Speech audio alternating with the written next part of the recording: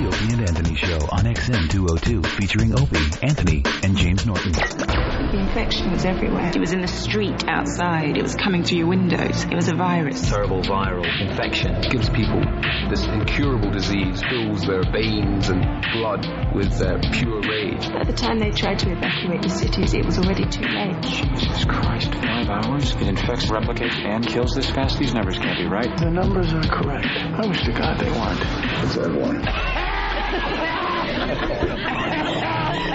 There is no God. It's like some kind of horror movie. Such a great virus that you want to infect others, like your friends and co-workers. Sometimes it leaves pustules. There's nothing you can do about it. God almighty. We gotta stop this outbreak before it mutates. They're highly contagious.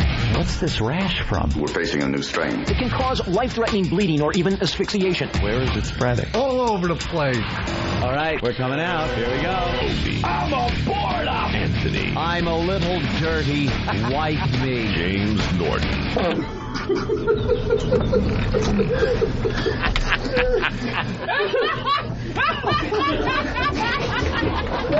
But enough of this palaver. Let's get the show on the road.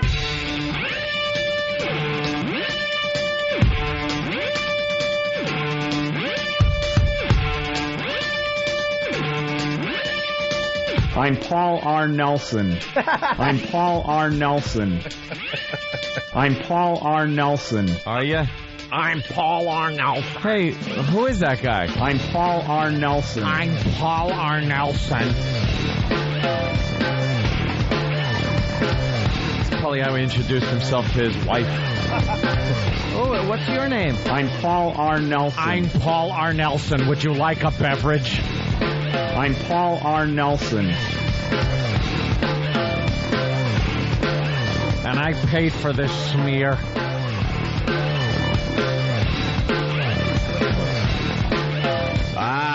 Good morning.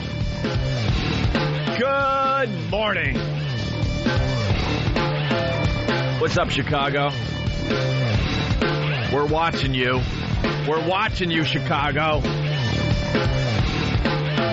This is the Opie and Anthony Show, the One virus, spreading across America. Spreading quite nicely lately, by the way. We should acknowledge that. Exactly. Want to say hi to FU on Instant Feedback. Location, your mom. Some people are having a problem with the cake stomping video. Oh, boy. Some people are having a problem with the cake stomping video. All right, now I have an issue because it's 2 minutes. 2 minutes and you're already obsessing over the goddamn instant feedback. I will personally break the screen.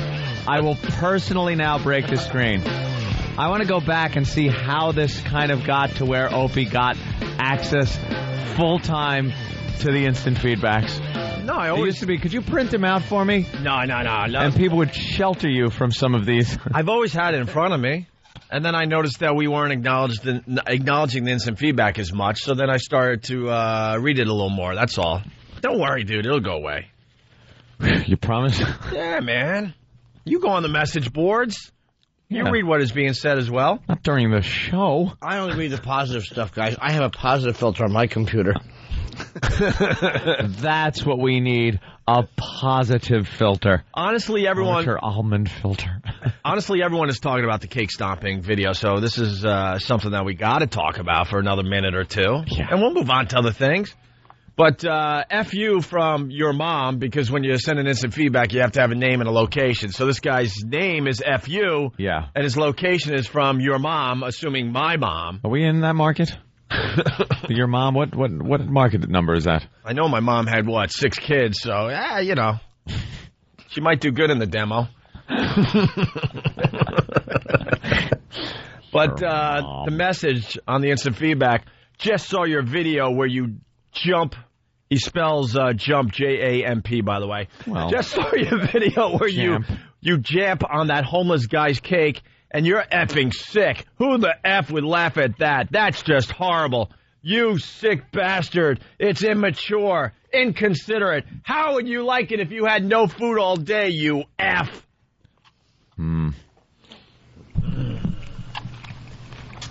He should jump off a bridge. And then you got Serena from Florida. Cake stomp. Opie, I guess you could do whatever you want and just toss some money at it to make it all better. Make it go away. You surely are a much better human than the man who offered you cake since you have money to toss around on the sidewalk. Easy come. Ass. Easy go. He had with it. He had... I suck. And he went with it. That's right. Break it up with a car crash. He had with it. He had with it. What a tool. Oh, you're a good boy. I suck. Well, this is what we'll say today. The cake stomping video is now up on YouTube. It's getting viewed like crazy. Judge for yourself. Judge for yourself. You can also find it on opieandanthony.com. We jump on cakes, you decide. That's right. Fair and balanced. There's two versions on opieandanthony.com. One where you have to wait about 10 minutes for it to load into your computer. And the other where you just click and it plays immediately. So you decide which one you want to click on. Maybe you just got time. Waiting for a train. Whatever. And if you want to have fun, you might as well read some of the comments because it's pretty much split right down the middle. 50-50. Where it counts. A lot of people understand what this show's about, and a lot of people want to see me dead. So cake exotic. Opie's cake exotic. No real gray area. It's either black or it's white. And Opie's a bum, so I'm T. Carvel. And I can explain it all away, and I've decided this morning not to. I get frustrated by some of the comments because I'm like, man, just use your brain and figure it all out. The pieces are all there. You can figure out the puzzle by just using your own brain. And I really want to just explain myself right now, but I won't. That's what I do now. But I won't. There's no explanation. That video's hysterical. I earned that cake. I earned the cake. No, I earned that. You gotta earn a cake. Exactly. You don't go out and work, and then rent time comes and you hand your landlord a cake. Yeah. What is this, Little House on the Prairie? Well, paying for it with lumber. We earned those laughs. Chickens. Yeah. We had a long, laugh-free morning. We earned them. I earned that chuckle. It's becoming a thing, though, on all the message boards and stuff. And then somebody did some investigation, I guess, after we left. And they realized that the cake, the expiration date was like a week ago. Oh, it was. So obviously, and they also figured out it was a Starbucks cake. And then someone from Starbucks that is a fan of the show said, yeah, what we do is when the cakes expire, we kind of leave them in a way where the homeless will pick them up and have some free food. See? So if earning the cake means that you saw it, at the top of the dumpster, all right. He got to it before another homeless guy, so he earned it. Right. It's like a race to the dumpster. Right. I won. Treat yourselves. Treat yourselves to my garbage cake. Guys, no, I earned that. Why? I'll admit the one that really frustrated me, somebody said that, like, I crossed the line because I took food from another human being. He's not a human being, of course. Isn't that your point? No? No. I went the wrong way? It's a stale cake, and because of that stale cake, the guy made a lot of money. He made a lot of money. It's in the video. You see, like, all the people that did the walk with us the other day, they were so horrified. Everyone was just throwing money like this. Just make it go away. Make it better. Make it better. Make me feel better about myself. Right. Throw money. That girl's right, or whoever it was that wrote that. You throw money at it. We all do that, though, But that's a problem. Like, usually it's a bad thing. It's like, oh, you just throw money at the problem and it goes away. Yeah. With homeless people, yes. Yeah. You know what the homeless need, you jackass? Money. Right. So you throw money at them. What are you supposed to do, throw counseling at them? So that's why I get frustrated that people don't use their own brains. It's like, okay, you're telling me that I took food away from a homeless guy. First of all, you ever see what the homeless people eat?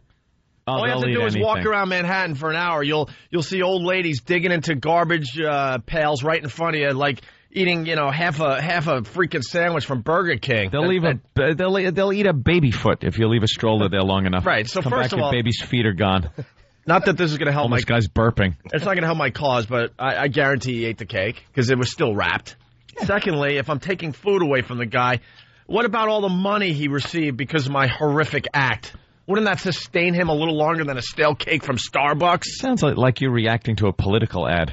Oh, yeah. Negative political ad that was made against you. And then the little doggy company, Sirius Satellite Radio. Woof. It was Woof. brought to my attention that they decided to jump on this. What? Oh, yeah. They jumped on the cake? Well, no, they're commenting about how awful it was. Like hundreds and hundreds and hundreds of posts on their message boards. Oh, stop it. Good, let them talk about it. Good. And then the Stern fans jumping on the pile. And just having a ball as far as the comments go on YouTube. Can't give any credence toward them, that's for sure. So the thing has a life of its own at this point. I just want to acknowledge it. They're living in a world where Michael J. Fox is steady as a rock. What you were doing before the show was really funny, by the way. Where he could get help if he just... Yeah. Michael, get in the DeLorean. We'll take you back to where you didn't shake. Knocks on the door. Biff Limbaugh getting all upset with him. Yeah. He didn't really shake. Michael needs to go back to the future. Doc could help him. Just hop in the DeLorean, 88 miles an hour. He pops out. He could actually go back, and then the back in time version go forward and make fun of himself also, and have fun like everyone else. Look at me shaking. But why only 88 miles an hour? I would think you would have to go a lot faster. Yeah. Why did they decide on 88? Does anyone remember from the movie? I don't know, Doc. Just that was how fast the DeLorean had to go. 88 for the flux capacitor to start doing its fluxing. Right. And it needed how many gigawatts? 1 point what? Yeah. Anthony goes 88 just backing out of his driveway in his new. What happened? In his new sports car. Let's say hi to Andrew in California. Andrew, what's up? Dude, I'm getting tired of these douches calling up. Dude, I've got to admit, that was the most awful thing I've ever heard on radio, but it was funny. And these douchebags, shut up. If you don't like it, turn your radio off. That's right, girl voice. Thank you for the support. Thank you. Go watch The View, you simpletons. Yeah. Sounds like me talking to Shawnee Smith. Yeah. Voice is up 5 octaves, you faggot. And I can't explain myself, but I don't want to. Why bother? All right. Chris in Binghamton, what's up? Hey, what's up, guys? Hey. First time caller, man. Love you. Love you guys more than anything. Thank you, Chris. I just want to tell you, Opie, you know what? That was the best thing you could have done for that guy, because he would have never got as much money as he probably did after you did that for so many people. Like, you know what I'm saying? Right? He's been a part of our show now for, I don't know, 2 or 3 months at least. That guy has made a lot of money off this show. A lot of money. He can handle one lousy cake stomping, trust me. Oh, exactly. That's what I'm saying. You did that guy a favor, because you know what? How many people after that probably went by him thinking they're feeling bad? No. Probably no one, because no one knew where he was. No. I earned that. I earned that. Ask them, man. Ask them. You did a good The answer is Ipswich Clam. It does say a lot about human nature, though, because in the video, you do see, like, money just flying. I threw some. Jimmy, circled back to give the guy money. I know listeners were throwing money. You can see, I think it's Danny, because you don't see his face, just picking up dollar bills at the end of the video. It was just instant that the money started flying at the end of that bit. So consciences would feel better. You gotta find, you gotta find a positive. I mean, if you have lemons, you gotta make a lemon meringue pie. Stomp on it. Anyway, well, you know what? Why don't we play the audio one last time? And then last time. And then you can check out the video for yourself on YouTube or opieandanthony.com. Read the comments, because they're just very, very entertaining. Very entertaining. Oh, yeah. So, Opie smashes Andrew's cake. Yes. Listen for Andrew in this one. Try to, what did he say? Treat yourself. Treat yourself. Guys, treat yourself. Treat yourself. As he hands over the cake. Guys, hey, pals, my buddies. Right. Treat yourself. Listen. I want people to hear listen closely to, first of all, Cake Jimmy exploding? Oh. really enjoying it. You're not innocent in this, buddy. Nice tactic, Opie. I howled. Oh, and you too. I mean, okay, horrible tactic, pointing fingers at other people trying to get the guilt off of you. I say you listen to this clip and listen to Jimmy and Anthony laughing their asses off. They are guilty, too. We had to flee the situation. Yeah. We fled the situation. Well, I silently tried to will him into holding his cake, but it just came out as a no. You just, the second you hear Opie say, put it on the ground or put it down, Jimmy goes, no, because Jimmy knows what's happening. He sees it all unfolding. I know you're not going to sprinkle rainbow jimmies on it. Oh, yes. I'm Paul R. Nelson. We got new Paul R. Nelson political ads. Thank you, Danny.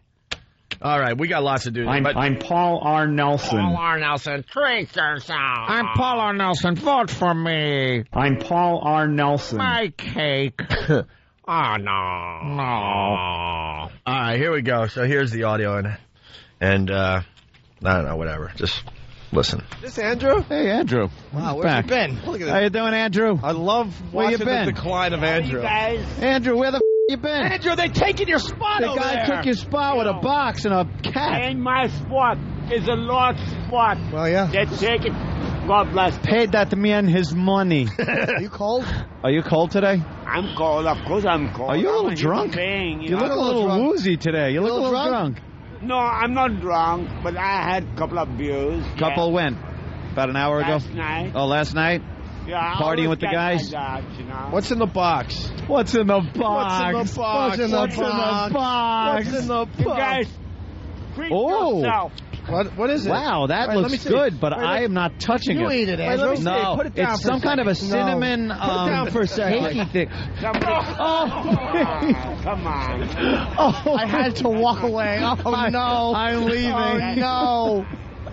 So right there, Jimmy sounds like a good guy. And, actually, Anthony's already laughing. Anthony's already laughing. Because I didn't expect it I am again. defending myself this morning. Jimmy, if I stop the tape right here, Jimmy looks like a really, really good guy.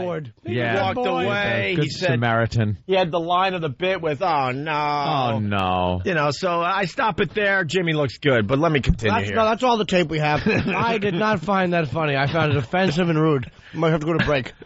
No. It is very rare that you get a laugh like this out of Jimmy. Why? Oh, no. I'm leaving. Oh, no. Oh, no. Oh, no. Oh, You know, I earned that. he didn't do that. Oh, he did not do that. I earned that. Oh, no. You are guilty, sir. Dude, I laughed hard watching it again on YouTube. It segued right into the poker chips clip. It's quite the little bookends. You know, the poker chips clip is moving up on YouTube as well lately. It's just the only problem with that clip is I wish no one knew to film it. Now the filming is so much better. Yeah. That was like 2 years ago. Yeah. So the filming was a little sloppy. It's still very funny though. But I was away when Andrew was talking, going, "Oh, I earned that." I was like 30 feet away. Yeah. So I couldn't hear. Yeah, we were halfway down the block. You guys started running. We ran for our sanity. Is what we were doing. And then here's the some more audio that's not part of the video that's been on YouTube the last couple of days. He did not just. Oh, no. You knew it was coming right when it was, hey, let me see that. It was a full cake. It was a full cake. He opened it up and was offering a slice. Opie grabbed it, put it on the sidewalk, and jumped as high as he could and landed on top of the cake. Oh, no. Ope throws money at him, and as it's going towards him, the wind picks it and blows it to him. Oh, no. So he's like, just go yourself. As soon Oh, was that awful? Oh, I know. As soon as you said put it down, I actually walked away, and I saw you jump up, and I walked away. I just heard that smashing of cake under his feet. You are despicable. Oh, what a piece of Oh, that was his whole meal for like so a week happy. with that cake. He was happy to show everyone the cake. Dude, He goes, look. Both feet landed right in that cake. Oh, my God. Oh, that was beautiful. Oh, It was so cringe-inducing, yet fun to my watch. God. You are horrible. Please get that video up on YouTube immediately. Thank God it was on tape. Oh, no. Oh, that is going to be a great download, man. Jimmy can't help. Listen how hard Jimmy's laughing. Jimmy really is laughing. And someone's pointing out, Ant, that when I was in the air, you could actually hear you gasp. Oh, yeah. That little gasp. I couldn't believe you were actually doing it. Right. All right. Well, there you go. I mean, we had to start the show with that again today because it was just a talk of I don't know, of the show yesterday and after the show and all that on the message boards, and a lot of haters out there loving the fact that I'm so cruel. I don't know. By the way, I think Sam continued rolling tape. I think we're going to do a part 2. You know, you guys reacting as we walk down the sidewalk. I think we're going to try to get that up on YouTube in the next day or so. So, all right. We're going to take our first break. We got lots to do today. We got more negative political ads. We have the negative political ads for members of this fine radio show coming in finally. People sending them in. We heard the first batch, and there's a couple that are worth playing. They're really, really funny. And then we got to talk about Jerry Springer. We got to talk about principal banning girl superhero costumes. Ooh. Black Sabbath forms new band without Ozzy. What's that about, Jimmy? I just heard that they're getting back together with Dio. With Dio, the Dio version. Yeah. And we got lots and lots of people stopping by to say hi today. We got Jim Belushi in studio. We got John Mayer calling in. We got Sharon Osbourne stopping by. And we got Dove. How do you say his last name? David Dove. He is a really, really funny comic. Yep, he's calling in. He must be in L.A. I'm surprised he's not coming in. Yeah, he's calling in a little later today. So there you go. Another packed show. It's the O&A virus spreading across America. Hey, what's up? It's Louis Twitchell's Centenny. Shut up! Tourette's Day is coming to the Opie and Anthony Show, which is to say that we've discovered a new excuse to point and laugh at people who are different. To help us understand a little bit more about Tourette's, we've enlisted the help of hearing-impaired Chicago reporter Karen Meyer. Tourette's syndrome is a neurological disorder that is characterized by involuntarily stick and repeated vocalization. Exactly. So if you have Tourette's or if you know somebody with Tourette's, muster up some courage and an ounce of self-control and get in touch with the Opie and Anthony Show. Contact Steve at FoundryMusic.com. That's Steve at FoundryMusic.com. And remember, be yourself, one tick at a time. Tourette's Day. Hear what everyone else is talking about. O&A Uncut and Live, continuing the show on XM Satellite Radio starting at 9 a.m. Eastern. Visit xmradio.com to subscribe. It's the Opie and Anthony Show. You're checking out the Opie and Anthony Show. The O&A virus spreading across America. Just a reminder, the Opie and Anthony Halloween Show is brought to you by Saw 3. We're broadcasting this live, by the way. If it's Halloween, it must be Saw in theaters everywhere, starting tomorrow. A lot of controversy about the Halloween tickets, by the way. A lot of the hardcore fans not happy. Not happy. Because usually we just open the doors and it's first come, first serve. Yeah. This year you got to win them on the radio station we're on here in New York City. I think we're going to have some tickets for the walkover, Monday? Looks like Monday we're going to be giving away tickets during the walkover for the Halloween party, which will be Tuesday night. And my brother Elmo's in studio today, and he'll be at F.H. Riley's Friday and Saturday night. Yeah. And he's going to have lots and lots of Halloween tickets in his back pocket. So just find Elmo at F.H. Riley's, my brother's restaurant in Huntington, 400 New York Avenue. Maybe we need some kind of code word, like, what's that guy, Paul R. what?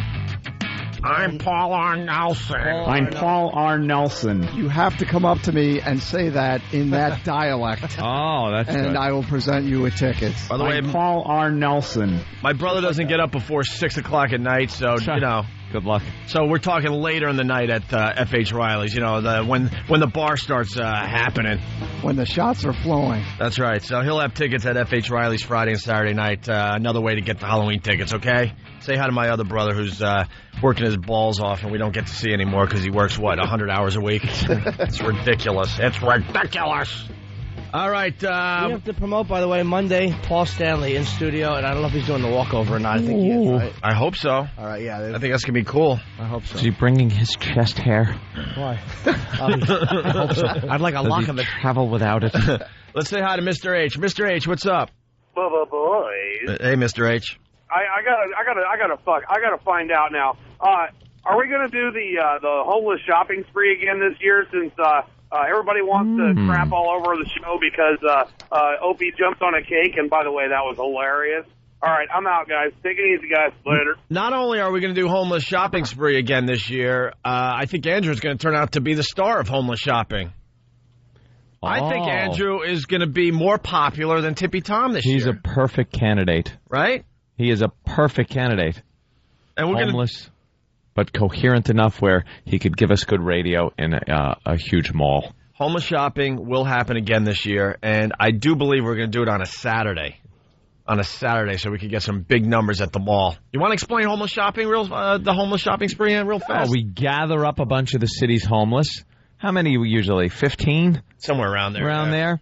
And then we give them usually over $100 and something bucks. The listeners that tag along usually toss them a lot more money, too. Right. And they go on a shopping spree for the holidays in one of the really palatial, very nice malls in the area. And we take them there, and they go shopping. They buy themselves shoes or coats or whatever else they need that they'll be beat up for the very next evening. I was going to say, and here's where it gets funny. Then we let them back out on the streets, the hard, cold streets of New York City with all their brand new stuff. And then we check in with them a week later, and we find out that they've been robbed for all their stuff. My coat was taken. They took my coat. I earned that coat. That's the harsh reality as far as the homeless shopping spree goes. Yeah. But our listeners are so cool; they just hand over money to these guys, and they do what they have to do with the cold hard cash they get. So a lot of the stores too in the malls wind up giving away some stuff to the guys. Yeah, it's great every year. I can't wait to do it this year, especially on a Saturday, because I think it'll be the biggest one ever. So uplifting. Anyway, we're going to do that this year. We're going to be doing the eggnog drinking contest again this year. Absolutely. And I think this year, for the first time, we're going to take that out to the public and do it at a location so people can check out all the puking live. Steve from Bayshore is saying, will Andrew say, treat yourselves to the other bums that take his clothes after the homeless shopping spree? Treat yourselves to my shoes. No, he'll say, treat yours. Before the S comes out, a fist will crash into his jaw. Andrew better treat himself to some applesauce and pudding and other things that don't require teeth. Sip through a straw. But we will definitely, like I said, do the eggnog drinking contest at a live location. Yeah. Because the video just doesn't do it justice every year. You got to see the puking for yourself. The audio is great, but to see it happening, the thrill of sport. That'll be the third annual, and I think we're going to have some preliminary competitions to get some real competitors this year. Because I think Pat has had it too easy the last couple of years. Yep, he has. He really has. Too easy. He lost last year. Yeah, but he has the official record. He does. So he's the man. It's going to be hard to break, though, that record. And then our FHM article comes out Monday or Tuesday. It's going to be the latest issue of FHM hitting newsstands. I think Monday or Tuesday. It's the December issue. And in that, I just read the article last night. We talk about Feels for Meals. Oh.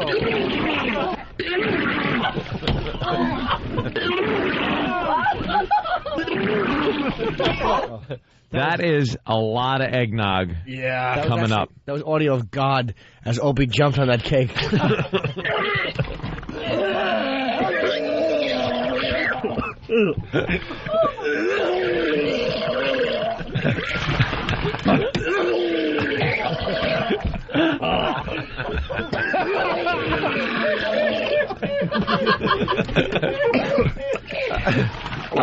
I haven't heard those clips in a while. Oh, is that horrid? And that's why we have to do it in front of a live audience. It's usually in a studio and only 10, 12 people get to enjoy the puking.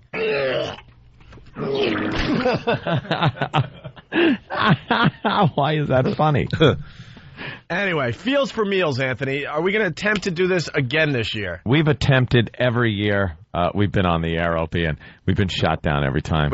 I think we've been trying to do this for, I don't know, at least 5 years. Yeah. At least 5 Thanksgiving seasons. Yeah. And we're going to attempt it again this year. So we need the lawyers to pay attention. We need the lawyers at CBS and the lawyers at XM to come together to figure out how we could do this and make it work. Make it work. We really, really do have a heart. It's a wonderful thing. It would give food to the homeless. We have hearts on this show. We want to give food to the homeless, but they won't let us. Right. This is a great idea we came up with 5 years ago, give or take a year. Basically, it's Feels for Meals. Everyone wins, too, because you know how boring it is when they do like a feed the homeless type thing on the radio, and all they're doing is collecting food and handing it out to the homeless. The homeless win, but no one else wins. The listeners don't win. The radio personalities don't win. The listeners don't win. The listeners don't care. Right. You know, listeners in general don't give a crap that their local morning zoo guy is broadcasting from a truck for 3 days until it's filled up with food, and then he's allowed to go home. Who cares? No one cares. Oh, it's the hackiest bit every Thanksgiving. Who cares? Yeah. Oh, yeah. I won't leave until this is full. This truck is full. Looks like I'm going to be here for a few days. Come on, people. Help me out. I want to go home and see my kids. Shut up. So come on down. Bring a can of something. You got to help these people out. Right.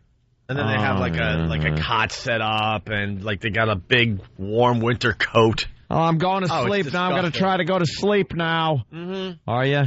And you could stop by all night because, you know, my job is to fill this truck. I'd lob a big can of beets at his head. Just hope it hits right on the corner. That's what's amazing about radio, too. One guy comes up with some hacky bit, and then the rest of America has to do it for some reason. Has to jump on it because it's just great. This idea, though, I mean, this is brilliant because everyone leaves happy. Right. Well, isn't that the goal in life?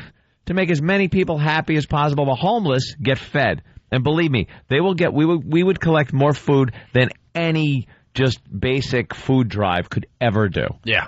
The listeners would be happy because they'd hear good radio. Yeah. The people contributing the food would be happy because they're getting something out of it too. Right. It's Feels for Meals.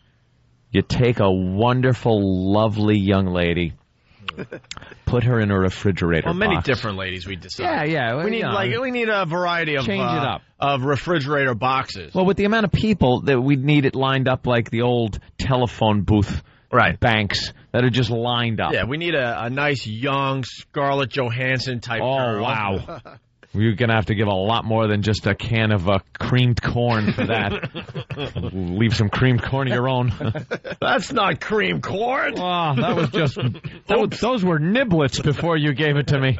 It's now creamed corn. It would actually taste better than creamed corn, which is awful food. Corn is horrid. It stinks. And every year we set up this bit, and every year the girls come out of the woodwork. They want to, participate because they understand that this is very important every year. Sounds from the creamed corn factory.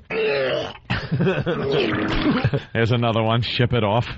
So we know we'll get the girls. There's no doubt in our minds that we'll get the girls. Yeah. So we'll get a young Scarlett Johansson type girl. We need a girl with huge implants. Yeah, that'd be nice. We need a little variety. Maybe some itty bitties. Ooh, a girl with itty bitties. Guys like those. Of course. And maybe an old broad like a cougar or something just to mix it up. Just to mix it up. Hello, boys. Says in my first time at the rodeo, boys. And they get put in the refrigerator boxes. That's right. Now the refrigerator boxes have 2 strategically cut holes. Ah, yes. In the box, and it's right in line with the girl's bosom. That's right. And when you give food or money for food for the homeless, you get to reach in and get feels for your meals that you just gave. Right. It's who's denying this year after year? Everyone leaves happy. You know how much food we would collect? The line would be around the block. Around the block. No problem. Around the block. And then something about prostitution every year is like, come on. The girls are covered up because they're in the box. Right. How about we say we don't even know what they're doing? Maybe they're just reaching into the box to hand over their food. Yes, how about this?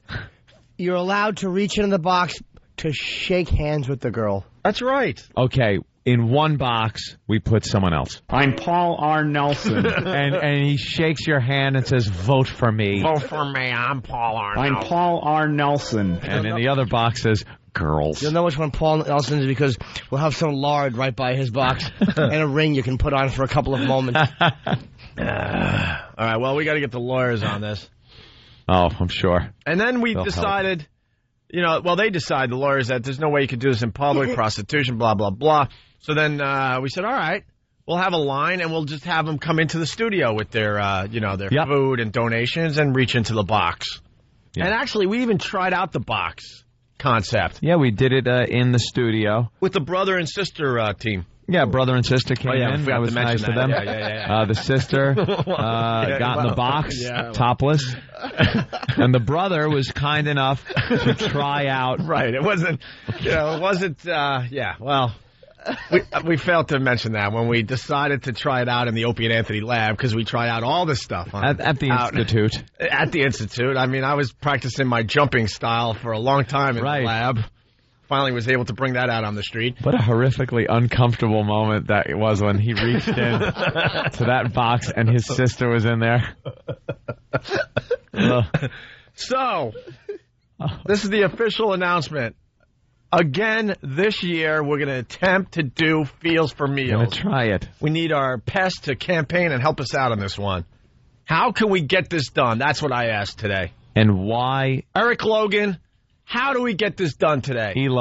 ELO. Make it work. Because I don't have any faith in the CBS lawyer. So I think at this point we have to just lean heavy on XM and say, XM, how do we get this done? How do we get this done this year? Yeah. We want to call a press conference. We want to get it done. Have to this year. Everyone leaves happy. It's an amazing thing. And how about there's a big fatty in one box, too? We don't tell you which is which. Well, that's the beauty. I think Jimmy's onto something. You get like 4 or 5 boxes, and we got one box that's just a horror show. Yeah. The box at the end of 7. Wait a minute. Is there a way that there could be a couple of different boxes, there's only a girl in like 2 or 3 of them, and in one of them is something else, and then one of them is something else. And so it's like a crapshoot. You don't know what you're getting. Right. So you think that might get around the law? No, I don't know. I mean, I think it's more fun. It's a question for the lawyers. You could get a hot chick or you could get a fat disaster. That'd be nice. Yeah, let's figure out the lawyers. And one you just feel a hairy chest. Yeah. And then when you go, who's this? And you hear, grr. All right. Thank you. Could you tweak a little? So, yes, we're doing homeless shopping. The homeless shopping spree. Yes, we're doing the eggnog drinking contest at a live location this year. That's going to be very exciting. We do that more near Christmas, so like early December, we'll get into the eggnog drinking contest after we get through Thanksgiving. And for Thanksgiving, we want to do Feels for Meals. We got three huge bits we want to do in the next 2 months, all right? Make it work. All right, Anthony, anti-Ron Kind political ad. We got to replay this one from yesterday. And then we got brand new Paul R. Nelson political ads. I'm Paul R. Nelson. Of course you are. Who else could sound like such a dork? I'm Paul R. Nelson. I'm Paul R. Nelson. He really is a tool, this guy. Oh. Just a remover of all its fun. An ass. He's a fun sponge. This political ad we're about to play was the highlight of yesterday's show. Yeah. See, you got to listen to the Opie and Anthony show a little longer. You're missing some great stuff. You really are. It's not a joke. It's not a joke. This is the worst anti-political campaign ad we have found so far. The mudslinging going on in this one is just unbelievable. Although the one we saw this morning with Bada Bing was up there. Yeah, we got to pull that one, find out what that's all about. We got the story, so we'll do that in a minute or two here. But here's the Paul R. Nelson anti-Ron Kind political ad. This is the race for, what is it for? For dog catcher, I think. The dog catcher? And no. I really don't know. Do we even know what they're running for? Wisconsin somewhere. Congress? I know it's in Wisconsin. Or is it? Yeah. It's in Wisconsin. Yeah. It's either Congress or governor. I have no idea. Who cares?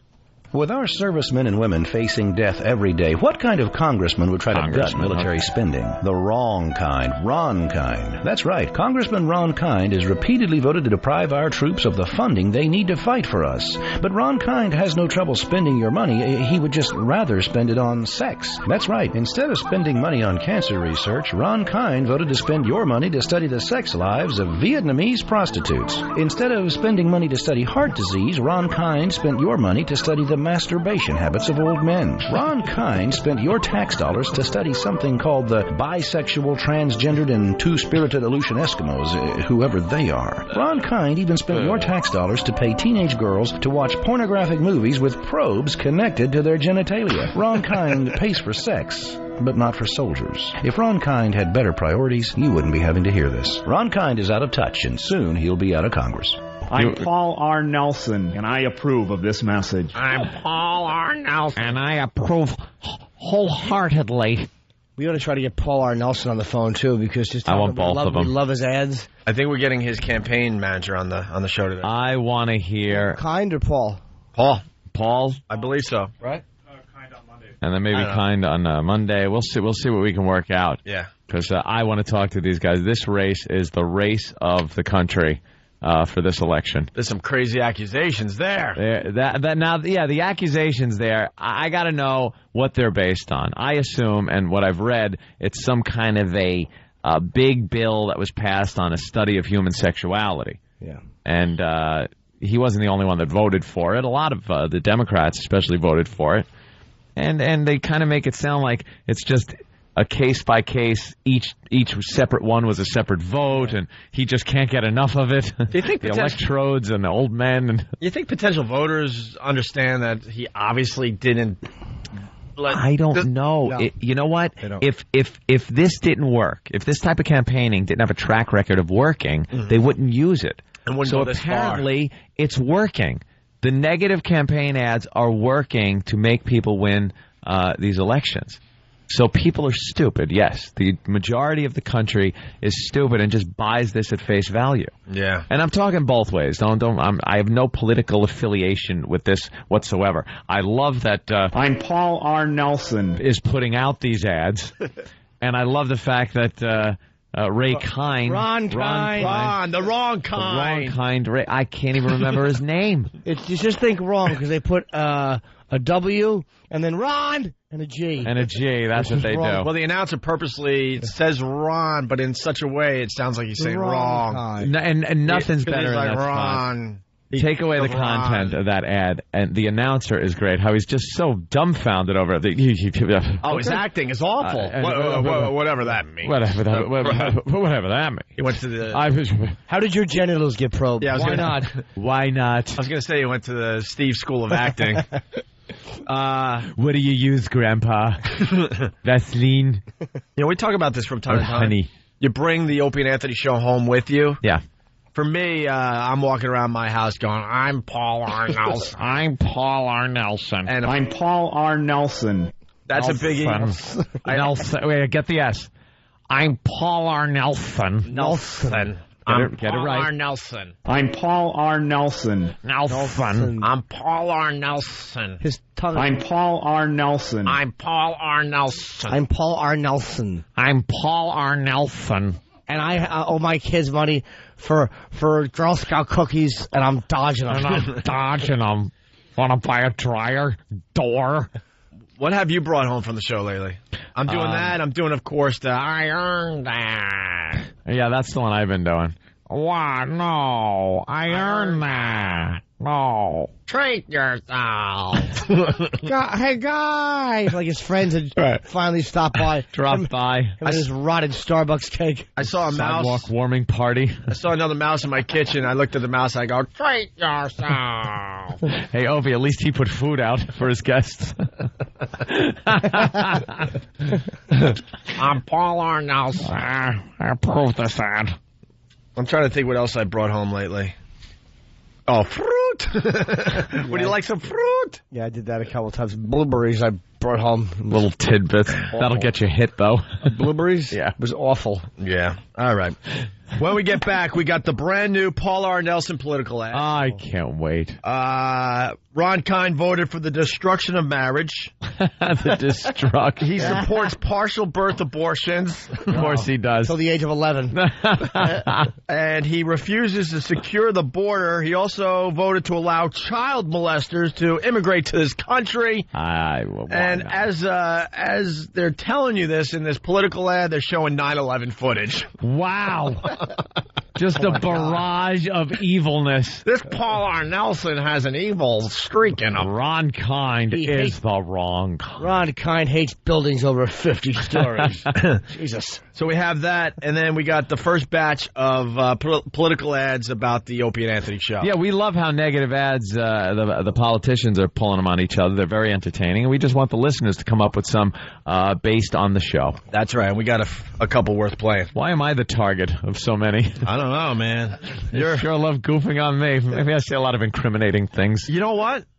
2 out of the 3 we're going to play today are against me. Against you. They're anti-Anthony ads. There's a pro Bill Burr, a pro Jim Norton, and a pro Steve. Oh, that came in overnight. And they have to bash me. See?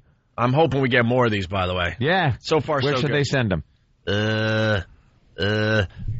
What? Danny. To Danny at FoundryMusic.com. FOUNDRY music.com. On OpieandAnthony.com, I think there's a link that says submit material or something like that. Yeah. Submit stuff here. You just click on that link. There you go. And it has all the info, I believe. Whip up a negative campaign ad for the show and send it in. All right. It's the O&A virus spreading across America. Jim Norton will be appearing on The Late Show with David Letterman Wednesday, November 1st. Check local listings for showtimes. It's the Opie and Anthony Show. Hey, good morning. You're checking out the O&A show. Couple things. Fatty Pig Fatty brought to you by H57 Hoodia. Lose weight for free at H57.com. We have like 2 days left in the contest, basically. That's it. We're taking tomorrow off. Jimmy and Anthony are flying out to Colorado to get married or something. I don't know what they're doing, but that state, one of the states? We don't know. We're just going to try all 50. There's a rally there we're attending. Yeah. Other like-minded gentlemen. Yeah. Yes. Current leader, 505 pounds, Honey from Binghamton. You got to beat 505 pounds. Now, what's going on? There were 2 other girls that were going to stop by. Yeah. Steve was all excited. I think it was Thursday or Friday of last week. He's so excited. He's telling everyone, we got 3 girls for Monday. And I'm like, come on, Steve. If 1 shows up, I'd be happy. We'll be lucky. And it turned out 1 did show up. But what happened to the other 2? Supposedly 1 is pushing 600. Steve is a twit. 600 pounds. Travis, you know something? Of course she does. What's up, Travis? Steve says one of them's coming in on Monday, the girl from Cleveland, I think. How much does she weigh? I think she's the 600-pounder. Oh, wow. God, That's what a big. great way to end Fatty Pig Fatty if she shows up. Big. Of course, $10 a pound to the winner of the heaviest girl that comes through that door behind Anthony. Also, $1,000 finder's fee for the person that brings in the winner of the Fatty Pig Fatty contest. Yes. Okay, so we got that going on. A little later today, we got Sharon Osbourne stopping by. We got John Mayer calling in to say hi. We got Jim Belushi in about 15, 20 minutes. Chicago's own Jim Belushi. We're keeping an eye on Chicago. Keeping an eye on you. Also, we got to get into the Madonna thing and her voice. It's driving Anthony nuts. Voice. I can't take it because, you remember what she sounded like years ago? Well, she's from Detroit. Yeah. She's from Detroit. Go Tigers! And what the hell is she sounding like? Well, she's got kind I of wanted to adopt this child from Africa. Africa. From Africa.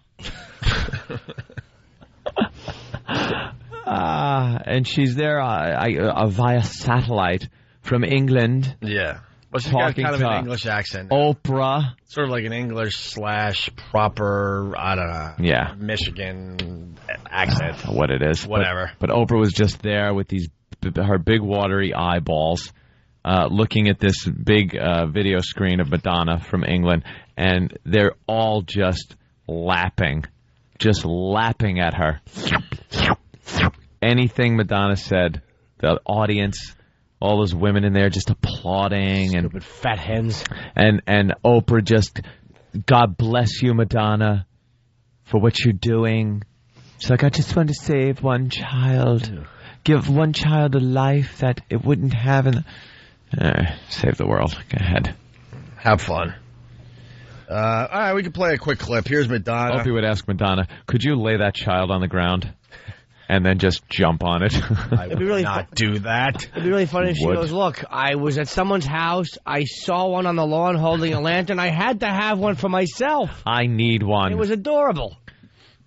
Is there something about the black children adopting, if you're a rich celebrity, a rich white celebrity, adopting? Because I don't see, like, rich black people adopting African children. It seems to be this thing that rich white celebrities do. Well, first of all, in general, to adopt a white baby is very, very hard. So a lot of parents out there are going. It's not. Are going. Go to waiting the list Ukraine. Go to the. I'm talking not the United States. I'm saying in the United States Of to adopt a course white it's gonna baby is be almost crazy. impossible. So, of course, but they're flying to Africa. Why not go to the Ukraine? They go everywhere. They go to Korea. They go to China now. They go to the Ukraine. They go to the former Soviet Union. And now it's all about Africa because it's a celebrity.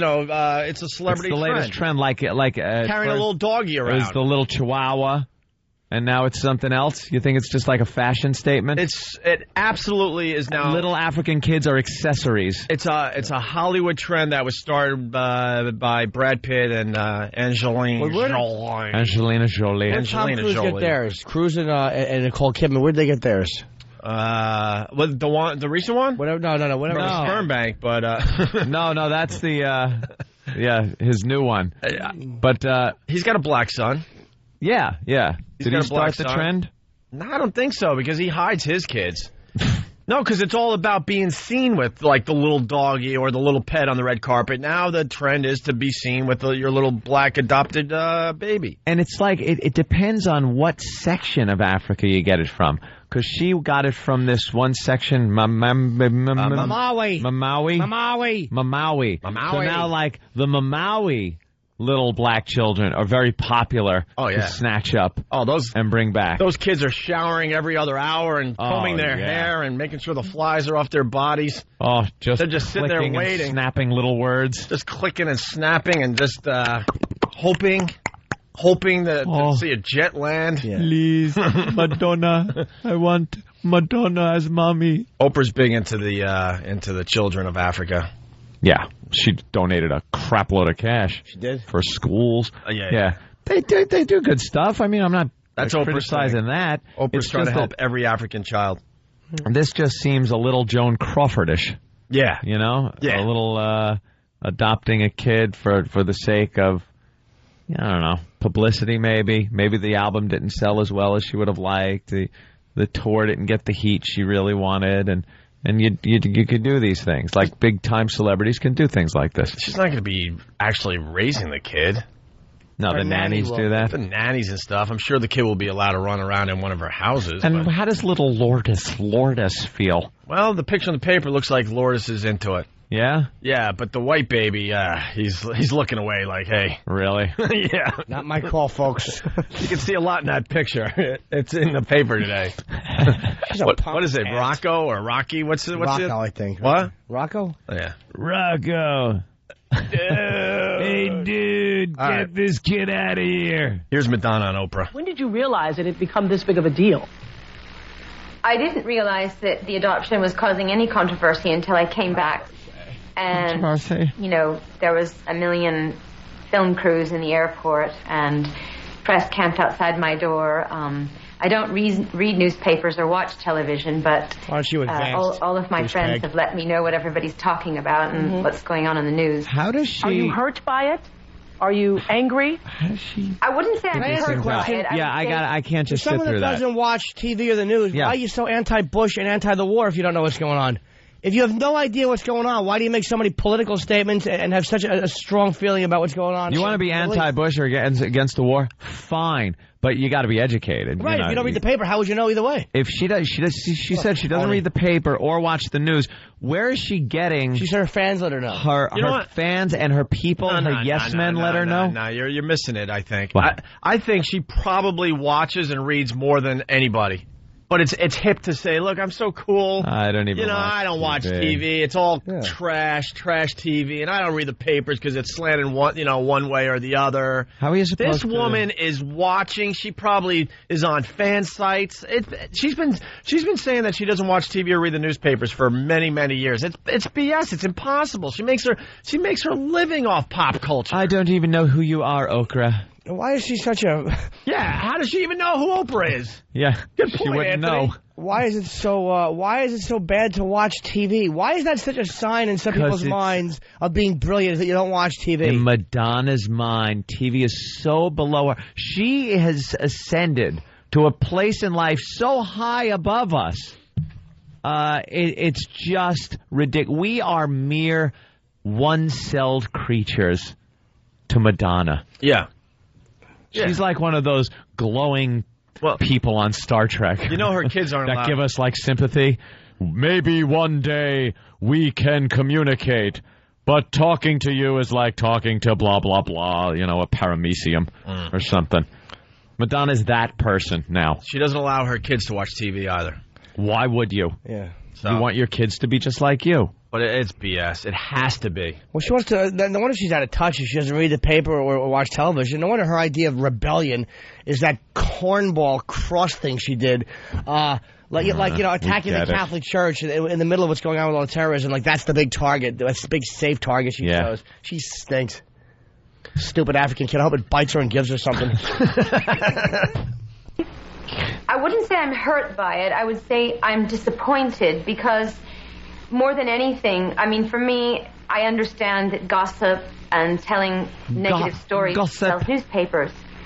But I think for me, I'm disappointed because more than anything, it discourages other people from doing the same thing. Mm-hmm. For anybody who had the idea that they too would like to open their home and give a life to a child living in an orphanage who might possibly not live past the age of 5, would be discouraged from doing it. For me, that's what... I never root for kids to die. It's not nice to do. Of course not. But I will say that if one had to go in some household accident, what better home for it to happen in? Imagine having something like a giant $50,000 crystal chandelier come smashing down on that child's Something head. that never would have happened to it. Right, if in it Africa. Left alone with its father. I love the fact that father wants to milk this bitch for some more cash. Yeah, that's all I he's want doing. my kid back. Right. She'll send him a check, and that'll be that. It drinks some kind of $1,000 an ounce perfume off of Madonna's vanity. And she's raised awareness. Who is she kidding? I'm helping. She's raised the awareness of the plight of the African children. It's the latest thing to do. That's all. I don't even go over there. A lot of celebrities go to Africa just to be photographed there. George Clooney's been doing it. He's got some African cause. Everyone has an African cause. I don't know. It just seems like a thing that white celebrities enjoy doing. I think it gives them some credibility. It gives them some passes with the black community if they do that. I hope that kid's riding around like Damien while she's fixing something and she falls off the balcony. Look, nice little fishbowl. All right, enough about Madonna. There's a bunch of clips. To her talk. Wonderful. She's a good talker. There's a bunch of clips. Any applause breaks? I don't know. There was one of them because I just caught the one where Oprah's talking, ask her a question, she answers, and the audience just goes wild for her. Oh, really? If you got it, fine. If you don't, screw it. I don't care. I don't care. I just don't care. I want to hear the applause break. Madonna's good. Yeah, Madonna. She's a good person. She sounds a little more Irish, though. Yes. She's got something going on where it's almost English. I guess English and American accent mixed almost sounds Irish. Is that what it is? Or does she live in Ireland or England? She lives in England. She lives in England, yes. but she sounds more Irish. Like there's some kind of an Irish little twinget. What's she saying? She's trying to put it on, obviously, just because that's what a dumb bitch she is. She thinks that not watching TV and sounding British makes her brilliant and interesting. Yeah. She is... she's really hip in 1930. Madonna is a jackass. I want to go get me one of those. Where did you get one? You mean if I wash it, it won't come off? Let's see if she have a big elephant feet table in her living room. This is my mask room. This might be the applause break. I was traveling with a pediatrician named Sonia Sachs, who is an amazing woman. Why? Married to Jeffrey Sachs, who started the whole Millennium Village project. And I took her with me on all of my rounds to all of the orphanages, not just for the sake of, testing David or finding out the health of the children that I was interested in adopting, but to look after children in general. And she was incredibly generous to do that with me. She went well above and beyond what I had asked her to do in the first place. What you asked her to come to Africa and check out kids and get a healthy one without HIV is pretty much what you wanted. Yeah, absolutely. Because all those kids in those orphanages, the majority of them, are HIV positive. And Oprah asked Madonna if her adopted son there was HIV positive. And Madonna dragged out the answer so much, I swore Oprah was going to tease it for the next commercial break and come back, and we'll tell you if Oprah's adopted kid has AIDS after these words. Right. She stretched it out to dramatize it. Yeah. She was dramatizing this whole thing, and then she finally said, no, he's healthy, he had pneumonia, but he does not have HIV. And, that's like a great thing. Thank God. I love the fact that this really weird thing, this condescending thing people do when she's talking about the woman who she brought with her, and she's just an amazing person. Yeah. Is she? How? She's a pediatrician. Get a free trip to Africa with Madonna. Exactly. She hands out Flintstones chewables. Could yap to your friends that you went with Madonna on a private plane to Africa. Well, she's amazing. Walter from Indianapolis says it all on the instant feedback. Madonna should adopt a black kid from Detroit. Now that's a worthy cause. Yeah. Right. They asked her also, there was rumors that she was going to adopt some inner city child from L.A., and she met with Brad and Angelina about it, and Madonna said, no, that was all fabricated, that she never intended on doing that. She's got this Africa thing. And look, man, it's all about getting some press. I'm sorry. That's what she's doing. She's getting a lot of press on this. Getting a ton of press. Her star isn't as bright as it used to be. Neither are her kids. It's fading a bit. And these people in Hollywood that are these egomaniacs, they find ways to get their star brighter. Yeah. Because she could have easily just adopted an inner city kid from somewhere and not alerted the press about it. Yeah.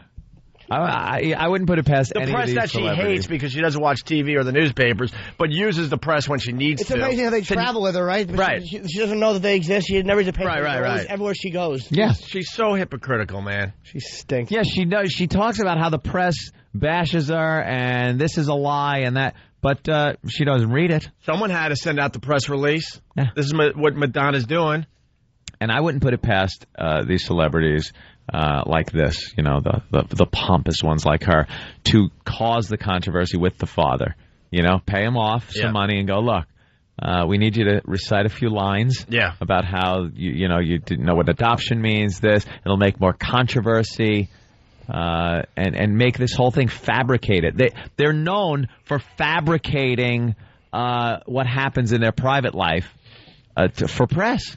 And if she doesn't read the papers or watch TV, first of all, why does it concern her what people are saying enough that she has to come on Oprah and defend herself? Yeah. Who cares what people are saying? What's the difference? You don't read it? You don't read it? It doesn't affect you? What's the difference? Why do you care? Look, in the end, she's doing a good thing. Yeah. She's raised awareness, all that, but she's also using this to make sure that people are still talking about attending her concerts. That's what it comes down to. Putting asses in seats. Wouldn't it be funny That's what if it comes down to. Her husband, Brad, and Angelina just got together and watched their two adopted kids play and just told vicious racist jokes all night while drinking. Oh, God. Oh, jeez. We're all getting tanked on Schmidt. On what's it called? Oh, Schlitz. Schmidt. Might as well be. Schmidt. Hey, they all get too drunk and realize they shouldn't have videotaped it. We see that. You just see Madonna slapping her leg. And I'm deboned.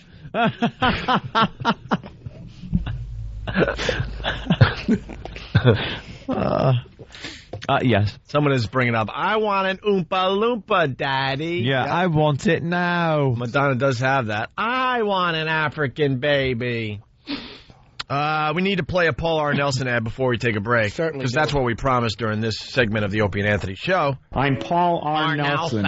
Nelson. Okay, I want to hear the Nelson, the S again. Nelson. Okay. I'm Paul R. Nelson. Nelson. He gets it under control just before it gets a little crazy there. Paid for by Fuddy Duddies for Nelson. Fuddy Duddies. Fuddy Duddy. Baby talk, baby talk. It's a wonder you can walk. All right. My opponent, Buddy Hinton, won't let me say my name. Peter has to hit him. Here's another anti-Ron Kind campaign ad from Paul R. Nelson. When Hezbollah terrorists murdered 241 Marines in Lebanon, a teenage boy from western Wisconsin enlisted in the United States Marine Corps to help fight the war on terror. 23 years later, that young Marine is successful businessman Paul R. Nelson, and he's running for the United States Congress because his congressman, Ron Kind, is the wrong kind. You see, Ron Kind refuses to secure the border against illegal aliens. Instead of deporting these illegals, Ron Kind wants to give them amnesty and voted to print American ballots in Spanish. He voted to allow these illegals to burn the American flag during their protests. He even voted to allow convicted child molesters to immigrate to this country. Because Ron Kind won't support drilling for new American oil deposits, we're dependent for oil on Islamic fascists and nations that support terrorism. And in the war on terror, Ron Kind refuses to support the very measures needed to make sure this never happens again. Elect Paul R. Nelson, and he'll finish the job he started 23 years ago. I'm Paul R. Nelson, and I approve of this message. I'm Paul R. Nelson. I'm gonna join the Marines. Hoorah! Semper Fi, Sarge. That must have been some scene with him and the drill sergeant.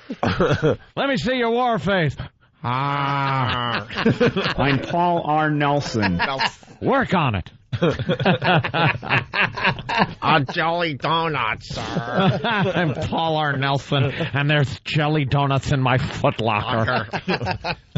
I'm sorry. Who the hell said that? I'm Paul R. Nelson. This is my rifle. This is my gun. I like fighting and I hate fun. I'm Paul R. Nelson. How does he stink? Anyone else notice the Lord of the Rings music in the background? Yeah. You want to hear another one? You little scumbag! I got your name. I got your ass. You want to hear another one? I'm Paul R. Nelson. Yeah, please. Uh-oh. This can't be good. No. My name is Rebecca, and I'm... Oh, no. All right. Okay, hold it. Let's guess what Rebecca has. Come on, let's guess what Rebecca has. Let's hope it's a disease. First of all, wait a minute. Whose ad is this? This is an anti-Ron Kind.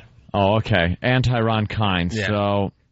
See, I know for stem cell research. She's sick? I know the answer, unfortunately. I'm down. Wait. She's sick or something? I'm out. Obama! And Paul Nelson knows the cure. What? And Ron Kind made her sick by throwing poisons in her face while helping an immigrant. I think that sounds like it. While he was burning an American flag. The toxins from the American flag he was burning. She breathed it in and got very ill. Because he burns them in nurseries. And burns flags. With the music. What did Ron Kind? Well, obviously she's got a disease, and instead of voting for money that would go to research to help this girl, he voted to see what gay guys do when the lights go out and the lard comes out of the fridge. Two old man talking, one yelling, I prefer Ritz. I prefer it on a saltine. Oh, well, tomato. Yeah. Ron Kind for Senate. He decided to study the grope room. Grope room. Remember that? He decided to do a study of rest stops and the holes that are drilled in the side of the stall. The piano. Oh, no. Yeah. This isn't good. Pulling at the heartstrings. She sounds My adorable. name is Rebecca, and I'm 7. I'm learning a lot in school, but there is still a lot I don't know. One day, Grandma said I was going to have a little sister. I couldn't wait to have someone to play with. Mommy's tummy started to get bigger, and I got really excited.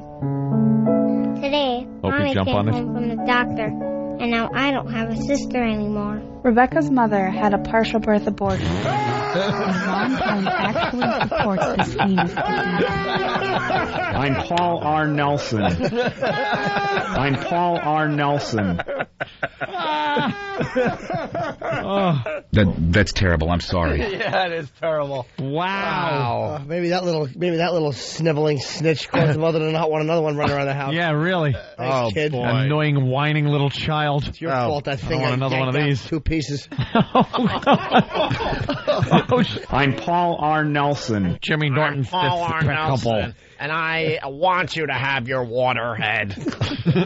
I bet you when they pull it out, it was like one of those marshmallowy Easter candies you pull out. All right. His little feet are kicking. Come on, cut it out. I'm not done yet. And Ron Kind actually supports this heinous procedure. Yeah. As the father of 4 children and expecting our 5th, I understand how beautiful a life is. Ew. I'm Paul R. Nelson, and I approve of this message. Elect me. I understand how beautiful a life is, unless I'm pumping a bullet into someone in Lebanon or Beirut. I'm stupid. Yeah, right? Yeah, really. I've killed more people than I've made. I have 4 children. That's 7 less ears than I've severed. Right. For victory trophies. I got an ear for each kid. In my keepsake box. I don't like your soft approach to this one. I know, because you can still hear the voice, too. I'm Paul R. Nelson. I know how precious life is. That's how the Arab laughs at you.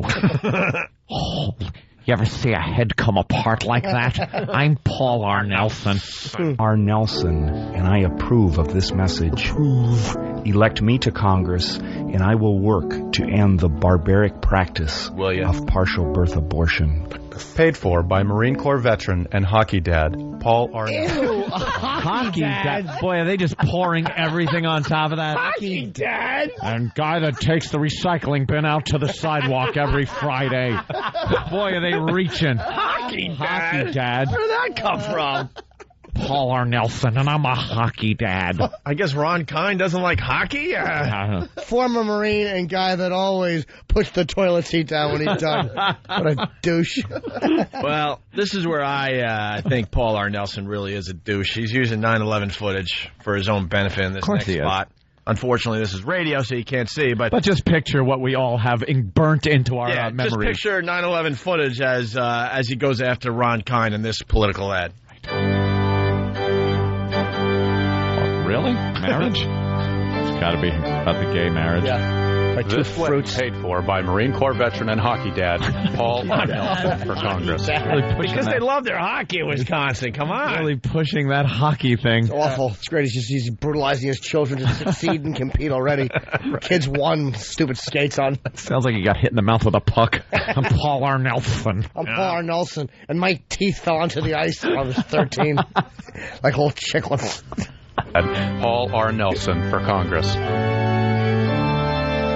Look how beautiful she is. Mommy, her dress is so pretty. If anyone objects to defending marriage, may you speak now or forever hold your... Here comes Ron. I object. Is Ron Kind against marriage? Ron Kind actually voted twice for the destruction of marriage.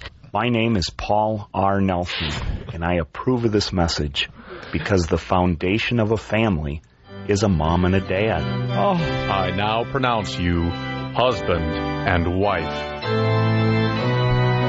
Mommy, can we trust anyone to defend marriage? Don't worry, honey. Daddy and I are voting Paul R. Nelson for Congress. Why would the kid care? How old is this kid? 45? Right. Why would the kid care? Mommy, I'm 2. Can we trust anyone to defend our values? God, I hope one of Paul R. Nelson's kids is gay. That's what that's about. Paul R. Nelson is not a fan of the faggot. That's basically what he's saying with a there. hockey stick. Right. That's what he's saying in that ad. He's not a fan of the faggot. Wow. That kid stinks. What a jerk. Just make a duty and shut up.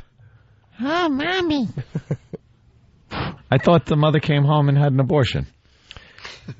Well, that kid's never yet. She's that's the Paul R. Nelson. It's the same kid. Oh, yeah, same kid. Same kid. What happened?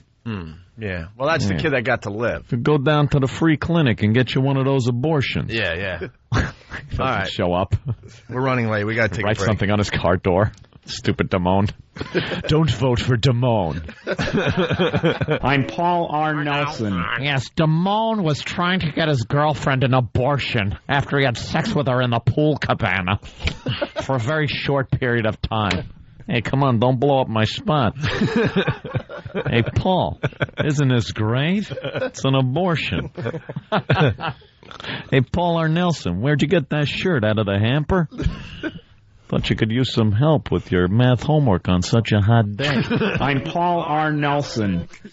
Hey, Rat. Well, Ron Kind, I guess, is, he's for gay marriage. So that means he wants to destroy marriage in general. You're right? assistant to the assistant manager of the hockey team. I do. Anyone object? I do. There's only one penis in this marriage, and I don't like it. Yeah, they have him yelling out in the middle of the wedding. I do. That's great. Brian from PA, oh my God, I'm crying. Paul R. Nelson having a little girl talk about partial birth abortions is possibly the funniest thing I've ever heard. I swear, this Wisconsin race is the best. Yeah, we're looking at other races. Jersey was a great one last year, but, I mean, this one. Well, someone out there is using a Sopranos approach, and they're using Bada Bing in their spot. Well, because of the Jersey ads last year that worked so well in the Corzine Forrester little contest, the mob-based ad is really working. Yeah. So they try to... That's a hot one this year. Without any connection to organized crime, they try to make the other guy seem like he's in the mob. Right. It's hysterical. It's wonderful. These guys are the comedy writers. All right, listen, we got to take a break. We're late. We could go another half hour on this. We're late. We got Jim Belushi coming in right after the break.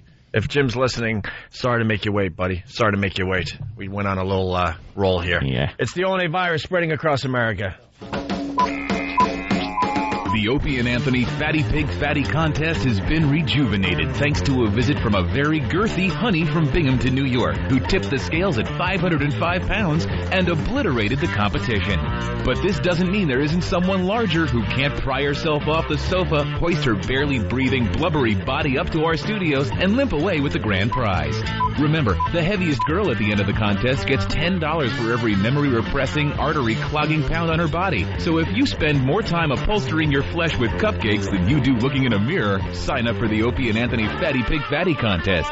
Details on opieandanthony.com. Sponsored by H57 Hoodia.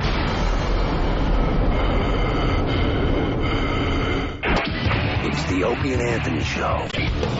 We're back with the Opie and Anthony Show. The ONA virus spreading across America. Oh, my God. You have no idea what's going on during the commercial break. Jim Belushi in studio. We're all huge fans, by the way, Jim. Well, thanks. And Jim walks in. He congratulates Ant and I on our success with the radio show. Then looks at Jim Norton and goes, "You're the guy from Lucky Louie." You have no idea how happy that makes Jimmy. I just groan because I cannot stand when celebrities come in here and know Jimmy. It just upsets me. Oh, man, he was hysterical on that show. That show was hysterical. Well, thank you. What's wrong with men of similar ilk discussing things? Yeah. Similar ilk.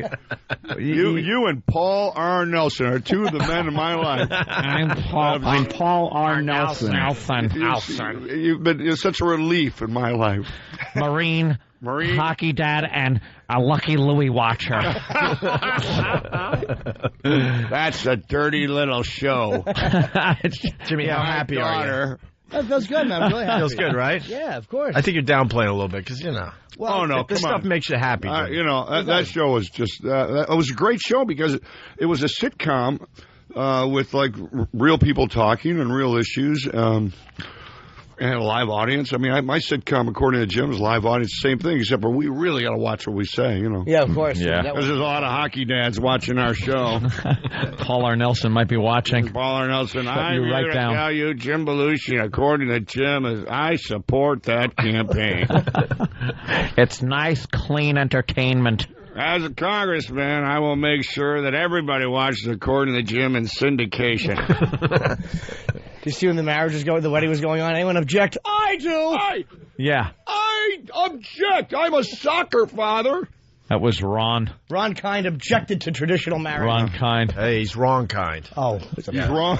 Well, they put that W. Start writing the spots for him, Ron. No, I wish I could take credit. That's what they're actually saying. Oh, they are The saying graphic on the screen actually shows Ron Kind's name, and then they put a small W and a small G at the beginning and end of Ron. This guy is trying so hard. And apparently Ron Kind is a 4-term incumbent. Yeah. And this new guy, Hockey Dad's trying to wheel in there on this. Do you have any idea how he's doing with the numbers? He doesn't even have political ads because it's like he has no competition. It's just in the bag. But this guy, Paul R. Nelson, is like, he's giving it a shot. Publicity stuff could work, you know. Publicity works. You never know, man. He's really attacking this other guy. It's great. Really enjoying this. The most vicious race I've ever heard. We love the fact that the ads have gotten worse and worse, and there's nothing about what these guys are for anymore. At least they used to say, like, I want to do this, that, and my opponent is a scumbag. That's fine. But at least you kind of hinted to what your agenda is. There's not a clue what these guys are about. I have no idea what they think. It's just bashing. It's Wisconsin, right? Yeah. Wow. This is the... That's a good state, too. I don't understand where this guy popped up. Race for the coveted state of Wisconsin. Yeah, it's a cool state. I mean, you know. Fighting for the hockey dads. Yeah. I'm a cheesehead and I need your vote. Oh, that's right. Well, Wisconsin does have the Green Bay Packers. There you go. They really are creeps. Oh, the Packers. How about the Bears? What are we? What are we? Like, I'm a Bears fan. I gotta admit, I'm a Jets fan, but the Bears are what, 6-0? 6-0, man. Did you see that show? The show. I call it a show because it was a damn show. That Monday Night Football game against Arizona. Man, that was. I haven't yelled that loud in like 4 or 5 years. Yeah, they're romping, screaming at that show. Show. Is that the one? Is that the one? There's supposed to be audio of who's the Cardinals coach, Dennis Green? Right. Of him freaking out because the Cardinals blew that game? Oh, they really blew that game. They lost that game big time. And Dallas Green had a press conference where he was pissed off. And, you know, I agreed with him. He was right to be pissed off. He gets some great sound bites going, Dennis Green. Oh, he was great. We knew the game they're going to play. We knew the game they're going to... We knew the game they were going to I'm going to have to pull some of those. By the way, you're being heard in Chicago. We're on WCKG in Chicago. Oh, really? Yeah. I love Chicago. You're being heard by maybe 100 people right now. Those 100 people are good Chicago people on the way to work. We just started up in Chicago. Well, congratulations. CKG is it's way down here. We're trying to lift You're going to bring them up. We're trying, Jim. That's what they bring us on for. Well, Chicago has a great history of terrific radio stations, too. So they love their own. That's the problem. Yeah. They love their own. So you got to work That's why I said we. That's right. Yeah. I'm on to make believe I live right next to the radio station. One day we'll have to study a map and just blurt out highways and towns. Let's do that. 94. Like that. There you go. You're on I-94 right now, driving into work. We want to say hi to everyone on 94. There you go. The Bears are doing very well. Jim just made it local for us. There you go. I'm too stupid. I just know a couple of things about Chicago. Mike Haggerty. I'm hanging out with Mike Haggerty outside that garage from the Steve McQueen movie where the car backed out of it. Oh, yeah, right. I know exactly what you're talking about. Yeah, I don't remember the movie, but I'm sure they're all... No, but we all know those landmarks. We know where the Blues Brothers was shot in Chicago, where Steve McQueen, Thomas Horn, his car went off the Marina Towers into the Chicago River. We know all those little spots. You know? Is that what that is? Yeah. Okay, that was great. That's right where the House of Blues is now. Oh, yeah? Mm-hmm. Right where the Steve Marina McQueen Tower, yeah. There's these two towers, Marina Tower, built in the 60s, and they took a car up to the top parking lot and they drove it off. It was actually that movie. Thomas Horn was being shot at the same time the Blues Brothers were being shot, so it was a big deal. Were you performing back then? I was Second City. So you were doing Second City while he was doing SNL? No. No, Blues Brothers, though. Okay. SNL, when he was doing SNL, I was finishing college, and I was on the road doing something. And I went to Second City in 76, and Saturday Night Live started in 75. A little foggy. Thinking back, it's a little foggy this morning, is what it is. Yeah, I'm on LA time, so it's 5 in the morning that's for me. brutal. Second City puts out a lot of funny people, man. John Candy, right? Wasn't he Second City? Oh, yeah, Candy. Canada, right? Canada, the Canadian one, sure. Marty Short, who's on Broadway right now. It's a great show, by the way. Yeah. He's from the Second City. They're great now. Bill Murray, Gilda Radner, all the great Saturday Night Live people. Do you remember an actor, this is completely off the subject, that no one else remembers? He's a black guy, he was in 48 Hours, he was in Used Cars, named Frank McRae. No. No one remembers him. I'm obsessed with Frank McRae. I remember Frank McRae. Why are you obsessed with Frank McRae? He was always yelling and upset. He just screams. Yeah. He was Eddie Murphy's sergeant in 48 Hours. Oh, okay. The big black guy berating him and screaming at him. No? That one's going right by me. All right. I'm still on Paul R. Nelson, so... Who isn't? We could talk about him all morning. Love to, and we will.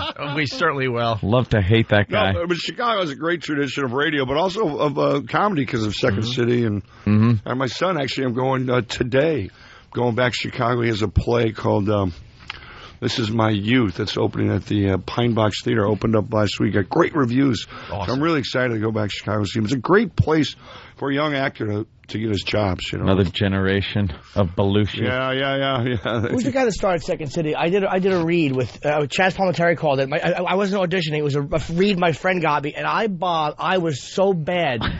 I was atrocious because I was nervous because it was Chaz. And the other guy in the room was handing out Second City books. And it turns out it was the guy that started, I believe, Second City, if that's who it is, if he's still living. Handing out books? Should that be the worst description of anything? I don't think the guy started Second City with handing out books. No. He had copies of the Second City book. Yeah. And he was just giving them to us. We were in this read with 20 people. He had them there. No. It was like a gift for everyone. We go back to his box on the great sidewalk. Guys like Paul Sills you talking about? That might be it. I don't remember. Paul Sills is great. He could have named any name, but I would have said that might be it. Yeah. Jackass. Mike Haggerty? Yeah, Mike Haggerty. Absolutely. God, am I a fool? You were talking about cons just before we came back from break. Oh, my cousin was a... I want to get into that a little bit. He's a good con. He was a great con artist. We were talking about that House of Games with Joe Mantegna, and when I watched that movie, it was like, oh, that's my cousin. He taught me a couple cons. One was called... You could only do it a long time ago with the airlines. You can't do it anymore because of security and everything, but before, when it was looser on the airlines, it was called putting a friend on a plane. You would buy a ticket in your name in cash. You know, you would go down to the gate and you'd give the ticket to your friend, and he would go on to the plane. And they used to rip the ticket off and they'd have the receipt and they'd stack it in a little pile. And then as soon as they shut the door, the FAA regulation says you can't open a door unless it's an emergency, right? As soon as they shut the airline door, you come running down the hall, screaming, wait a minute, I got to get on a plane, I got off to make a phone call. You've got to open the door, They go, oh, sorry, Mr. Belushi, can't open the door right now. Oh, I need to get to Chicago. I need to get there. Well, do you have a pass? No, I'd left it on a plane. But my name's right there. Here, check the receipts. They go through and they see your name. And they say, well, can we rebook you? No, just give me my ticket. So you take it. You cash it in, you get your money, your friends on the plane. That's awesome. That's just one of them. Yeah, you can't do that anymore. Yeah, now? Can't do that one, no. You watch old movies and you see things that happen at airports, and they're not that old either, but, they just walk right up to the gate with that, goodbye, darling. Yeah. Hello, they're kissing at the gate.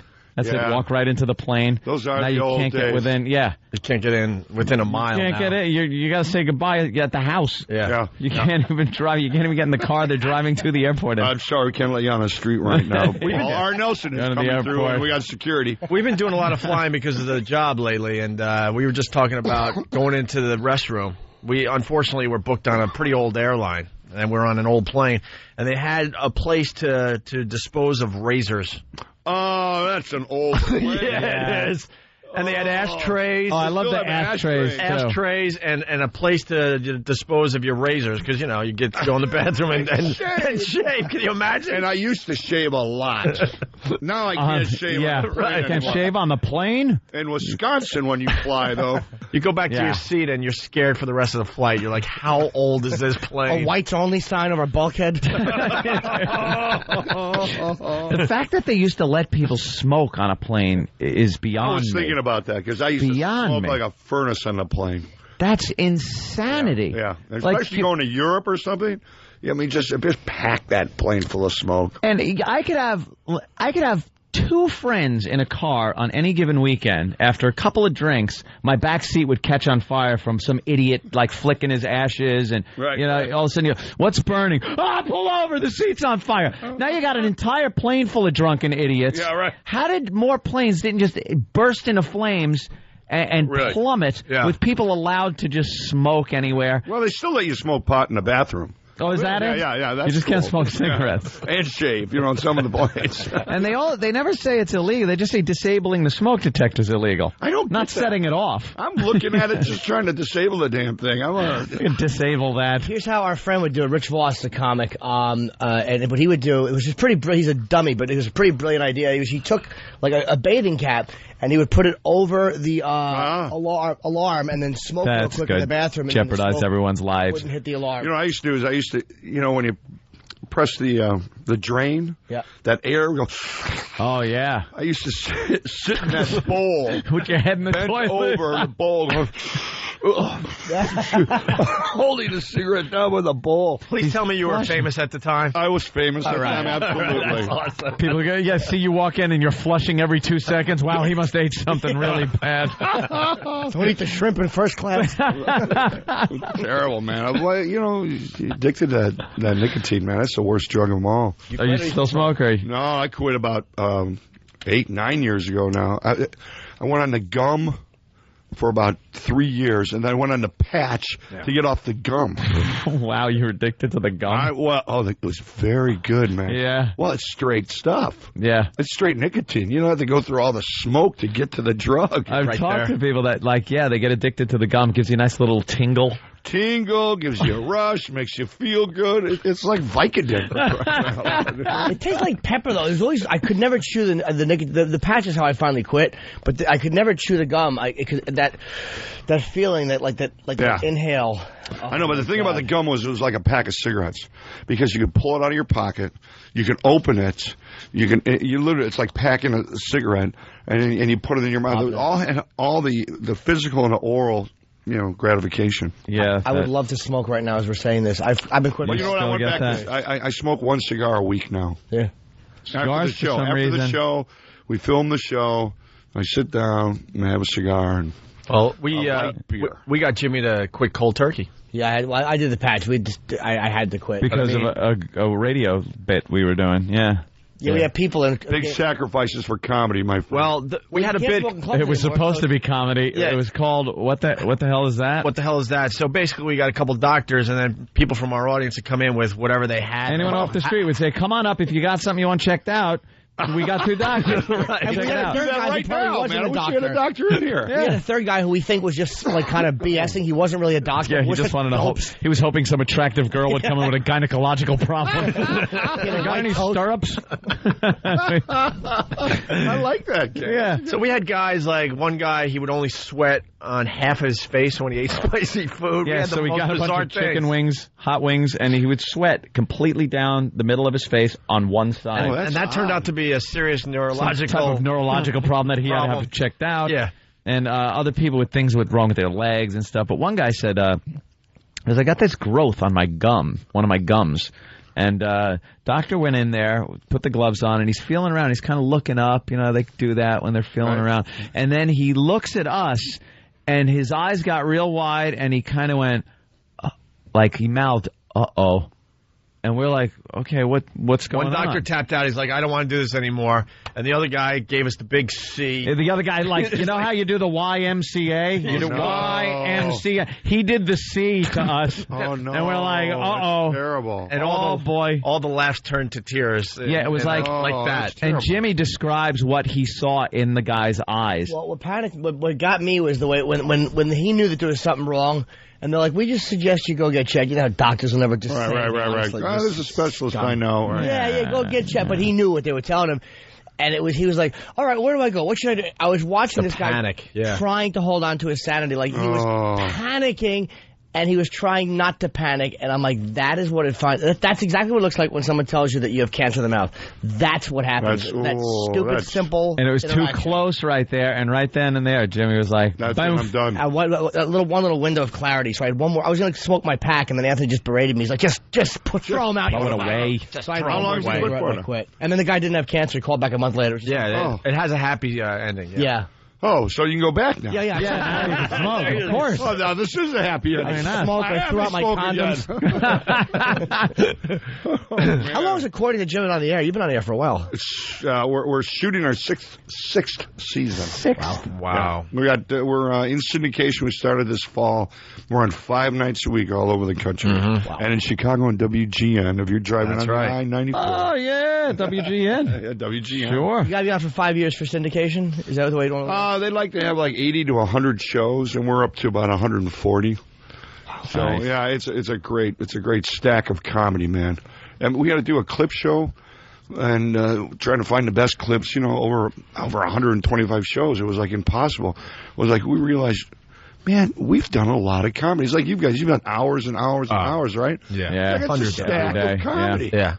And the great news is that we get to show it again and again and again, and it's doing very well. And here in WPIX in New York, it's doing very well. And syndication money too. That's the way to go. Once you get into syndication, you're set for 30 years. The money is always great, but as an actor, it's the work, and it's a pile of work, and it's been a great 6 years of work, and keep me really satisfied creatively, and as an artist, and that's awesome, and also at home. So it's cool.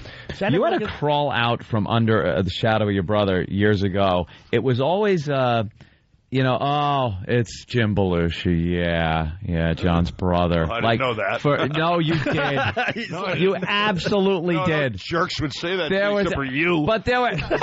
You and Paul R. Nelson. I never said it. You were under the shadow of Paul R. Nelson. There was it's actually, it would just be very hard for anybody to come out of such a strong personality as your brother and then come out and do that. Obviously, you had a career going for yourself, but there was always that comparison. At least people I talk to, no one said it to you. No one's ever. You never heard an inkling of that. This is the first time. Because I'm now throwing out the compliment.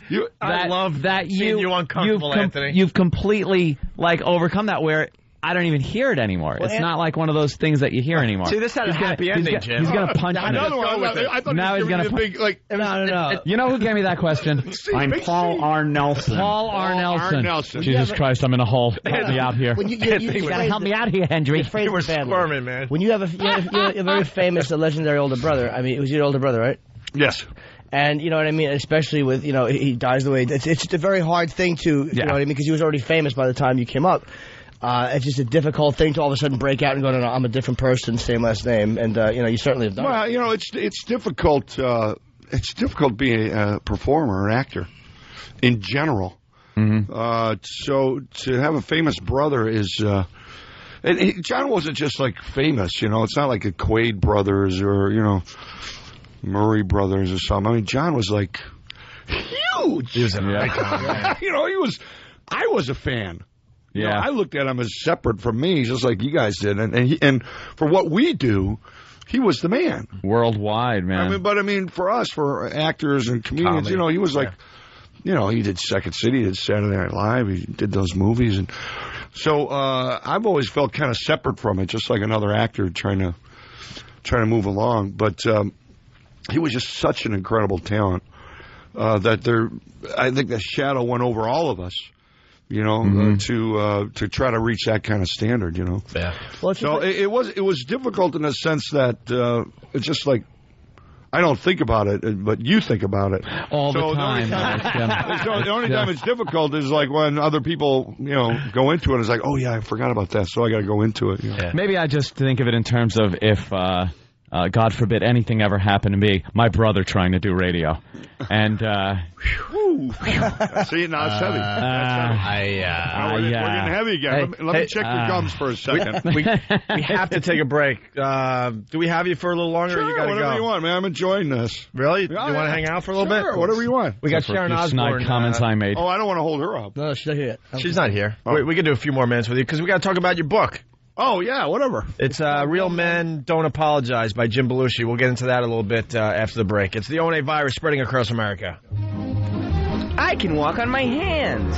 I can fart and chew gum. I play the oboe. I can ride a unicycle. I wear a bra and lace panties. So your talent is being queer, Travis? It's the Opie and Anthony Walkover Talent Show. If you have a unique skill, talent, music group, or physical affliction, we want to exploit. You can email Steve at foundrymusic.com with your ideas, or you can just show up during the walk to XM and start shucking and jiving. Shucking and jiving? Jesus, Danny. I don't write this. Hear what everyone else is talking about. O&A Uncut and Live, continuing the show on XM Satellite Radio starting at 9 a.m. Eastern. Visit xmradio.com to subscribe. It's the Opie and Anthony Show. Opie and Anthony, XM 202. It's the Opie and Anthony Show. Very busy day. We got Jim Belushi in studio. We're going to talk about his new book, Real Men Don't Apologize. Sharon Osbourne just arrived. We got John Mayer on the hotline.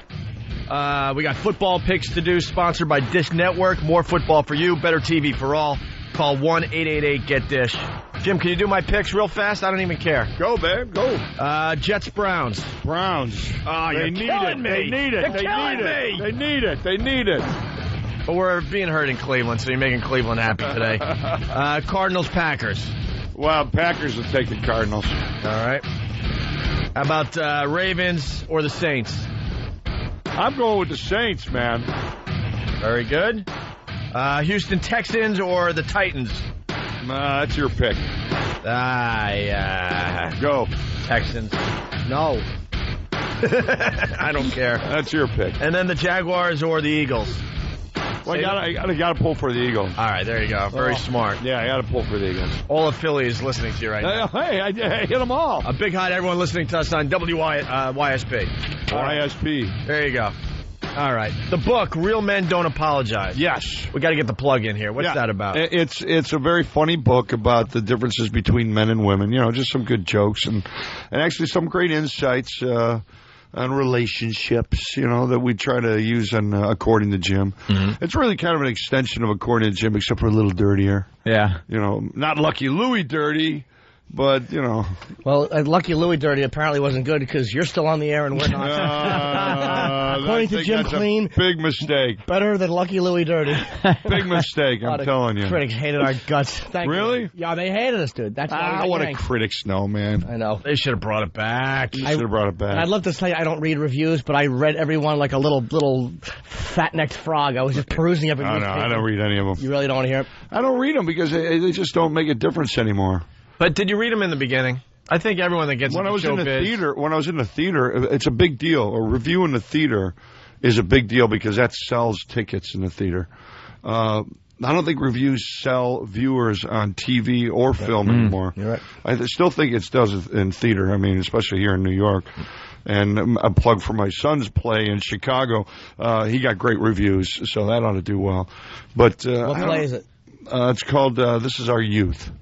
But you don't think a critic could smash a film these days? Critics can kind of. I think they have more influence over films than TV. Like I don't think they have more any influence over TV. film and TV because you're still spending money. Yeah. But for the majority of people that go to movies, they go because they want to go. Mm-hmm. They go because they want to take a date, or it looks cute, or she's cute, or that's a cool story, or look at that clip. I mean, those clips mean more to the viewer than the articles, because after a while, these guys have been writing reviews for so long, and the critics that we read now have been doing it for years and years. They get isolated more and more in a vacuum, and they really lose touch with, I think, what's going on in America. They're just awful. So I thought it was great to have Kevin Smith sitting in for Ebert. Yeah. Ebert and Roper. Ebert is probably the single best critic in America. Because the one thing about Ebert is that he still loves movies. Chicago's own. Yes. Of course. He loves... Needless to say, Opie. He loves We're film. watching you, Chicago. He loves his job. He doesn't want to do anything else but that. Other critics always feel like they don't like their job. They'd rather have been doing something else. Been an actor. Something. There's always this kind of sense of this mean bitterness. That's how it is with the sports columnists. You read these the columns, especially in the New York papers, and you want to call these guys up and go, why are you even watching sports at this point? You hate everything about it. Well, that's the other thing is you don't read anything that you read or watch on TV that's positive, you change the channel because we're just a dramatic society now. We just want the drama. We want the negative stuff, and that's what feeds. So I don't read. I don't read those great. Hey, we got to jump in here. John Mayer, he's calling us from Dubai. Dubai. How are you? John, we got Jim Belushi in studio. Hello, sir. Hey, man. How you doing? I'm doing all right. How about you? What are you doing in Dubai? I'm good. Well, we flew out here to do one gig. And, one gig? One gig. One gig. Is it corporate? It seems to be kind of almost, well, I guess there's a promoter out here who kind of makes Dubai a new place to go play shows, so. Hey, is that where Michael Jackson is? I know that's where he kind of took off to, yeah. Okay. Tiger Woods goes there to play in a tournament every year now. Is that the one? It's blown up like Vegas. Is that the one? Dubai. Like an island off of India, that one? They're building. It's one of these places where they just don't take the actual. They don't take Mother Nature. They just go against it, and they're actually dumping sand in the water and trying to build land. Make it bigger. Yeah. It's really interesting. Oh, I've heard about that. We've actually I did the Blues Brothers with Danny. We had an offer to go over there. That's a long flight, though, huh? Must be. Well, you know, the only thing about traveling worldwide that's cool is that it was a 5-hour flight because we came from London, so we're kind of just splitting it up. You know? Oh, that's cool. No, that's not bad. How was your tour, man, with Sheryl Crow? It was great.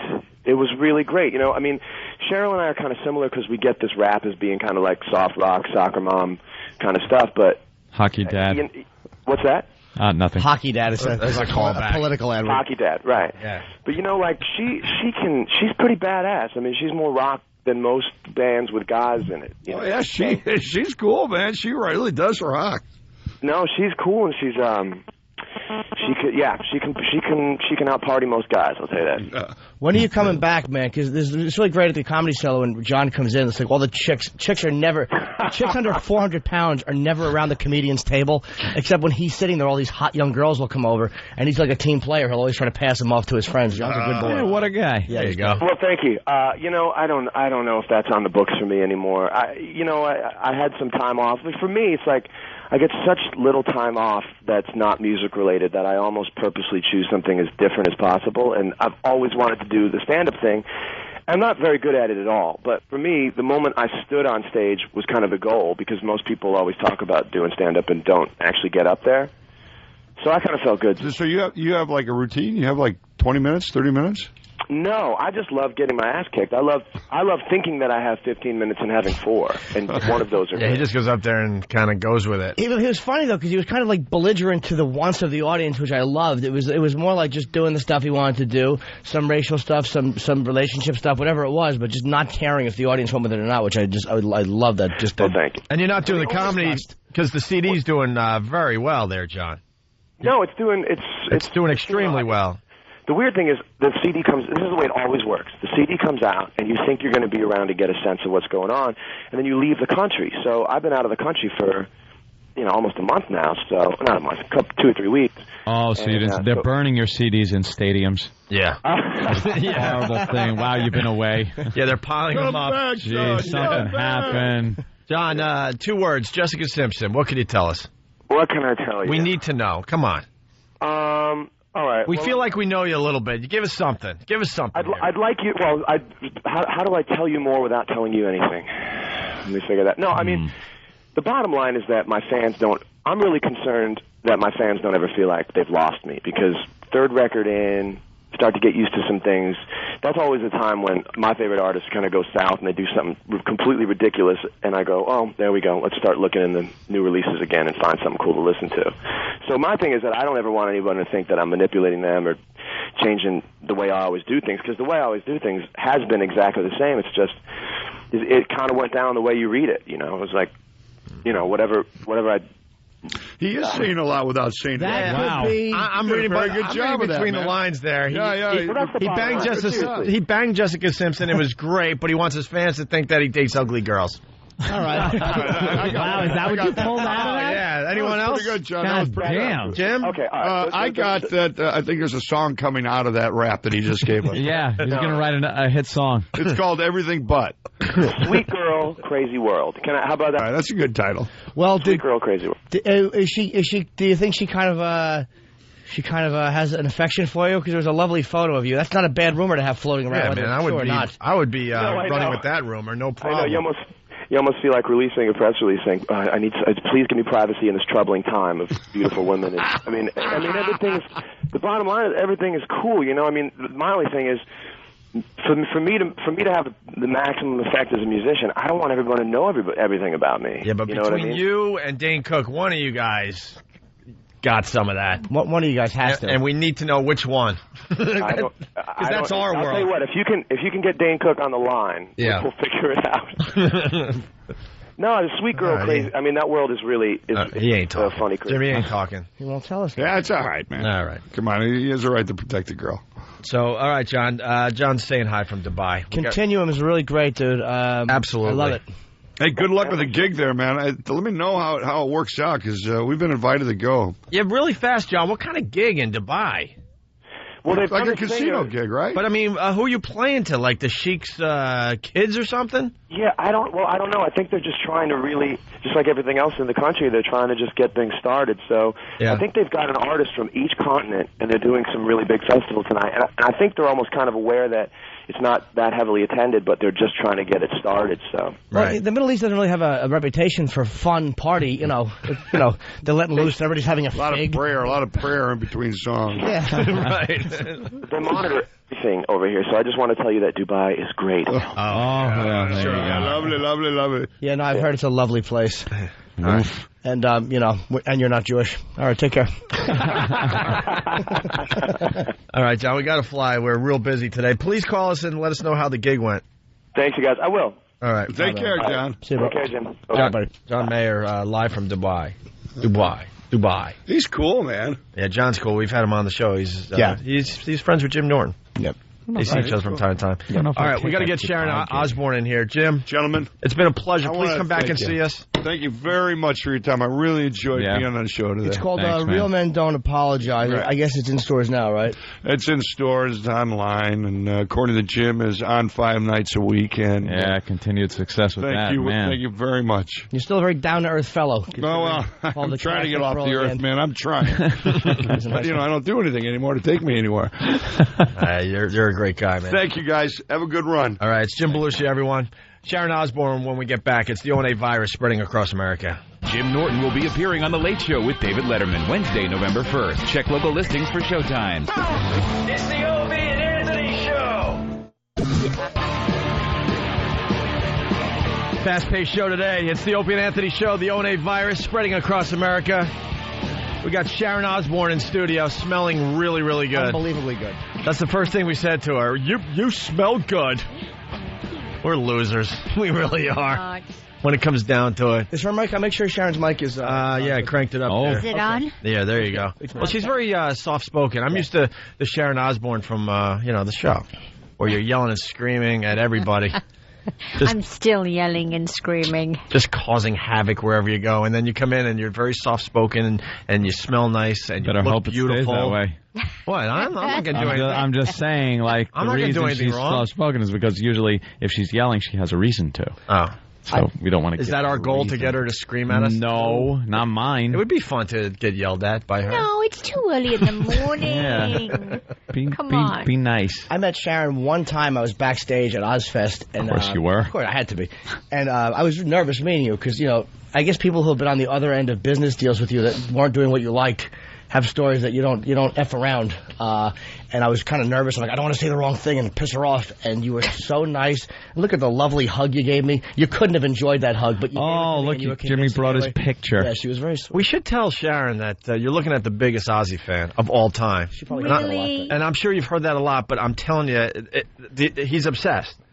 Not in He's an unhealthy almost way, a though. stalker. No. When Ozzy Almost a stalker. When Ozzy was on our show, he couldn't speak.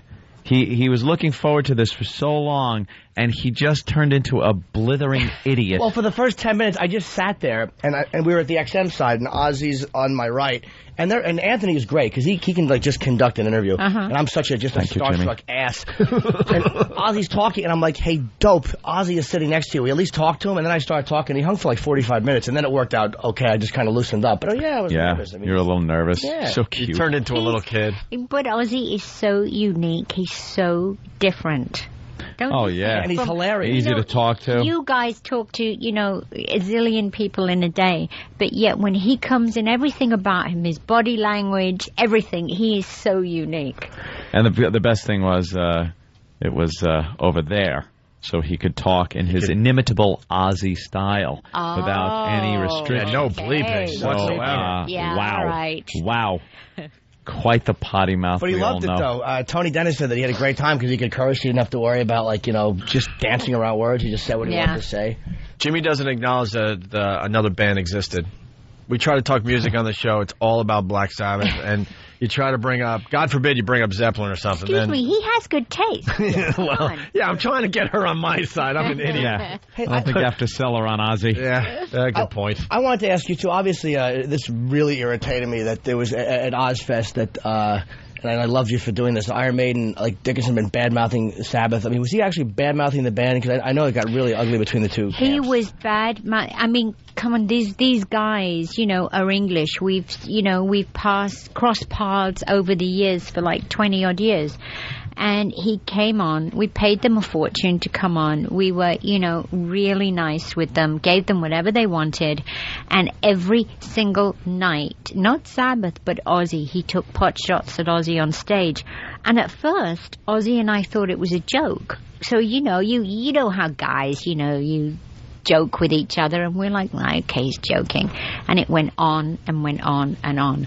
And I just thought, okay, carry on. You want to play, you pay. Nice. And so when they got to L.A., which is L.A., and there's 50-odd thousand kids there, and I thought, right, payback. And so I had 20 guys in the front with eggs, great big jars of peanut butter mixed in with dog food, milk to make it really wet, everything. And they pelted him. Good. And I thought, you know what, kid? Laugh at that.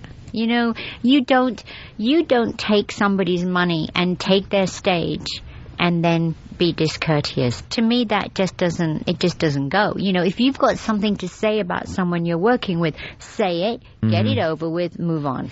I heard the rest of the band was embarrassed too. I mean, they said I think I think I asked Tony Iommi one time, and he said that the rest of the band was kind of coming up going, look, that's him.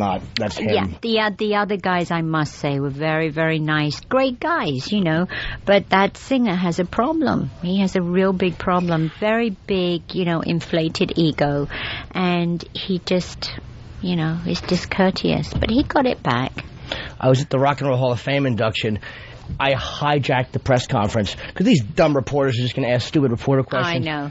And I sat in the second row, and my goal was to talk to Sabbath and ask questions and get a photo while I was talking to them. So I stand up when they come out, and I'm asking questions. I'm trying to angle and get a picture, and all these dumb reporters are yelling, "Sit down, sir! Could you sit down? Could you sit down?" And you're like, "No, I'm on my picture." They just didn't exist, and it was great asking them real fan questions. Yeah. All these idiots want to know about is the next album and some stupid bat joke, and they're just bunch of scumbags. These I know. Rolling Stone magazine type of critic vibe really irritated me, and I don't know where I'm going with this. I just wanted to tell you that. Just showing that you are pretty much a stalker. No, I've never done anything unhealthy. I've never showed up someplace I shouldn't. I don't hang outside the fence and peek in. It was the greatest photo you ever got because you got the whole band. That was his goal. It really. He set it up for weeks. We had to hear about it, and he planned it perfectly, and it worked out for him. And it's not. Do you know what? It's not that easy to get them all together and do a photo with them. It's so rare that they are all together at one time. And the one thing, I mean, how great is it's the only band from that era that's all still alive. and still can play great. I went back, I snuck back after the interview, and I talked to Ozzy for a second, and I'm like, I'd like to get a picture with the band. He's like, sure, man, you know how relaxed he is. But the band was still signing, and he had to go, so he's walking away, and then Iommi comes out, and I had met him that day. I'm like, I want to get a picture. So like he's like, hey, Ozzy, let's just do the picture. So it's him, it's Ozzy, it's Tony, it's me, and then it's Geezer, and then Bill is just taking his time, and I'm like, Bill starts walking out. I'm like, Bill, hurry up, come on. And he runs. Bill runs over and he looks like, who are you? Why am I running for you? He just realized that there's nobody. There's this legendary band with their trophies and me, and I'm hustling Bill Ward along. Come on, we need a picture. I screamed at him like, Bill, come on! And he just ran. And Jimmy has given us hours of joy over his obsession with Black Sabbath and Ozzy. So obsessed, yeah. And he even says how much he liked the Ozzy with the big poofy hair. Yeah, back in the day. It was kind of back in the day.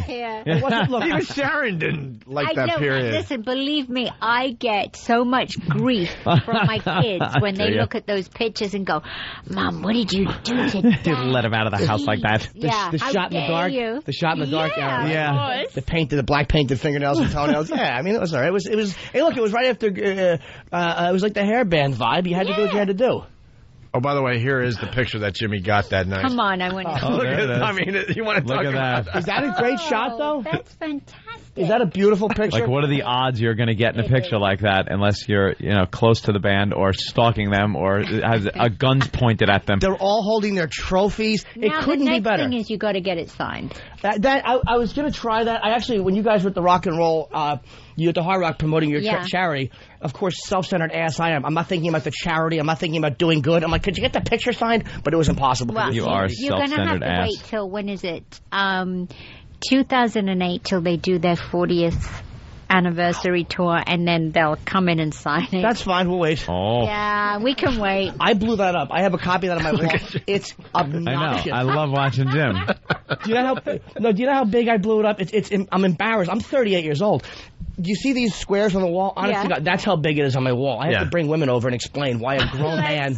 Sharon, I hope you understand. He's a very successful comic. He was on Lucky Louie on HBO. His career is going very well. He comes on stage in front of massive audience to some Black Sabbath music. I walk on. It's all about Sabbath. A National Acrobat is the walk. Even though he's wearing a Kiss shirt today, I'm sorry about that. I had to. It would have been too wormy if I showed up in an Ozzy shirt and pointed. Hi, Sharon. See, you even thought about that today. I certainly did. Yeah, see? My wardrobe. He's always thinking. And I told Sharon when she walked in, I'm reading the book, and I'm not, I really want to read it because I'm very interested, and the most amazing thing I learned so far is that Ozzy is a morning person. I had no idea he actually gets up early and enjoys getting up early. You would never actually think that, like watching, you feel like he probably slept all day. It's the weirdest thing. He opens his eyes, and then boom, he's out of bed. He doesn't stretch and, a little chat. Literally, up, eyes open, gone. Oof. In the shower. I'm like, how do you do that? Relax 5 minutes and then get up. No, gone.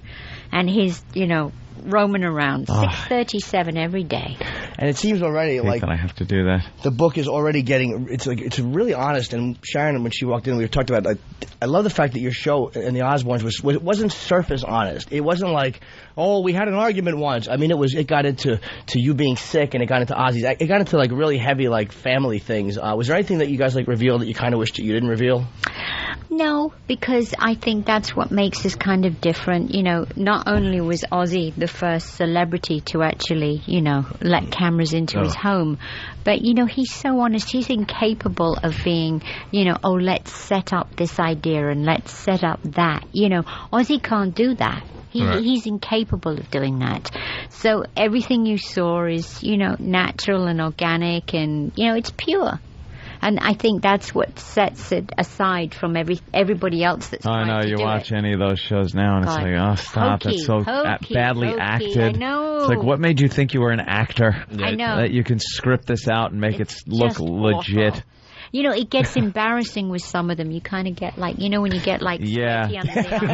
You can't watch. Turn it off. If there's other people in the room, you can't look at each other. I get embarrassed. We call that the douche chills. Yeah, it's the worst. But he's, we don't regret anything. You can't. Do you miss it, though? Do you miss taping the show and all that and having all those people around? I miss the family being together. Right before it ended, it was the time that the kids were actually, moving out. Mm-hmm. So it was a huge life change for Ozzy and I to have that house to Yeah, that's ourselves. odd that you're really like. I don't think the viewer really put it in that perspective. Like, wow, they're watching your kids grow up to the point where they're ready to leave the Move out. nest, and that's Yeah. it. And it's really strange, to come in and you're used to having kids coming in and out all night long, and and then suddenly there's nothing, and you go home and there's Ozzy and I sat at a big table having dinner, and we say, oh, let's go have it on the tray in the kitchen, and we go back in the kitchen and it's us. Yeah. It's great. It's just a new chapter of your life. It's very different. Yeah. Been a big adjustment, or? Yeah. Yeah. Oh, yeah. I keep going over to my kids' homes and buying them ridiculous things for the house. Excuse to go there. I must love that. Yeah, no, they don't. It's like, oh, please, would you stop it? You're smothering me. I'm like, I'm sorry. Is it things that they need, or just kind of things that you like, and like they give them Things like? I think they need and I like, and I take it there and they're like, thanks, Mom. Yeah. I take over a big pink fluffy cushion to Jack's house. Thanks, Mom. As soon as I go, it's in like the cupboard. Just give it to a girl. Like, look what I got you. You know that exactly. Get out. Wow. I want to ask you something else too. I'm so annoyed. I'm About the book? Come on. No, it wasn't about the book. It was about something that wasn't the book. God, I'm so stupid. I love the book though. I'm very happy. I'm very nervous talking. I just like watching you squirm. I'm the worst. After the Look at his shoulders. They're like this. After the other day, I'm loving this. I've never Jimmy. seen Jimmy with his shoulders way up like They're this. all hunched up. He's like all tense. Just talking to my friend Sharon. What's wrong with that? I happen to love her husband, but so what? I like her too. The fact is, this is what bugs me. A lot of people don't understand that Sharon. I'm not saying this just because you're here. I mean, Ozzy's talent is responsible for a lot of it, but you're responsible for you made Ozzy. You kept him relevant through so many tough periods in music, like all through the hair bands, all through grunge. It's the grunge! Don't remind me of the grunge. Jeez. But he stayed. He stuck. Did. And Ozfest. How close was it to getting him to wear flannel? Did you think about it? Never, ever, ever. They don't do flannel in black. It just Right. And you couldn't see Ozzy in check. You're able to get his hair poofy. I was just thinking maybe a flannel. Would be pushing it to extreme there. No, I could never do that. I mean, can you imagine Ozzy in those short trousers and coming in with a check? The jams like, on, give and me a break. What did you think of the grunge movement? It's better than the hair bands. Better than the hair bands, love Nirvana, love Pearl Jam, and then I can't remember anyone else. Alice in Chains? Alice in Chains, yeah, you're right. Love them. My son's favorite band. I mean, we love them. We're trying to get them on Ozfest next year. Oh, with the new singer? No, with the old one, idiot. Yeah, that one. Actually, what the hell do you think? We're going to dig him up. Yeah, right. They're playing Philadelphia tonight. I might go down there and check it out. They're the Electric fantastic. Factory. I'm hearing nothing but great things about this new singer. They're really great. Yeah. Hey, did you and your dad, I know your dad, Don Arden, had managed Black Sabbath, and I don't know if that's how you met Ozzy or not, but did you guys, I know, had like a lot of conflict over when you started to manage him, right? Yeah, a lot of conflict because when I started a relationship with Ozzy and my dad knew that we were going to get married, he knew that it was time for me to go, and I would go and I would take Ozzy, which means his financial, state would be affected because he wouldn't have Ozzy anymore. And my dad, it's not like, oh, my daughter's married, fantastic. It's like, stay, I want the money, don't go. And everything's about money. Well, it was about money with my father. And did it ever get resolved, or did you end everything on bad terms? No, it was horrible. He never saw my children. My mother never saw my children. My brother, but eventually I heard that my father was sick, and so 5 years ago, 4 or 5 years ago, I met with my father, and I take care of him now. He's old. Oh, he's still alive? I don't know why I thought he passed away. Okay. No, he's still alive. He's 80. Wow. All right, but so things are a little bit better, at least. Well, he has Alzheimer's, so he doesn't know who I am, but I take care of him. You have to forgive, but you don't forget. You can't go through life holding all that. You got to let it go. Is it tough being? I mean, obviously you've been asked this a million times, but to be a wife and a manager, I mean, it's like, it's constantly together. It's everything is together. Is there any like times where you just like you wish you weren't the manager? I mean, obviously you want to be married. Sure. I mean, very, very tough. Excuse me, are you watching porn on there? No. Oh, I thought she was covering herself with that. You know what? Sorry. She's spilling out her heart. Porn on there? No. Okay. No. She's reaching deep for us, and then she notices that I might be watching porn. I took down anybody that might have been doing anything. These are our listeners, a few of them, and they pop up. They can see us. We can see them. Watch on Very interactive. Okay. And they comment on what's going on the show and ask questions, things like that. Sorry. No, because any other day you'd be right. It would have been some nude girl up there, but Not today. I'm being respectful. Not today. It's going back to your question. It's very hard at certain times when you want your artist to do something, but you don't want your husband to do it. But it's all one. So there were very hard times at certain points. Certain points when I say in the book when Ozzy wasn't well, but he had to go on stage, and I made him, and you feel so bad. What do you do? It's like 9 o'clock at night. The audience have been there all day. There's thousands of kids. And if anyone would go on stage and say, well, actually, you can go home now because he's not performing, he's not well, it would have been riot. People would get hurt. So you weigh it up. What do you do? What do you do? I don't think you had a choice, You've taken a huge amount of heat for that, though. Huge. From people, that have just said, oh, look, she's, throwing him out on stage, and the poor guy didn't feel well. Yeah.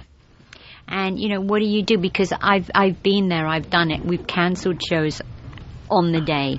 And, kids don't like it. And they've been out in the sun all day. They've been drinking. And they paid their money. They want to see him. Mm-hmm. And, it gets pretty ugly those times. But we don't have to do that anymore. Because my husband's well. Was the small stage a nice switch? I was so irritated. I was away doing gigs. I missed the small stage performance. That must have been a great change. It was amazing. It was so fantastic. Ozzy's going to do it again next year. Oh, Loved being out there at like 4 in the afternoon. And, just he was so happy doing it. Home by 7 o'clock. Oh, luxury. How disgusted were you? I know in Don't Blame Me you were talking about Colonel O'Connor and all these devil accusations and all that stuff. That stuff seems to have kind of like faded away over the years, like all that nonsense around him. I think you think it's since the show that like all those dumb rumors that would circulate just kind of fell by the wayside and people don't. Yeah, I mean, middle America, people that didn't understand the genre of music that Ozzy was into, didn't understand and believed everything they read. And, it's like a Chinese whisper. He bit the head off a bat. No, actually, he ate a baby. So, it just, snowballs. And people now, see Ozzy as he's just a lovable guy. He's a great guy, and so he sings about the darker side of life. You can't sing about happy shiny people all day. It's boring. Yeah, bravo on that. Did you want to just smack him in the head with that ATV accident? I mean, like, what are you doing? Are you a little more protective of him now, and he comes up with some harebrained idea that he wants to do, and you just go, look, no, what are you doing? No, all of that, the bikes, because he had a whole collection of dirt bikes and all these different things, and the guns and that. I'm like, no more. No, you're done. Gone. I can't take it anymore. No, over. Yeah, done. I want you to buy him. Here's what I want you to put him in, so all is well. I want you to just like one of those big things, like with rubber balls that kids bounce in. Nothing, yeah, exactly. Nothing that can fall off of. Nothing that will get gigs canceled. I need to see Sabbath again. But nothing. He's always been accident prone. If there's something's going to happen, it will happen to Ozzy. He goes in a shower, slips, down, breaks a leg. Gosh. Every time. He is so accident prone. Wait, are they cutting us off? Is that like? Yeah, we got to get out of here. We are on a time thing because there's another show that comes in after us. How dare they? I don't Tell like them to go away. Wait, we got to plug. We have to plug Sharon's book, which is excellent. Sharon Osbourne, Extreme, my autobiography. It's in stores now, and I'm being really honest. It's fantastic and it's honest, and there's a lot of pictures in it. For those of you like me that just want to see photos, it's a great book. And you look beautiful. Thank you. Absolutely beautiful. Stunning. Thank you, Sharon. We're really happy you came in. Wish you had more time with us. I'll come back. She'll come back. Sharon Osbourne, everyone. Thank you, Sharon. Thank you. Really fast, the Opie and Anthony Halloween Show is brought to you by Saw 3. If it's Halloween, it must be Saw in theaters everywhere tomorrow. Speaking of the Halloween tickets, my brother here, Brother Elmo, will be at F.H. Riley's, 400 New York Avenue in Huntington, my brother's restaurant, with a lot of Halloween tickets in his back pocket Friday and Saturday night. Just make sure you say Paul R. Nelson to me. All right. And also today's football picks, sponsored by Dish Network. More football for you. Better TV for all. Call 1-888-GET-DISH. If you're not joining us over at XM, have a great day. Thank you.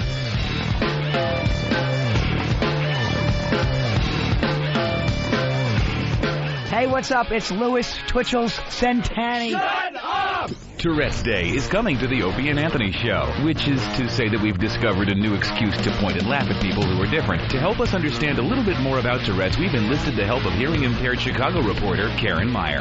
Tourette's syndrome is a neurological disorder that is characterized by involuntary tics and repeated vocalization. Exactly. So if you have Tourette's or if you know somebody with Tourette's, muster up some courage and an ounce of self-control and get in touch with the Opie and Anthony Show. Contact Steve at FoundryMusic.com. That's Steve at FoundryMusic.com. And remember, be yourself, one tick at a time.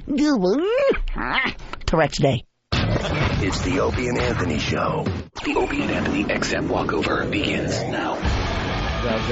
Does it really? It's not that cold, Anthony. Come on. No, it's time for my Eskimo jacket. I have my big, heavy jacket on with my hood. My homeless jacket, I call it. Yeah, it's a Timberland. It's very warm. It's made for like sub-zero temperatures. The music's so loud, I'm distracted. Turn down the music a little bit. Every day we have to ask them to turn down the music a little bit. Thank you. We're outside Free FM. We got a lot of people out here because they're all expecting Halloween tickets. Oh, is that it? I think we kind of said we'd have tickets today, right? And what happened? I don't know what happened. Oh, bye, there goes Sharon. Sharon Osbourne, everyone. Bye, Sharon. She was great for the show today. And I got to tell you something, Jimmy. Oh, she said you bye, sounded Jimmy? worse than I did with Shawnee. You were in love. Yeah, man. Yeah, man. Sharon is really sexy, man. She gives you a hug when you get a picture, and you're like, yeah.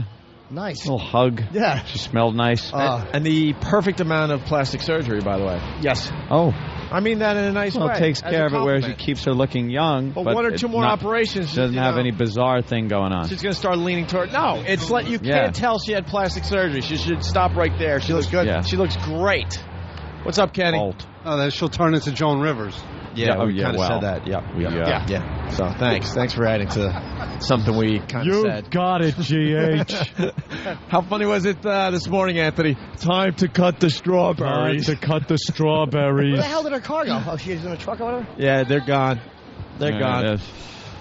So what are we going to do about the Halloween tickets? A lot of people showed up for the tickets today.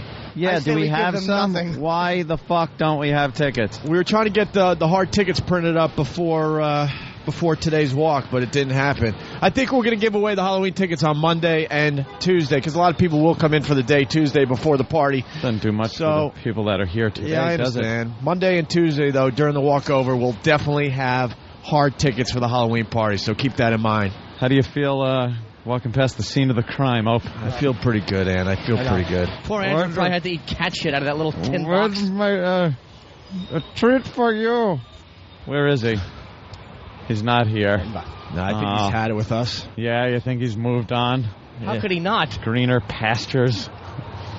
No one go to a place where no one stomps on his cake. All right, Ed.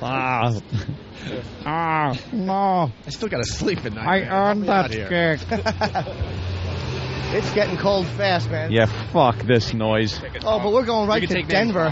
Hold on. I got an update on the Halloween tickets. What, Danny? Balmy. We can take some names for Halloween tickets. Oh, we can? Yeah. All right, we'll do that then, because these guys showed up, and it's pretty cold here in New York today. Pretty chilly. Hence the quick walk. Yeah, this is going to be a quick one. You don't care. Look, we're crossing against lights. I'm marching. We're just crossing against lights. Look, run! You're not going to make it. We're okay. Screw that. Look at all the people behind us that are in the middle of traffic. In the middle of traffic. That's okay. Cabs know to not run over people. Right. Fucking savages.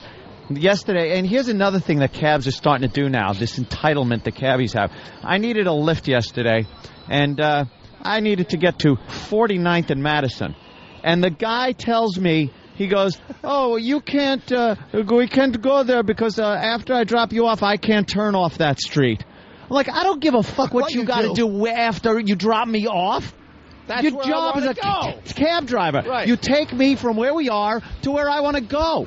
And this fucking savage is arguing with me about what he would have to do after he drops me off to get back around because there's a no turn off a certain street area over there. Yeah. I could give a fuck. That's what you're getting paid for. They're getting uppity. I had a problem with a cabbie when I left here. It wouldn't take me the route that I wanted to go on. Do you believe these Oh, no, it's more traffic. I'm like, no, it's not. I go there every day. So I took his number and his name, and I fucking called 311 and filed an official complaint. Good for you. And you know what? I'll never show up for the hearing. I call another number on my cell phone, Hi, guys. and really get him in trouble. More people outside XM looking for the Halloween tickets. Hey, Anthony, tell the Friends, you know. sinkhole story.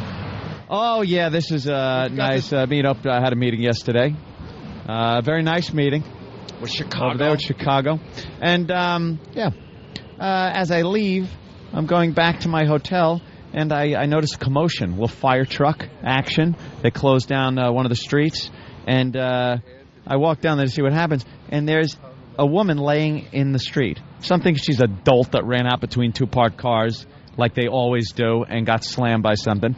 But as I get closer, I see a fireman is holding up her leg, and there's a sinkhole next to her that is the perfect size for a foot and a calf to fit in.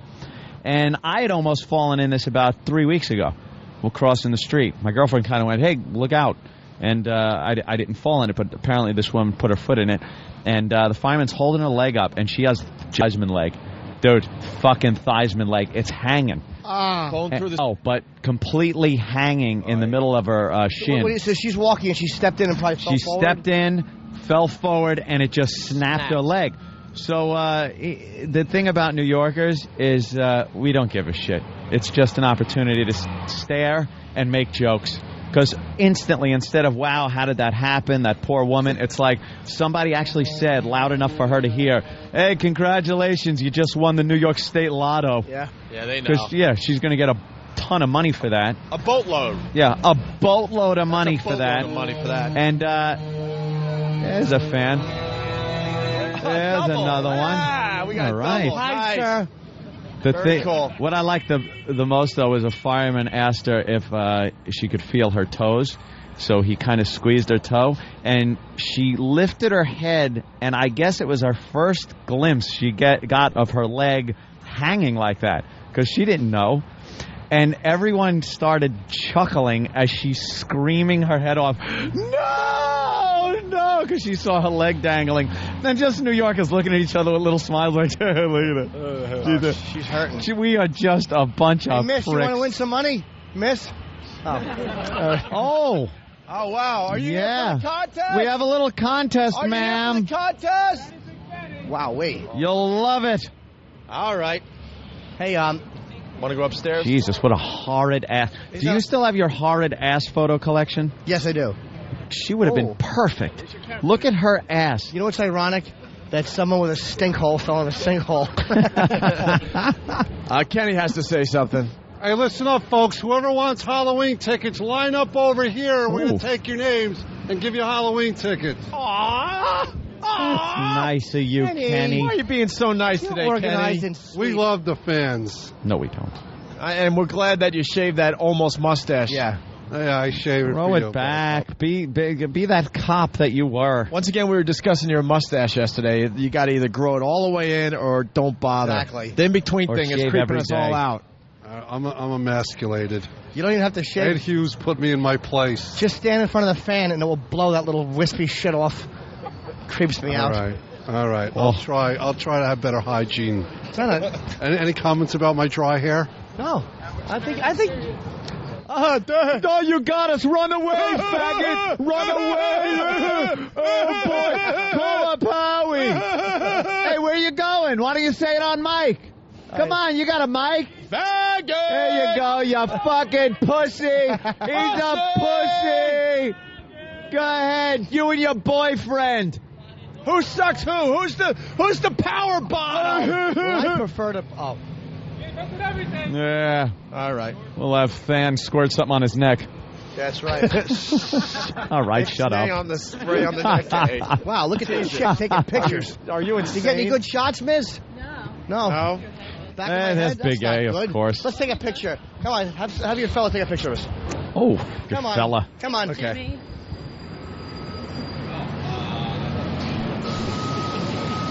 Okay, you're welcome. All right, let's go upstairs. So That's an if you want interesting Halloween device. tickets, stay out here, and then we'll get some people upstairs and check out the show. Did you see Big A? Yeah. He's got an interesting device in his ear. On him, it's called a brown tooth. Thanks, guys. We'll see. Bluetooth on a blue whale. We'll get some of you guys upstairs, all right?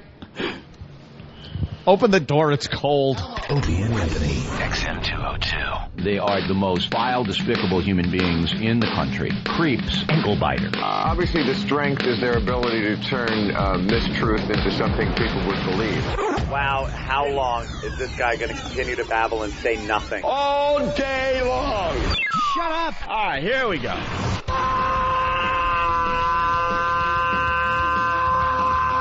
Welcome to the Opie and Anthony Show. It's worse than I imagined. That's terrible. I'm sorry. We are a bunch of dopes. I think we're lewd. We're probably pushing 20 arrests because of this radio show. Out of touch cornballs. 3 retards. We have the effect of Tylenol PM.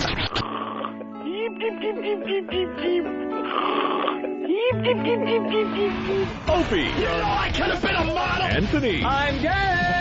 James Norton. I like yogurt. Robert Reed.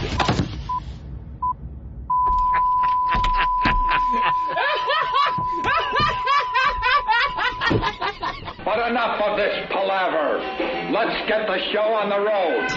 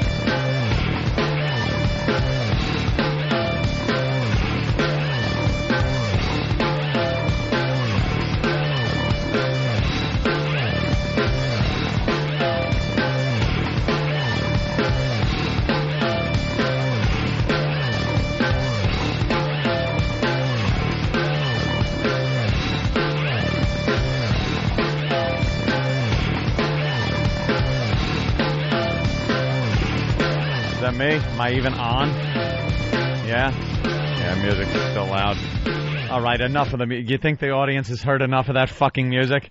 It's gone on forever and ever. Danny comes running in like it's an emergency. Jimmy's sauntering. Opie said, just turn the mics on. I'm going to be a couple of minutes. So obviously a big log is coming out of Opie right now. Big Kev getting my Peter Chris picture signed today. Big Kev is a good boy. Big Kev got a plug. What's going on? I'll be at Chiller Theater this weekend. Chiller Theater, one of the cons. Yes, you can go to chillertheater.com for more info. What are some of the big stars that are going to be down there? Because I know every year they're just the celebrities that come out for this thing. Like Jimmy said, Peter Chris, but Peter Chris. And I'm very excited about that. But Paul Rubens, Pee Wee Herman. Pee Wee Herman. Wow. Be there. One of his first apperances at one of these shindigs? As far as I've ever seen, yeah. Now, that's a pretty big celebrity. Right. Who are some of the peripheral people? Some of the people, I don't know, you might know them, but not big names. Well, I don't know what. Anyone? Peripheral. I mean, to everybody, Anthony, to me, everybody, a big name. Because I like the ones that their biggest credit is one episode of The Twilight Zone. Yeah, I'm sure there's going to be There's a few of those there. People like that. Just But sitting lonely at a table. Anthony Michael Hall will be there. Oh, tell him I said hello. Wait, look, we had a weird misunderstanding. Not we. We? Not me. Ope. No, it was a weird thing. You guys thought that he was scheduled to come in, and people thought that he kind of blew the show off the last day. But I told you, I hung with him in AC before that. Wait. Just the word hung, well, he came and then AC. Yeah, you're right. I'm a douche. But you don't know that we have the same manager. So he came to Atlantic City, and he wanted to write something for me. He's like, he likes my stuff and whatever. He saw the HBO special. And I talked to him at, Opie and Anthony the last day we were on. He goes, I didn't even know that. Like, some publicist probably yanked him on that last day. Yeah, I would think that probably happened. We shouldn't hold that against him, because I think that he's actually... His show's really good, too. He's a very too. cool dude, too. And also... Anthony Michael Hall, I like the Dead Zone on TV is pretty good. Peripheral people, Anthony, Sam was kind enough to remind me that troubled former child star Todd Bridges. Well, Todd Bridges. Oh. Of course Todd Bridges will be there. Will be there also. I like the other thing. I ran down the list one year. You sent me a link to the list of all the people, and it's like some of these people that were on Star Trek episodes. Some of those will be in attendance also. But like one episode, and they weren't even a main character in that episode. Right. And they've kind of made a career out of that. Sitting at a table. I love those signing. guys. You do. I love those guys. Yeah, congratulations. Well, have fun there. Almost the entire cast of The Warriors.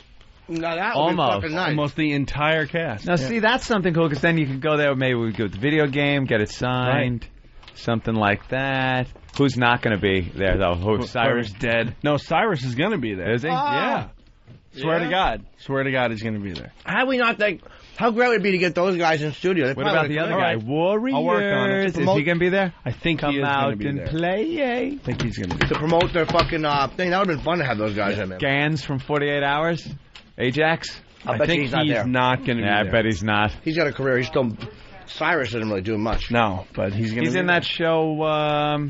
Dexter. Oh. The one that's on Showtime now. He plays Dexter's father when they do the flashback scenes. Yeah. Humiliate me. Yeah. That's a great show. Oh, sorry, Jimmy. No, that's not... Spit out lettuce. That's not Cyrus. That's Ajax. Ajax, yeah. I'm not Cyrus. Cyrus, not Ajax. that I know of. Gans, though, from 48 Hours, I think is more of a... I liked him better as Gans. Nice gun. Wow, we got two dumps that we got to discuss today. What happened? Where's the... Where, why? All I say is why?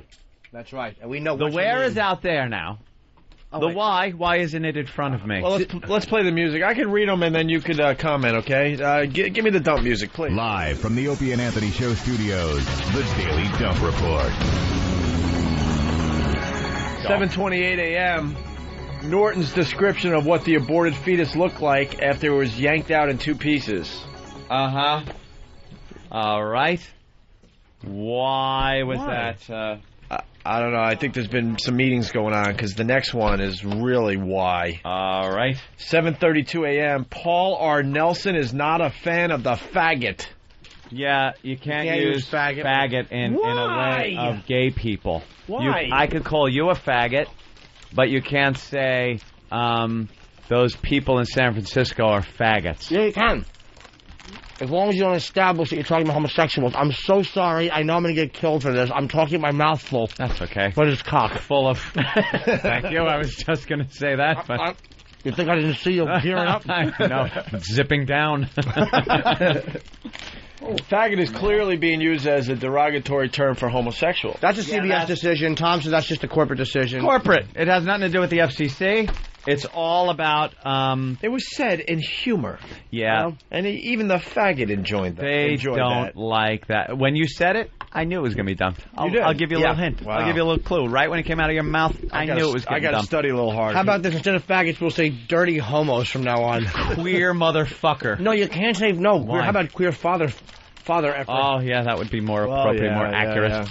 Yeah, they have a problem. What did they? I don't like the fact they dumped out an abortion description. Yeah, why was that? Was that too graphic? I said yanked out of, maybe? What was maybe what was said before that might have set something up too. They dumped yanked out in two pieces. In two pieces.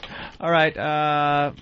Get some more info on that from the great Mr. Dukes on why that was dumped. Is it because of sexual content or political? Blizzard warning for where? Oh, no. From Jeremy in Aspen, what's up? West Palm. And CNN What's just up, had guys? blizzard warning, but I don't know for what city. Hey. Jeremy. This is actually for Jimmy's show in Denver. You're more likely to get raped by a deer than this blizzard doing anything in Denver. It won't bother us? Ain't gonna do shit, man. Yeah, I heard like they had some kind of warning up until noon today. And Well, the thing is that Denver's full of a lot of pussies. And the way it goes is they get a dusting, they're going to whine and complain. It's a blizzard of 2006. I live up here in the mountains. I got 2 feet of snow underneath me right now. could you take this guy's call, Opie? What happened? I got to get some soup. Oh. Yeah, just, yeah. All right. I'll use Jimmy's mic. All right. What soup What are you is going this? for today? The soup man. Barley, jambalaya. I want a split pea. Beef. What is this? Beef barley. No. All right. I won't be having any soup today. What? Sit back down. Stop tripping. What are you doing? Will you sit down? Why don't you have any soup? I'll move. Because We're not they used to didn't you moving have my- around so much. What's going on with Oh, you? I thought it was because I was behind you. Chili. I've never seen you move before. That was very interesting. I know. Chili. Ant's on mic, and then I turn around, and he's on mic here. I never see him move. I don't want a sandwich. Very strange when you move like that. I Anthony. wanted turkey chili. Baby! I've demanded it. Enough about the soup! Every fucking day with the goddamn soup! No one gives a shit! You want me to take a nice liquidy dump? That looks like turkey chili. Who is the douche that has to dump the soup in studio so we're distracted every day for 15 to 20 But it's minutes? delicious. It really is lovely. I'm not having any. distracting as hell, man. Language, please. Have it set up nice outside the studio. People can pick their soup real fast and come on in here. All right, I'm sorry not everybody can get this distracting service that you're getting right now. What? Fucking Kenny coming in with your shit. Here's your banana. There it is. And your fresh fruit. You have the worst timing, Kenny. I finally had these guys right where I wanted Jesus them. H. Right Christ. where I wanted them. Yeah? What do you think about this banana? Oh, God damn, there's a banana up Jimmy's ass. Damn it. Hey, I had them, Kenny. I had them. We're getting settled in here. I'm getting someone give me a Diet Coke, and I'm going to have more of the sandwich. Thank you, the guys who brought us sandwiches. They're very nice. All right, smoothie. Whoa, don't yell at everyone. All right, and make sure they put more goddamn banana in it than strawberry. You know what happened? The owner came and cock-blocked the smoothie maker and What said, happened? just half a banana. He really fucked up yesterday. I left half a smoothie there because it sucked ass. And if I don't get banana, then he's never getting my Half service a banana. again. How cheap is this That's guy? real I know, cheap. that's the owner. You know what banana costs, what, 5 cents? Tell the owner to go fuck off. There's a new boatload of savages down there, so. You got to be retrained. Yeah, well, if that Bastards. smoothie comes back too pink, Anthony's going to lose it. I really will not. lose it. We will Oh. just. I'll stop having smoothies, Hey, and you watch. That girl's here for the Fatty Pig Fatty contest? Oh no! If she's not, well, I'm just assuming. Stupid me. What do you think? Diet Coke. She here for the Fatty Pig Fatty contest? oh Jesus! Our current leader is Honey from Binghamton. She's 505 pounds. This broad doesn't stand a chance. We're paying $10 a pound. Plus, we're giving someone $1,000 as a finder's fee for bringing in the winner of the Fatty Pig Fatty contest. Ooh. I'm big, you're small. Scout. Look at the camel toe. Hey, can you stand up? I can't see from that. Here, come by the window. Oh, boy. Come by the window. She's like Just by the window. heavy. Wow, let me see. She's a big girl. girl. Nowhere Doesn't near, describe it. nowhere I say- near Honey. What are but you, about 4? She doesn't know? She doesn't know. Yeah. Would you She's avoid 3. scales? I'm gonna say she's 350. Yeah, maybe. Yeah, she's not close to 350. 500. All right, sit down. We'll get to you in a second. We got to say hi to Jerry Springer. Oh. Jerry. Jerry. They released me.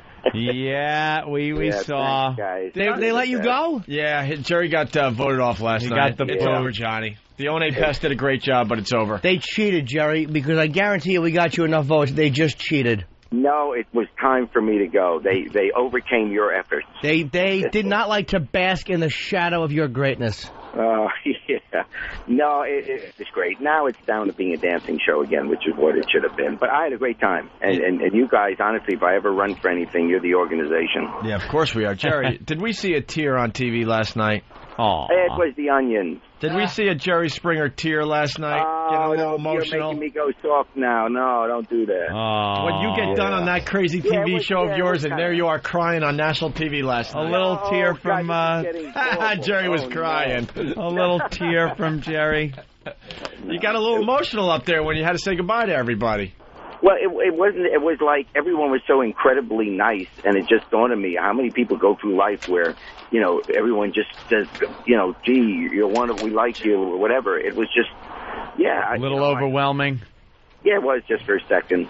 Just for a second. But then I regained my manhood. Good thing, because you give those goddamn final thoughts without with the driest eyes ever, talking about horrific things, and then a little dance show gets you a little choked up. Yeah.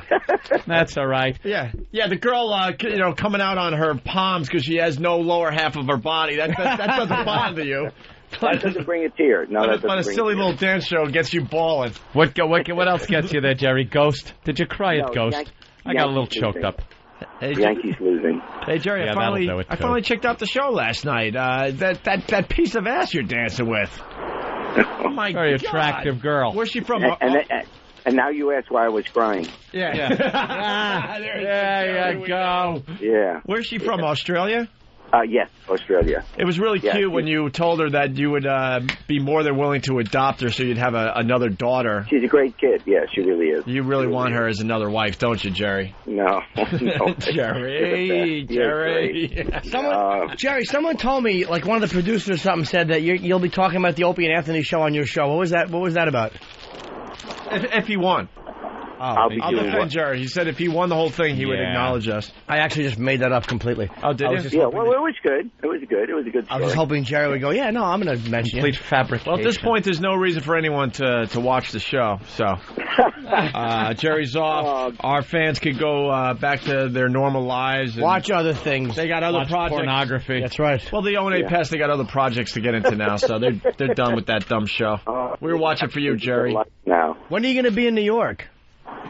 Actually, I think I may be there Monday. I think they have me on the Good Morning America and then doing Letterman or something like that. They're going to work it out and tell me today. Can you stop by? We'd love to. Well, if I'm in New York, sure I will. Yeah. Okay. We want to talk about your TV show now.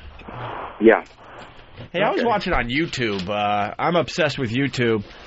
And I started with Opie and Anthony videos. Next thing I know, I'm watching Jerry Springer, Spring Break, late 80s, I think.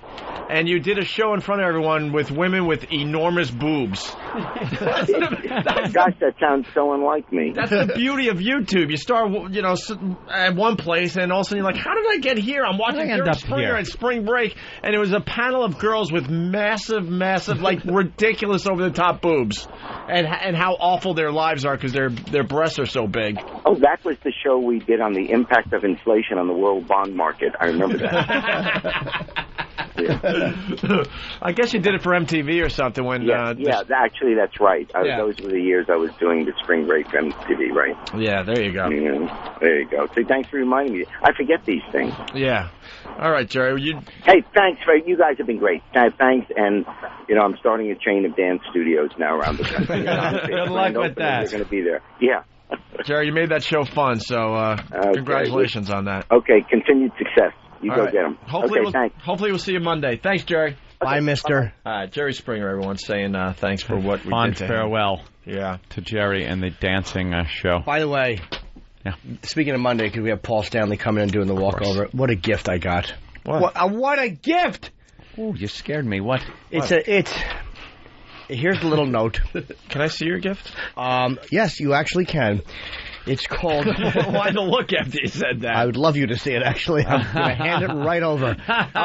Believe me, you're more than welcome to this gift. I don't want to be predictable. I hate being Jimmy, the Mad Mexican won this in a claw machine for you this week. He thought you'd like to have it to add to your Kiss collection. It's oh my God! God damn it! It's a cloth Paul Stanley doll. And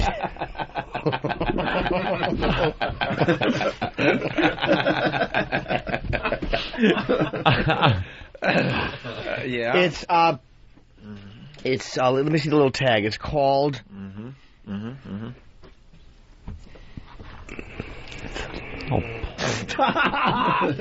it's a toy, and Paul's head is huge. It looks like Sun Yi Previn, and he's got like little wispy, awful hairs. No, I'll give you a great example of what that is. You ever been to a really cheesy, cheap fair? Yes. And the booths that are set up where you win things, that is what you win if you do the least thing possible to win something prize. Right. You know those stuffed animals that aren't even animals? Like it's shaped like just an oval with a print of like a penguin on the front? It's like, here's a stuffed penguin. No, it's like an egg-shaped thing with a penguin stamped on the front of it. That is the cheapest piece of shit. It's a cloth thing with, and the feet are really big. It looks like it's fucking Dudley Moore. Fucking Paul Stanley with 2 club feet. and the hands are like big puffy puppet hands. Yeah. And they're around this fucking thin, the guitar feels almost like, what kind of material is it? Sponge. Like a felt. It's a felt. Thick felt. Thick piece of felt. It's like the collar on a felt jacket. One of the dinner variety. And, it's a fucking piece of shit, and there's drawn-on black chest hairs, and this black thing around the neck in case Paul wants to die of auto asphyxiation. This fucking gift stinks. That is a bad one. The Mad Mexican sent me a hunk of shit. Big Kev, I want some split pea soup. I want to try the soup from the soup. That's an interesting choice. I don't remember. Look, Paul might strum a little song. I was made for loving you, baby. Yes, I was. Can I hear that again? I was made for loving you, baby. Yes, I was. As Kevin hands me my split Have pea some soup. split pea, Opie. I love split pea soup. Oh, this fucking doll is awful. Crank the top open. Where'd the Mad Mexican win this? Was there a claw toy dipping into his asshole and it pulled this out? Jimmy, can I see your doll? Still not Opie. You have to be nice to it, because I want to have Paul sign it. I'll show Paul. The Mad Mexican was right. Maybe I could show Paul. Paul, look what I have. Can I see it, Jimmy? Sure, Ope. Here you are. Did the note actually say... Yeah. To show Paul that? No, but why else would it be? Oh, yeah. Look, it's really nice. Yeah, that's a big head of hair. Do we have a picture? on it. Let Hawk take a picture, Ope. I like the hair. Look at that. Look Yeah. At that. I like that. Rock and roll. Die! Oh, jeez. Oh, my God.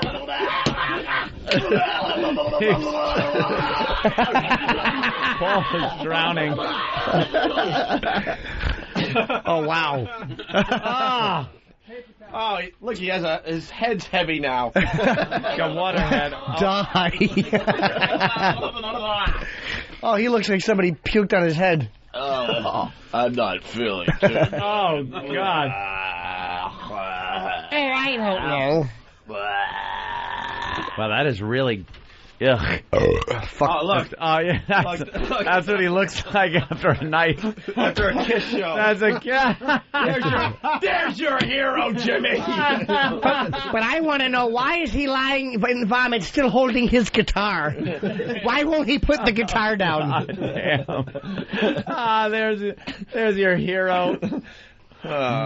Face down and vomit. Why is he holding the guitar? Yeah, there are people commenting. I saw that same picture in 1977, backstage at the Garden. I love split pea. Boy, the Mad Mexican sends fucking abominable gift. Has the Mad Mexican ever sent a gift that anyone wanted? No, unless it was his own head in a box. Or his severed dog paws. Just horrid. Chicago's paws in a box. There's this picture of him and his dog, Chicago. No. And, of course, that's ripped up. Because it's another awful gift. Thank you, Mad Mexican. It obviously is the thought that counts, because it's certainly not the price. I'm trying to break the camera. No, I'm not breaking cameras today.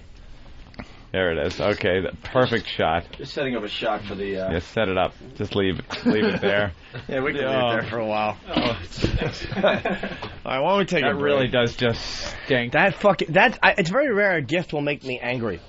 But that gift made me angry. And it should, because it sucked. Ooh, what is that now? I have some Food. Hawk brought me a sandwich, which I want. Thank you, baby. All right, Hawk. listen.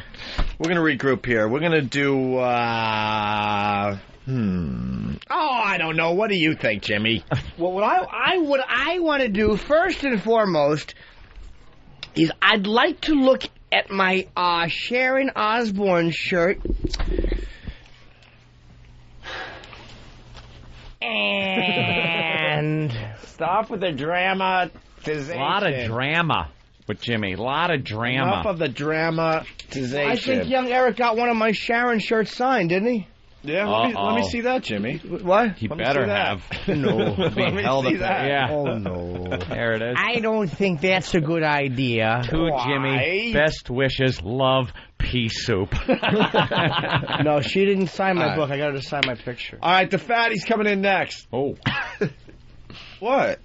What did I say? Is she here for the contest? You're here for the contest, right? What? What happened? She's cool. You all right with that? What? Sorta? I don't feel too good about myself now. Are you all right? How can you ever? It's the worst of the Opie and Anthony FU line. Fuck everyone. Fuck you. Fuck you.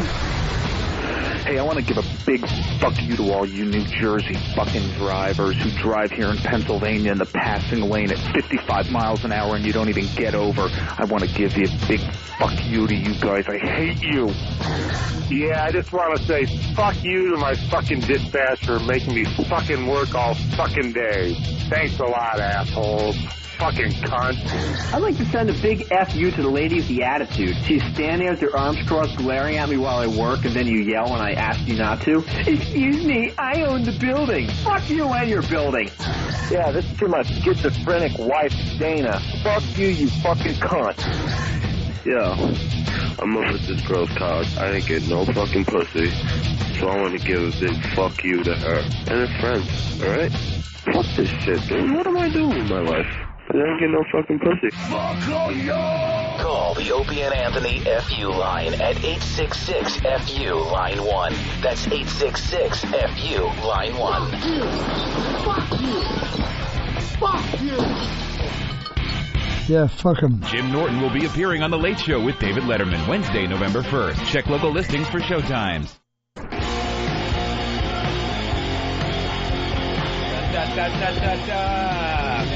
All right. Want to say hi to Jen? Come on in, Jen. I just don't like the fact in that promo Steve said Paul Stanley of the band Kiss. Fucking over-explaining zilch. Robert Plant of the band Led Zeppelin. Yeah, exactly. Will be appearing on the Opie and Anthony show. Not a Kiss fan, huh, Steve? Why don't you put Robert Plant was the lead and only vocalist. Hi, Jen. How are you? Okay. Hi, guys. You're from Rockaway? Yeah. Who's the other guy? It's my husband. Hello, mister. Hello. How long you guys been married? 4 years. Oh. 4 years. Fans of the show? 4 years of wedded fucking bliss, huh? Nice. Jen came in for Fatty Pig Fatty, but she doesn't know how much. You don't know how much you weigh? No. You're you're not even 350. Yeah, we're experts. I was You are 444 3. last time I was ever weighed, but that was a couple of years ago. And you lost some weight? Do you think you did? Hoping I didn't, but... Turn sideways. Wait, you don't want to lose weight? Well, yeah, but not for the contest. Yeah, could you lift the back of the jacket up? I just got to see some real estate. All right. Oh, you know, no, small ass for a bigger woman. Yeah. I'm feeling. Want to make a bet? I say 338. But I got the ass in the front. Yeah, you got some. Yeah, you do got a little. Something happening in 338. I'm going to say... I'm going to say 338. Well, you said that. I'm going to say 382. That's just my thing. 379, I mean. Yeah, the leader's 505. You're not close. that tall. No way. She's not that tall. How tall are you? 5'8.5". Oh. 5'8.5". Kids? What can I tell you? You guys got kids? Yeah, so. Now, were you a big girl when you got married? Yeah. How big? Big all your life? Yeah. Teased all your life? Yeah, but I can handle that. That's good. You like big girls, sir? You always dug big chicks? Yeah, pretty much. Chubby chaser? That's what they call them, you know. Yeah. That's what they call me. And you guys love gum, I see. Yeah. Which I was nice. chewing something. Oh my God. Gotta be chewing something all the time. Jesus Christ. Yeah, it's like... That's cool. That's all right. Yeah. What's your shirt say? I'm big, you're small. Have a nice day. I bet your husband bought that for you. Yeah. That's cool. That's almost like fuck with me and I'm going to kick your ass kind of shirt. Do you kick ass, sir? Me? Yeah. Nah. You do all right, though? Yeah. All right. What are you, a Spanish lady? No. Heinz 57. You're a little bit everything? Little everything thrown in there. Black, Jewish, 3 tribes, American Indian, Mongolian, you name it. Jesus, There we go. really? You get that American? Anybody who hasn't been conquered? No. Nothing on that one? I like it. I mean, you got to realize everybody's Just accurate. talking. Not funny. No, this is what, I'm kidding, Jimmy. You're actually right. What is the position you have sexually the most? I know this is a cheese dick question, but what is your favorite? The position the most common for you guys? And I'm asking honestly, because you're a big girl. So I'm asking, like, do you like to be on top or do you like to be on the bottom? Because some people I like an ass in my face. I like to be smothered with an ass. There's something about fucking having it all around me. And if you're into big women, you might like a girl to be on top of you and just be fucking surrounded. It's usually from behind. Okay. Oh, really? Well, there you go. Conquered again. Still being conquered. Yeah. See, she's ready. Do you like ready that? with that joke? Little doggy style? You prefer it? Well, we have different positions that we do. So, Really? yeah. Who's more dominant? She is. Are you? Yeah, it's obvious. You really the dominant one? I suppose. Do you spank him? No spanking. Do you make him kiss your feet? No. What's the craziest thing you guys do in bed? Yeah. You can say it. Maybe one drunk night. I don't think we get that crazy. No? No. One little liquored up night. You decided to do something a little wacky. A little crazy. Something you in the feel room silly next door, you got to kind of cleaning up after. calm. How do you talk when you're having sex? Are you like, are you talking dirty or are you doing like really nasty or are you very loving when you're having Yeah, sex? I'm the dirty talker. You are. He just gets it done. Really? What do you like to say? Oh, I'll have veal parmesan hero. It's a Big Mac, quarter pounder with cheese. No. All right. No, she probably talks dirty, but occasionally slips up. Like, yeah, fuck me. Come on my face. All right, please drive around. So you're more comfortable being vocal than he is. He's a more quiet guy. Yeah. Okay. What kind of stuff do you talk about in bed? I'm actually filling up. I like the dirty talk. Are you filling up? What do you say? Just fuck me, or do you say other things? Or do you get into scenarios and stuff like that? No, we don't do scenarios. It's just, yeah, that's it. There we go. Normal stuff. All right. Getting all Mongolian on him and shit. Yeah. Right. More fried rice. What do you want? Mongolian. Yeah, he's giving it to her. He's like, It's hot. Fuck you to your 4 tribes, remember? Yeah. Well, we should. They turned the camera off. They don't even have any confidence that she's going to win. Pop her up on the scale. Make him We'll feel try it. comfortable, at least. Jesus. If you're even, I said 379. That's probably way too high. I'm saying 338. You know what? I'm going to change to 339. Oh, you know what? son of a bitch. Son of a gun. That bottom area, that's some heavy weight. I saw that on Jen in Cleveland. You're going to be surprised. This girl is going to come in at 400. I said 379. And 45 pounds. How much? 45 pounds. No way. What? No way. 379. 445. 445. I remember seeing that on Jen in Cleveland, and that gave her a lot of weight. 379. The bunt area. Unless it's made of iron. It's a heavy area, man. That's all like water and fluids. I say, do you ever want to lose it? Do you want to get surgery? Yeah, I'm going to have gastric bypass surgery. Are you really? Okay, you'll have to come see us with the new bod. Yeah, I told them once they can learn how to put boobs back where they're supposed to be, we're on. Oh, You really? can always get that fixed. They could do that. Yeah. They sag a lot. Well, you got. Sir, do you want her to get the gastric? She said she wants to get gastric. It's up to her. If she's comfortable with it, then yeah. Yeah, right. Good for you. You're going to get a pussy-whipped bypass surgery? Yeah. Whatever you say, honey. Okie doke. Whatever she wants. Whatever she says. That's carte good. blanche to her. All right. He's a good I'll keep my laws off her body. That's good. Okay, are we ready? Yes. All right, we're stepping on the scale. This is the You love her regardless. Yes. There's no way she's even close. And the way honey was standing, is... no, I say 369. I was off by 10. Oh, it's 369? Wow, I'm way off. Damn. You let me down. I almost said 370. Sorry. You I did. lost. I took Very 8 good guesses, then told you I almost said I lied. I thought she was shorter than she is. What did you That say, fucked Ant? me up. I said 338. 330. I said Because 379. I saw like E-Rock standing next to her. I don't know, and I thought she was shorter. E-Rock's some no reason. indicator, though. His hair is deceptive. Yeah, is that it? And then like Steve. All right. Well, guys, thanks for coming by. Thank you. 369. Grab some food on your way out. Yeah. A lot of food around the joint today. When are you going to get the surgery? Probably in February. February? Huh? All Yeah, right. cool. Big Kev had it. It's good for you. All right. Yeah. Seb, turn off the Add camera. years to your life. Save the film. Good, Take care, good guys. luck. All right, take it easy. You guys Bye. can sit out there and Lovely watch the rest couple. of the show, though. Yeah, you can hang out. It'd be great. All right, talk dirty to each other. We'd like to get it on tape. I want to hear some good dirty talk. Jimmy, a friend of yours is on the phone. Stop. Oh, shit. Hello? Hey, guys. Hey, what's up, Doug? What's up? I didn't catch much of that. Who was that? Well, big woman. We're doing a Fatty Pig Fatty contest. Jim Norton came up with the name, which is absolutely brilliant. We're looking for the heaviest girl to come through, and they're going to win $10 a pound. The current leader is Honey from Binghamton. She weighed 505 pounds. There's also a $1,000 finder's fee for the guy that eventually brings in the winner of the Fatty Pig Fatty contest. Right. Yes. Tremendous. So the guy that... I'm sorry, go ahead, Doug. No, go ahead. I said the guy that brought in Honey, you could consider either Charles Grodin or Jack Black. Whichever, whether you want to go with the 77 or the updated version. It's up to you. Huh? Yeah. So where are you, man? Well, I'm in L.A. I gotta go to work later, but I'm in L.A. I got out of bed to call you guys. It's an honor. Thank you for having me. We gotta get you in. That's about all that's going on. Still early where he is. Oh, it's the worst, dude. When you call from L.A., it's fucking, you're half asleep. You're like, what's going on? Yep. Yeah, it's dark. I just came downstairs in the house, not to wake anybody up. Oh, I thought you were in Compton. So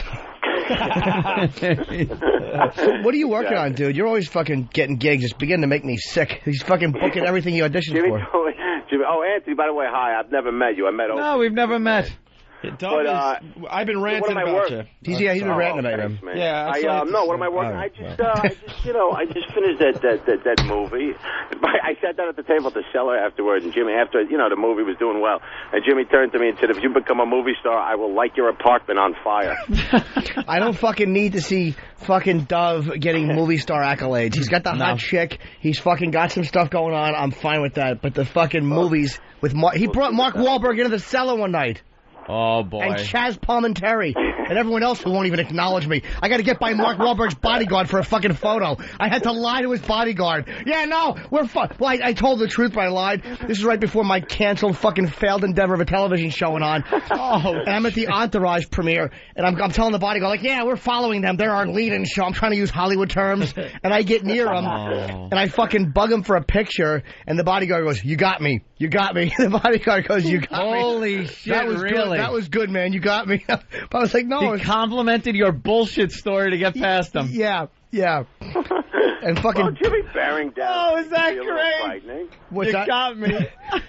and Dove, did you know, we talk about you a lot lately. Did you know Chaz called in? No, I didn't know. Yeah, I think I had the thing with Chaz the other day. I was with Chaz, and he did tell me he mentioned that he called into you guys. He was great. We had a great time Chaz with him. is a good man. I mean, he's just got something. He's got a real bearing. There's almost something. There's like a religious weight about him. But Chaz is a good man. He's got a lot of charisma. He's got presence. I told him how his friendship with you is I'm jealous. And it makes me sick, and my goal is to ruin it. Somehow. I want to get in between fucking Dove. What you do? What television show are you doing? Is this like a series, man? Yeah, no, I'm doing an hour long on NBC with Jeff Goldblum and Madeline Stowe. Fucking you working with Madeline Stowe? Yeah. How sexy is she? Well, Sexy? I haven't. She's 80. Apparently she's wonderful. I haven't met her yet. I shot the first 3 episodes. She just came on. Have you seen? She was in a movie with Kurt Russell. Unlawful Entry. There you go. Big Kev, of course, knows the answer. It's fucking Unlawful Entry. And I jerked off to that whole fucking movie. And then she came on because Kurt Russell looked good. It was his dimpled chin and his gay brother. Stop me. Give me those ribs. What was it about the movie that made you jerk off, Jimmy? Hold on. Let me smash myself. I said his gay brother. I meant Michael Douglas and a gay brother. Oh. I said Kurt Russell. Oh, she's just she's very sexy. Yeah. Yeah. Yeah. Fucking I don't know. I don't know. What is there to say? You know, I'm not sure what the hell to say. How'd you fall into this? It looks like you're on the road to something here. Well, you know, big. I mean, it wasn't so much falling in as it was scratching and clawing for the last. Yeah, years. you're working hard, auditioning, doing things like that. Yeah, Is that how I was you're meeting always these trying to people? Push that. Sure, man. I mean, you end up. I don't know. It's just frightening to just be on the road as a comic. I don't know. It's fucking. You build up a stiff self-hatred before you know it. You got a pile of blow with a bunch of hookers. It's a good time until you kill yourself. He's I don't know telling what's the wrong truth, with too. No, you're telling the truth. Dove's fucking known for... This fucking guy has been on more trains than the average fucking Amtrak commuter. It makes me sick. All he does is fucking just wave his cock around, and I don't know whether I want to cut it off or bronze it. No, but anything I say took place prior to my girlfriend. Because my girlfriend, you know, Roxanne, listens to you guys religiously. I mean, she works in the house. Yeah, she is a nice girl. But everything took place, yeah. But no, look, have I been involved in the swing scene? I've been involved in the swing scene, yes. That's a. Do you guys know anything about the swing scene? No. You actually know something about the swing scene. Yeah, but I never really went. Didn't you used to go to swingers clubs? And this was before Roxanne. Actually, I remember him telling me this. You just call it a swimmers club? No, I did it first, but then I realized I was thinking of the fucking the Susan Smith club that I want to join, which is the old back those cock blockers into the lake. No, what the swingers club you would actually go and get laid? Yeah, no, downtown. I used to go. I mean, years ago I would go, and then it was you know, it's interesting. I mean, you got to bring a girl though. Yeah. You know, it's but you know they have a buffet. And a guy can really cut loose in that operation. You get a nice buffet, you get a ziti, you lay down a thick vinaigrette. It's a nice time. Sounds nice. No, it's an interesting operation they run there. You know, I mean, if you could just walk in, you make eye contact, you're halfway there. It's a nice time. Did you actually get boxed in those places? Like would you just stand there and jerk off watching people? Yeah. I've you know, I've done that, but you can go into those guys. I mean, it depends who you have with you, but sometimes it's an interesting operation. Other times, you know, a place in Midtown's like a Bavarian ski lodge. It's a bad scene. It's a filthy operation there, but it's a decent time. I don't know. God, you have to be. Yeah, he's trying to save his relationship. I know he's a nice. Hey, the AIDS. By the way, how is your old tenant doing? No, I would never go with my girl. I never went with my girl. What are you saying, Jim? How's your old tenant doing? Oh, Roth. Roth is good. He's on the road. He's doing You're David Lee Roth's landlord, aren't you? I've heard rumors. I know, it sounds really strange. Look, I got involved with a building years ago on the Lower East Side, small building that was stabilized, and then, you know, an apartment came up. Anyway, Dave ended up in a spot there, but Dave's a real piece of work. So, well, we love him, believe me. Is he still renting from you? Thank God for him. No, Dave just moved out. Dave's on his own now. He's out with a band, right? Isn't he doing something with the bluegrass band? I am. Oh yeah. Yeah, doing some of his Van Halen songs. Yeah.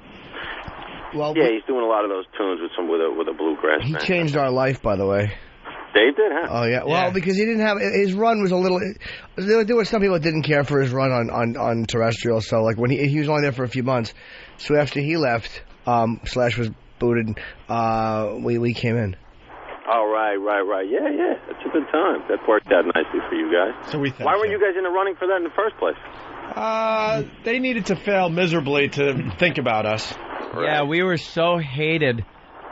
Oh, right. Yeah, you guys had a beef over there. Yeah, there was no way. That's one way to look at it. No way. That's a nice way to look at it. Ass fucking in a church, there was an arrest and 26 months off the air. Yeah. But you guys had a slight incident. Yeah, there was some kind of a tiff. Yeah, so they really needed there to be nobody left for them to choose from, for them to put us on the air. It was over. Like it was either shut down the company or hire us. Dude, when do you position to be in. When do you come back to New York?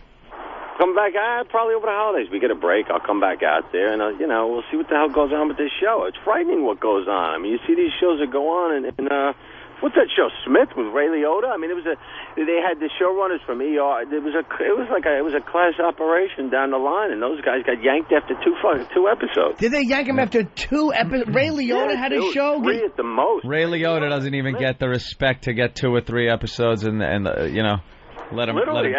They had shot like 6. They got 2 episodes. At least play the ones you shot. What pieces of shit the networks are. Seinfeld did terribly in the ratings. MASH did terribly in the ratings. Number 1 and 2 biggest shows of all time. Did Cheers do badly? Did awful in the beginning. Yeah. Seinfeld was weak up front, too. They were real weak. Yeah.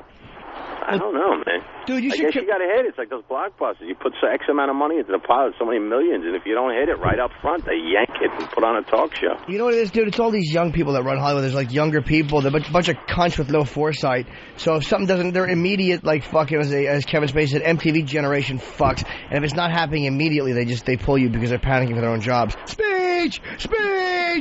God, am I a bore? Hey, dude, you got to come in when you're in fucking town. Just come in and hang with us. I'd love to come in. Yeah, we'd love to have you, Dove. I'd love to come in. I don't know. Generally, I have more to say. I don't know what the fuck. Someone is saying that you sound like Damone. Like Fast Times. Yeah, they want you to say, "Isn't this great? Isn't this great?" Vic Damone's tremendous. You know, that guy. Vic Damone. The other Damone. That character. Wait, is that his name? No, Vic Damone's a singer. Yeah, we're talking about... Right. Who's the other Damone? What was his first name in Fast Times at Ridgemont High? Wait, Mike. It was Mike Damone? Mike Damone. Yeah. Does that guy remember when he goes into restaurants and gives the dude his wallet? Yeah. Gives the virgin kid his wallet? Hey, you forgot this. This place is great. I come here for the strudel. And then he bites that thing. Strudel in high school. He was too smooth, man. He was too cool for the room. Yeah, I come here for the strudel. You're 16. You come here for the strudel? Yeah. It's great. Yeah, exactly. I come here for the matzo brie. Really?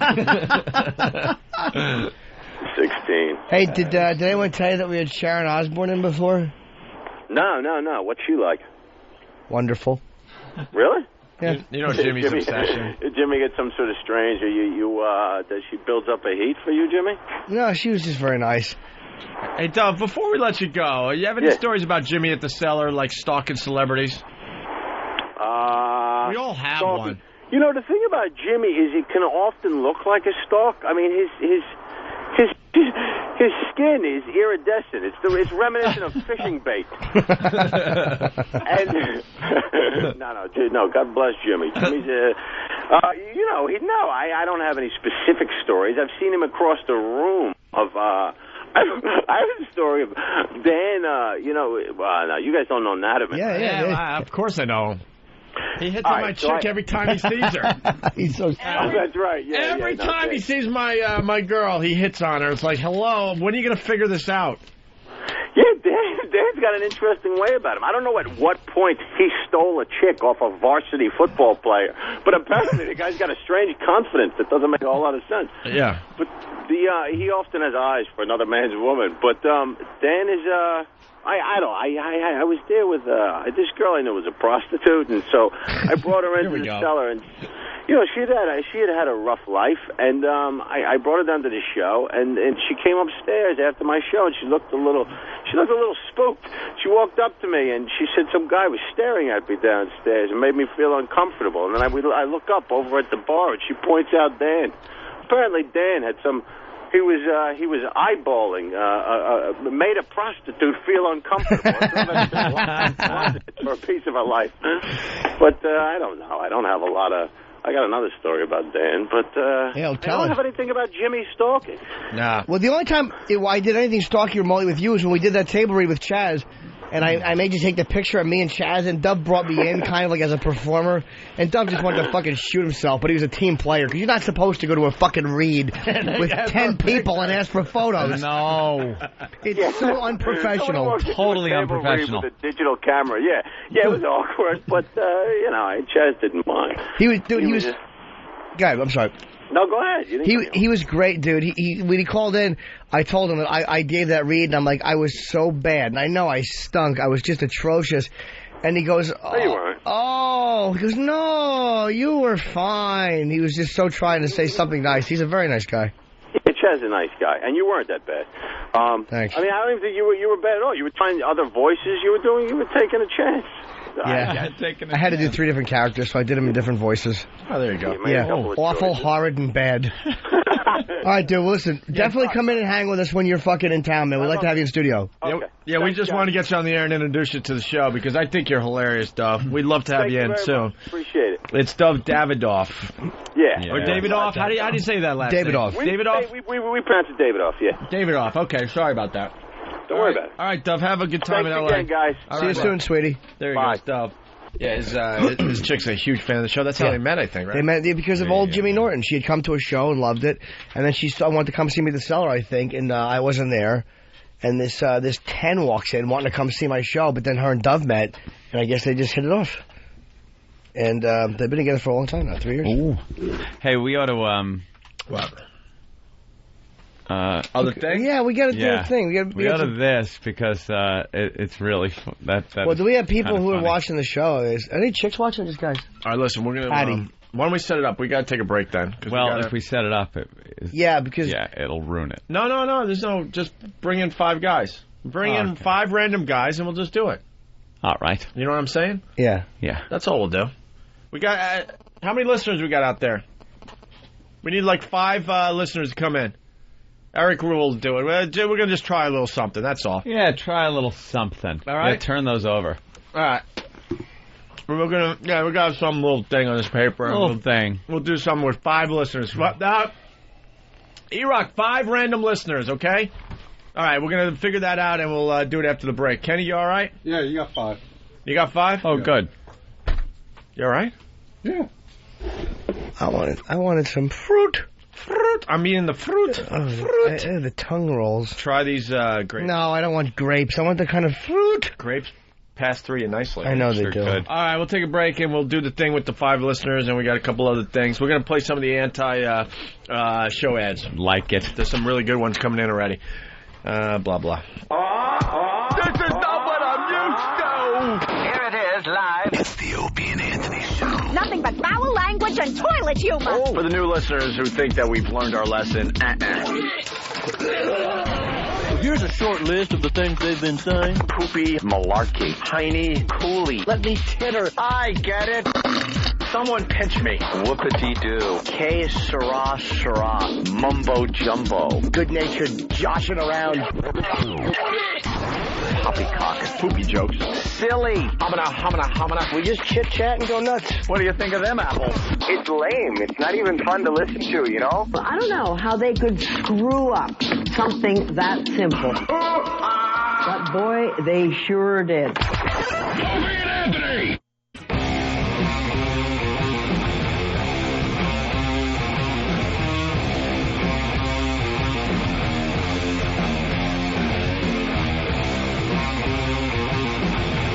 All right, we're back with the Opie and Anthony Show.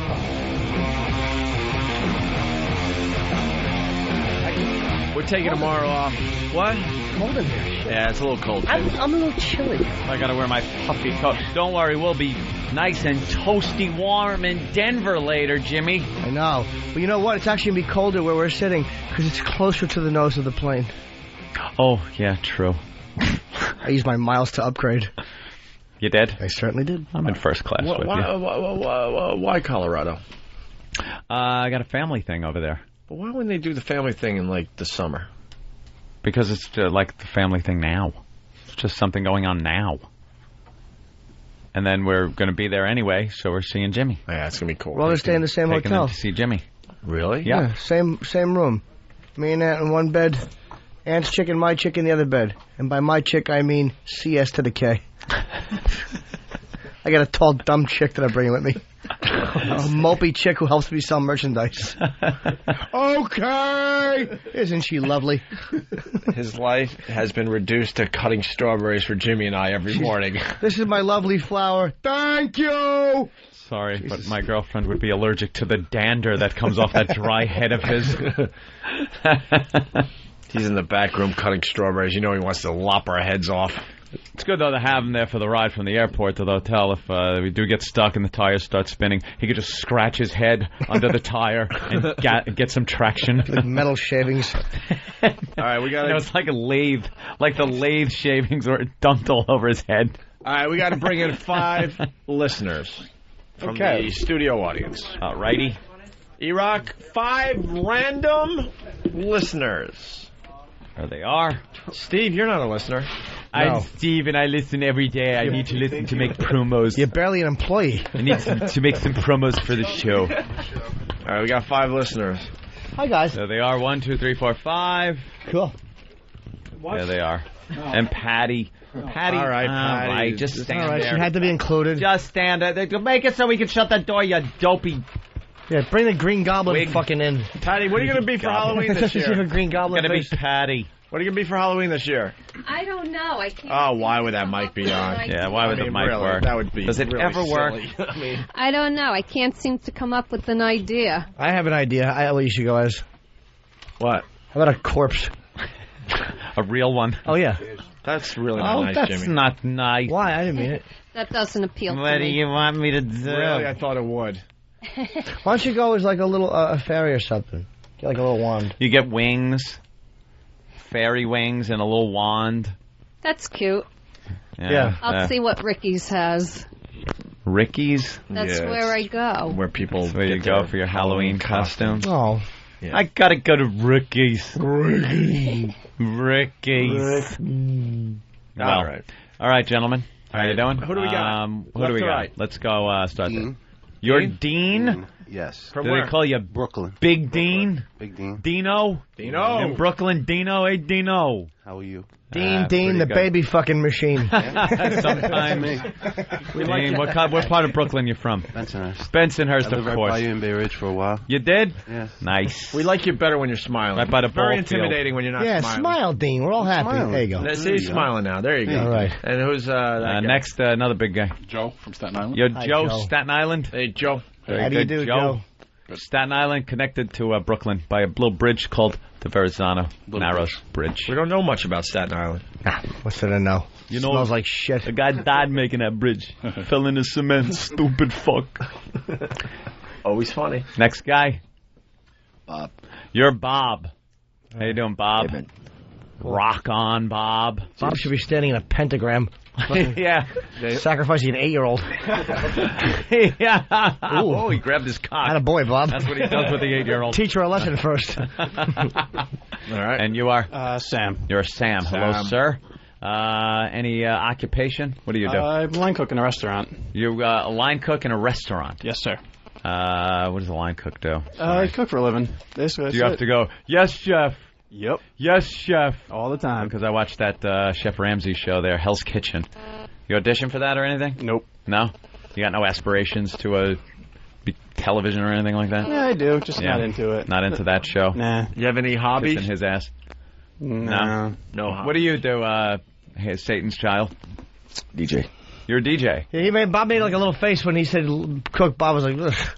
DJ on the radio or DJ like bars. Basically. bars? Yeah. Yeah. Still actually a little hungover from last night. Yeah, I hear you. What kind of music do you play mostly?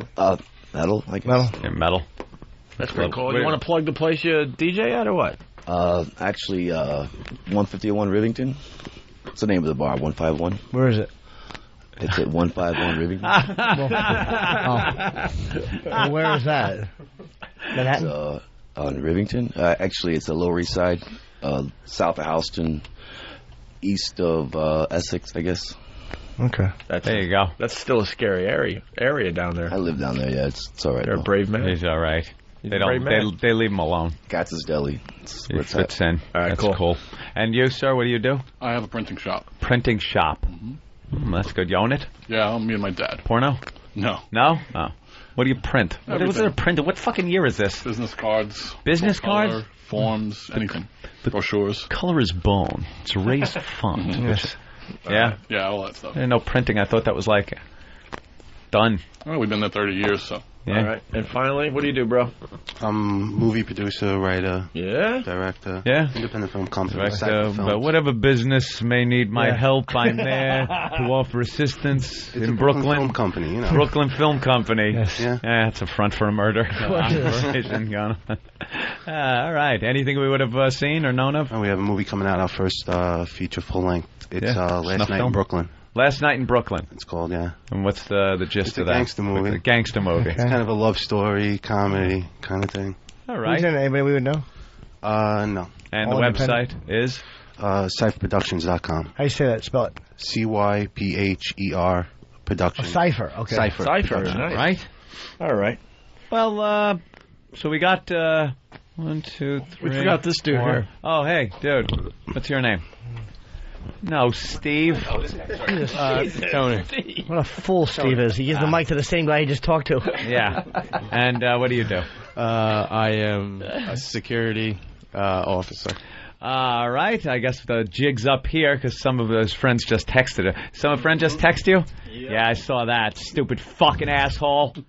Good old Sergeant Magoo. How you doing? Who was it? Sergeant Magoo. Sergeant Magoo. Sergeant Magoo is now banned from any fucking thing ever. That hold on, Pal wait. Talk, fucking message boards, everything. Sergeant Magoo is banned. Well, from. what did he text you? What did he text? What did it He say? just said don't bomb. Don't bomb. Yep. What were you supposed to bomb That's at? not bad. I have no clue. Why is he texting you? Why is he texting? Why is he texting? He knows he's on the show. Well, don't bomb isn't bad. That's Don't all right. bomb. Let me see the phone. Steal his phone. Don't bomb is fine. He's want you to suck on the Wait, show. so you're... Yeah. So you know all those guys? You know these Yeah, guys? I know all the guys in Pal And Talk. you do? What do you do? Pal Talk. Everyone knows the Yeah. Pal Talk. Are you guys? Any of you guys message board people? Message Oh, board? yeah. You ain't got no message board names or anything like that? Just Pal Talk? What do you go to the live room, watch the show, usually during the day? Because I know I go on there sometimes even like 9 o'clock, 10 o'clock at night, and the live room is still fucking rocking. Yeah. What's the craziest thing you guys have seen in the Pal Talk room? Mostly Baby Girl. She's fucking so. Is that her right there? Everyone loves Marissa. Of course. Yeah. There she is. What about you? What's the craziest thing? You guys see anything crazy on there ever? No, just lots of naked girls and Yeah. Yeah. Still waiting on Pal Talk to come out for the Macs. I'm a Mac user myself. Yeah, they should have fucking Mac. Yeah, they ought to, I don't know what they're compatibility. waiting for. Pal Talk, come on, snap up. Get with the Mac. The camera's right there on the fucking laptop. That'd be nice, right? Yeah. I'm having trouble converting to my Mac. I got a Mac laptop. I'm trying to put all my fucking iTunes and shit on it, but Mac's a motherfucker with that stuff. It's like they won't let you convert anything. It's you got to change the little the end of the file name. I don't wanna. It's as easy as that sometimes. And because I know, like I said, I go on Pal Talk a lot. A lot of weird, wacky shit goes on Pal Talk. Anyone ever get lucky? You ever pick up any girls off of there? Because I know Jimmy. Yeah, Jimmy has. Get lucky? No. No. What about you? I'm married. You're married, so you're doomed. So you not only didn't get lucky, Sir? but life stinks. Nice. You ever get lucky? Mac. Right. So. Just open up the laptop and slam your cock in it a few times. That's about it. He's a fucking DJ, man. He don't need Pal Talk to No, get pussy. He just no. fucking plays the right He's tune. rocking the right tune. While He's she's done. fucking headbanging, he just fucking slips or something. Yeah. Give her a good ass raping. What about you, Sam? No luck. Just No dip luck? into a lot of Kool-Aid. Oh, that's it? Yeah. Yeah. What's that mean? It's an inside thing on Pal Talk. Yeah. You picking up girls though. You don't use it for a got no pickup luck. spot. Wait, No. what's the Kool-Aid thing? Is it something? I'm guessing it's a fucking. Let me guess. Does it mean like that you're something about like you drink the Kool-Aid like as far as the show, like being a fan of the show? No, I don't think it's- so. Of course not. it's people Just go ahead that- and embarrass me in front of everybody. No need. People that what? No, it's just people that are into other people, and I go to say hello and shit, and everyone says, "Yeah, hey, you're dipping into my Kool-Aid," so I become the Kool-Aid man. Oh. Yeah, I kind of... Wait a minute. What's dipping into my Kool-Aid? Because you talk to other chicks. Yeah. Other guys' chicks. Yep. Yeah, I've heard about that. With him? I don't know if it's him or not, but I've Well, you heard try to bang. You like trying to there. bang other guys' chicks? No. I'm not saying that in an accusing way. I don't care. No. No. Okay. And you, sir? No, not at all. Pal Talk, you ever pick up anybody? No. Things like that? I'm awful. No way. You look like a sweet boy. Thank you, sir. I want to shave his head and face and then put baby oil all over him. Yeah. Oh my God. All right, we've Warm baby oil. We've talked to the 5 people in the studio, and all we have to say, looking at everybody, is one person here, right now, after that questioning, is a liar. What? One of these people is a lying sack of shit. Oh, no. Who could it be? Hey, can you guys hear that music?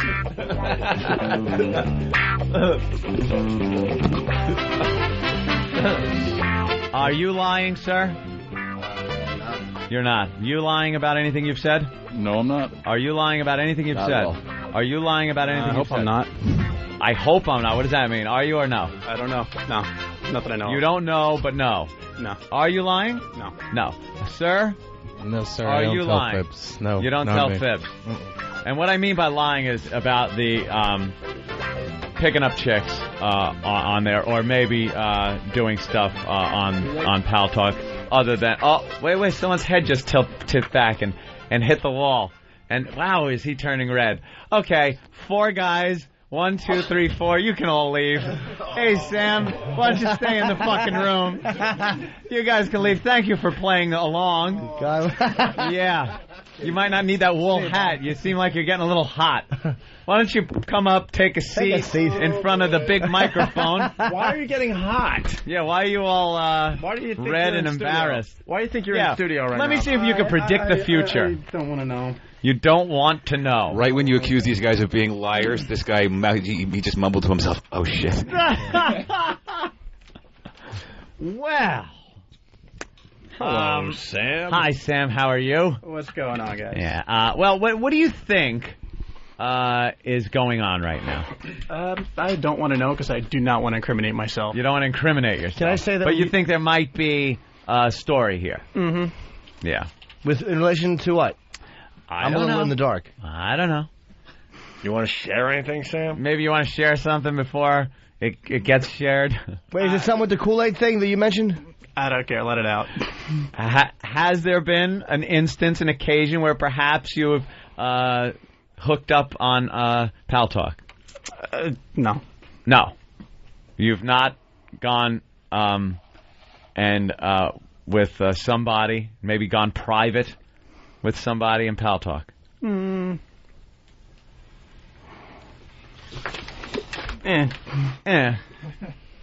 Has there been an instance where perhaps there was some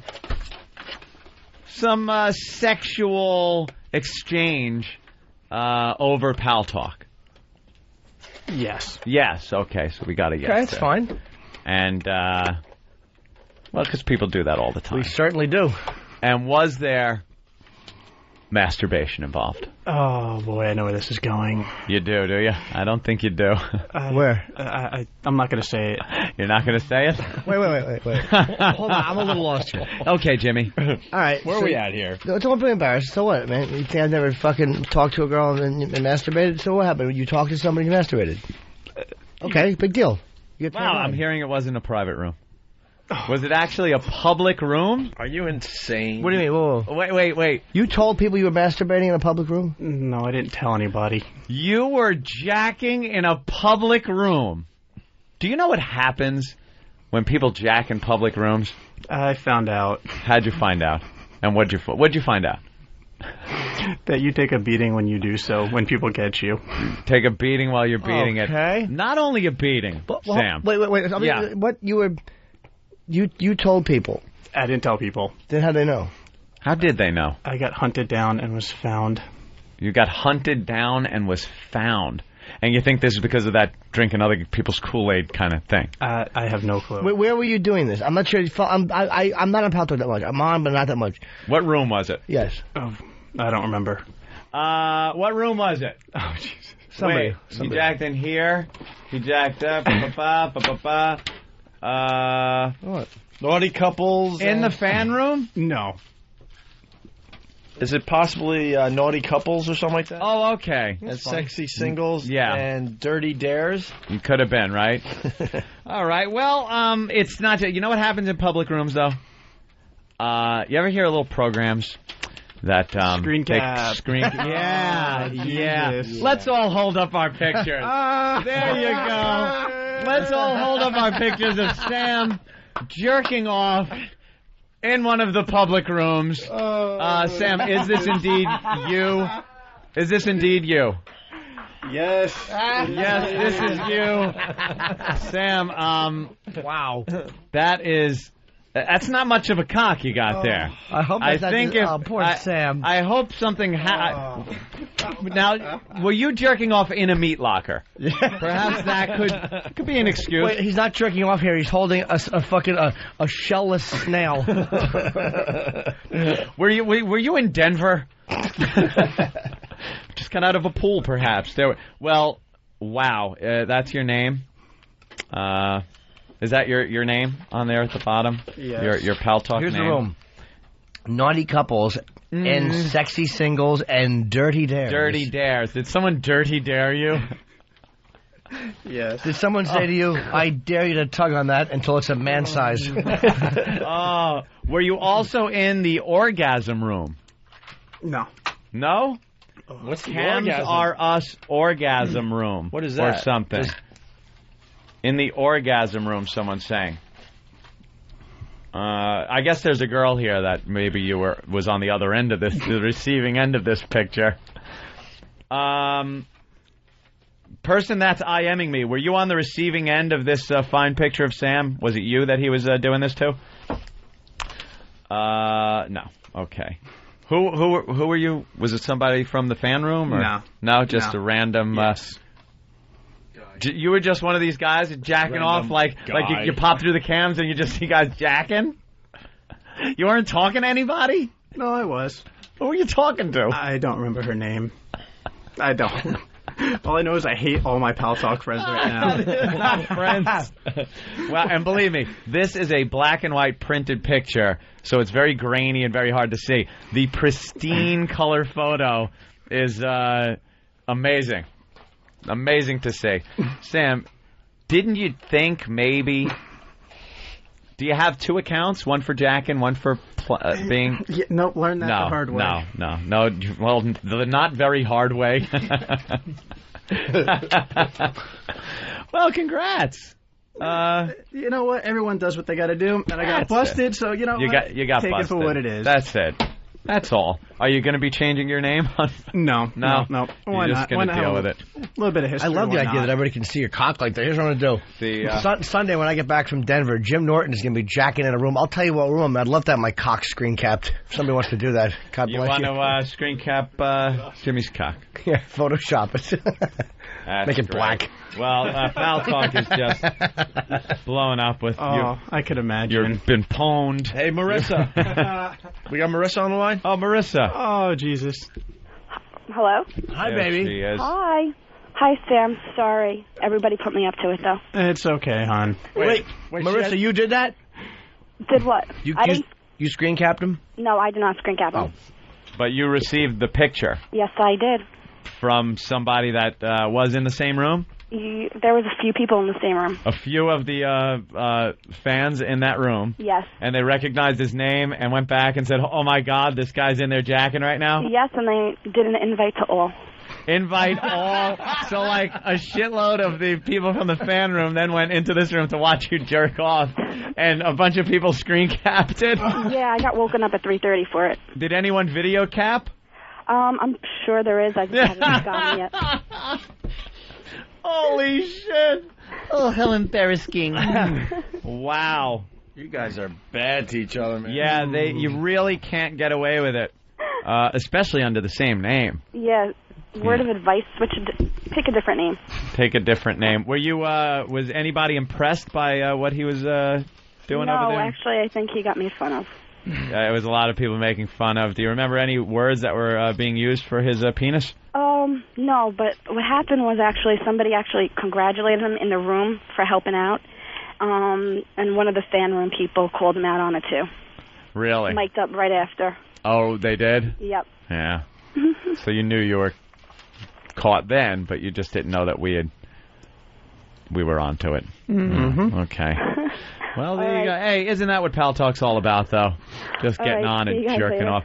Take it easy, Marissa. Thank you. This guy works in a restaurant and handles food. Well, yeah. Oh. You're a line chef. If the people on Pal Talk know the restaurant, it's going to go out of business now because no one's going to go there. Well, we wouldn't want to ruin his reputation as a cook, so we won't say anything like that. He washes his hands after he jacks. He's jerking off in the strudel. Is it? They say employees must wash hands after jerking off. Sign in the bathroom. Did you ever look at Marissa and Scrap? I have. No. Come on. I can't believe anything you say now. That's fine. There's those days where Marissa's just sitting in her chair with only the little boy shorts on. How do you You've not never jerk off spanked to that. I have. But No. you've jerked off in a public room that's pretty much 99% other guys jerking off? I have respect for the fan room.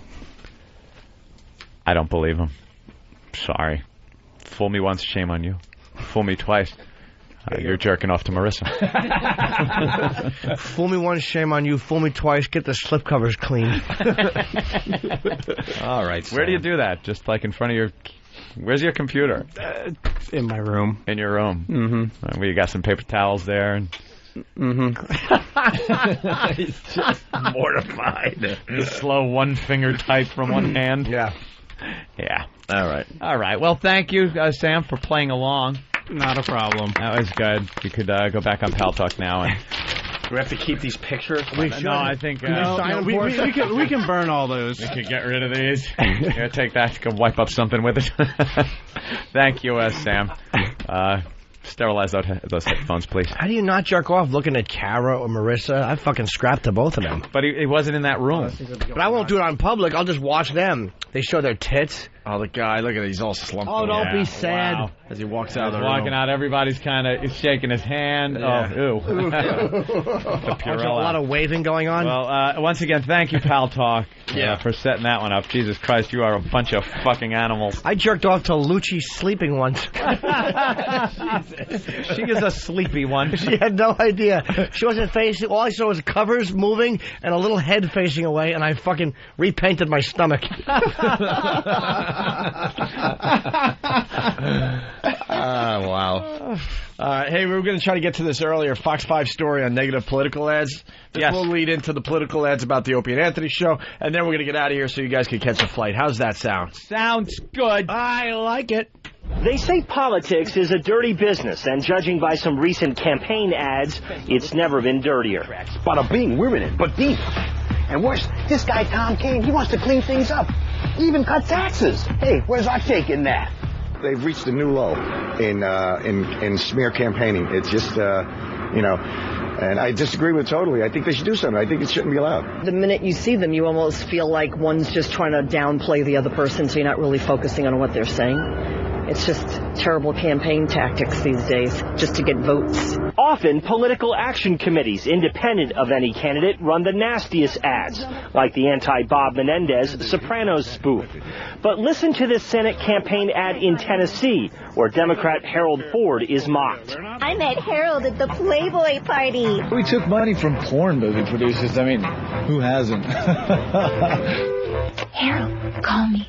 Pretty lowbrow stuff, and the ad directly from the Republican National Committee, one the GOP's own candidate thinks is over the top. We think the ad is tacky. We think it's not senatorial. We think it has no place in this race. There you go. See, here's what the politicians do, which is it amazes me. They put out these ads that are so despicable and so negative and just mudslinging. Then they get on and say how horrible it is that ad is running and it shouldn't be running. Well, then have it taken off. Should it be called mudslinging at this point? It's more than that. It's cum-slinging. This is cum-slinging. They're cum-slinging right in your face. and shit-slinging. Right. The way Miggs threw it, right at your mouth. Oh, we can't get enough of it this Bob year, Menendez said, "I can smell your cunt." Paul R. Nelson. Paul R. Nelson. Who's his opponent? The guy we love? Wrong kind. Ron Kind. See, it makes you remember his name. Yeah. That ad does nothing but make you remember the candidate's name. Ron Kind voted to tuck your dick between your legs and kill a senator's daughter in a well.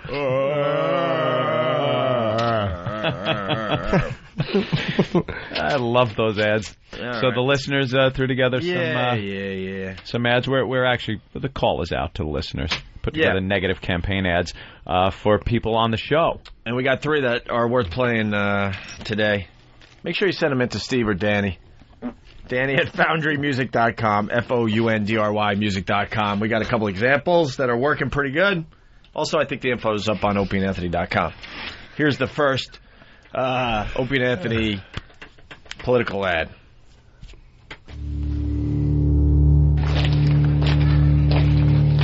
Anthony Cumia has a very big secret.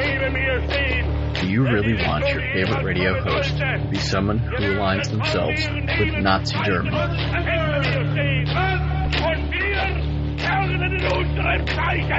Anthony Cumia admitted this himself. I'm into Nazis.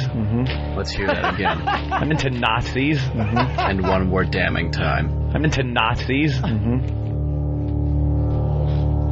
Paid for by the friends of Billy Burr. When did I yell I'm into Nazis? When haven't you? Right. During Schindler's List? Now they could just clip, when did I yell? Right. And you'll have another, I'm into Nazis. There you go. There it is again. Oh, Jimmy. So there's the first one. Very good. I don't say things that are going to damage my political career. No. Like, you'd never hear me saying, yeah, my name's Jim and I suck cum. You know, a listener, Jim, might take that clip now and twist it around and use it against you. Jimmy. You got to be careful, because there are guys who will go, yeah, give me $10. I'll let you fuck my mother's mouth while she sleeps. People might use that in an ad that you're trying to gotta be very careful. Take money with what you're saying on and the show. sell it off your mom like that. Oh, I don't You got to watch. You can't say things like that. Like, use me as a cum dumpster. Because people will use it. See, if you disguise your voice like that, through the almond filter. Nobody knows who you are anymore. Now I can be whoever I want. Go ahead. I dare you to isolate this. Give me a load, I'll swallow. Here's the next Opie and Anthony. I did a lot of gay references today, by the way. I apologize. Go ahead. Opie and Anthony show political ad.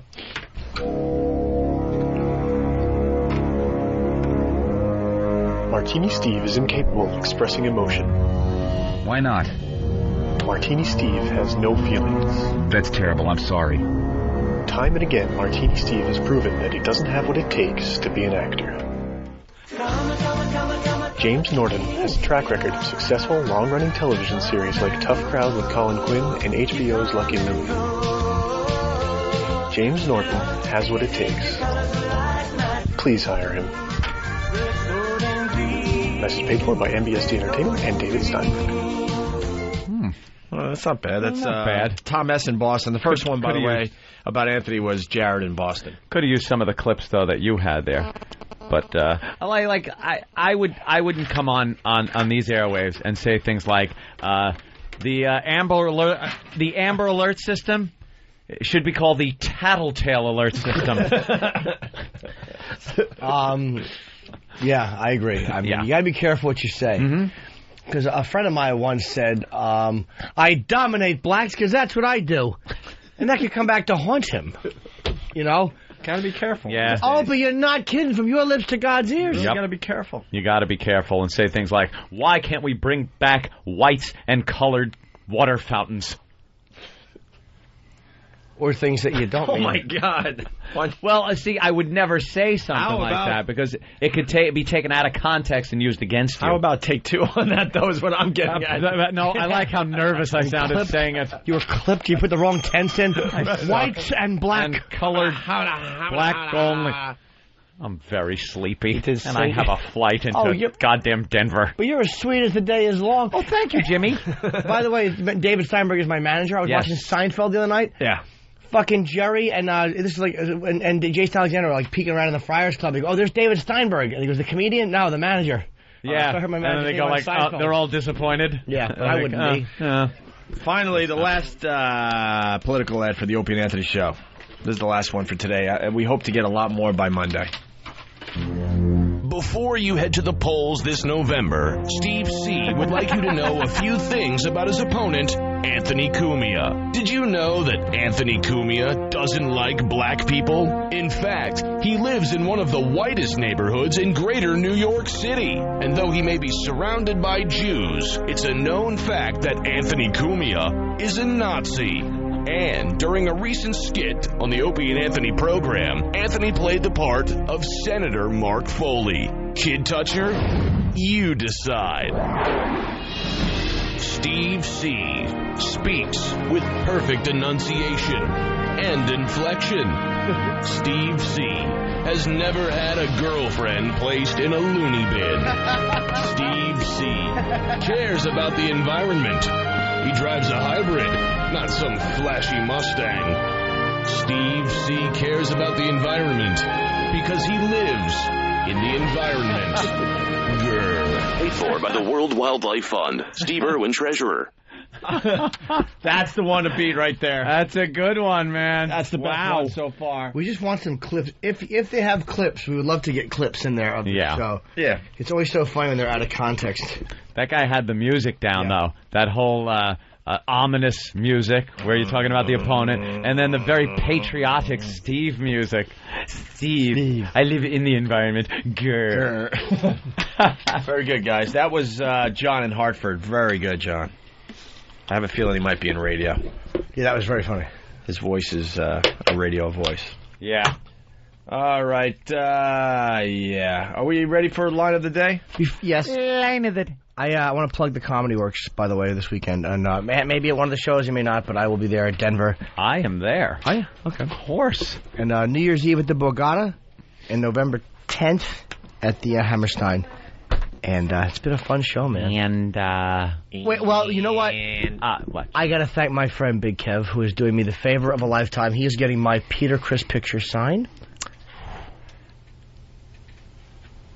And he'll be. Where are you appearing? I'm going to plug you, whether you like it or not. I'm gonna be at that Chiller convention this weekend. They can check it out at chillertheater.com. Okay. The extensive guest list.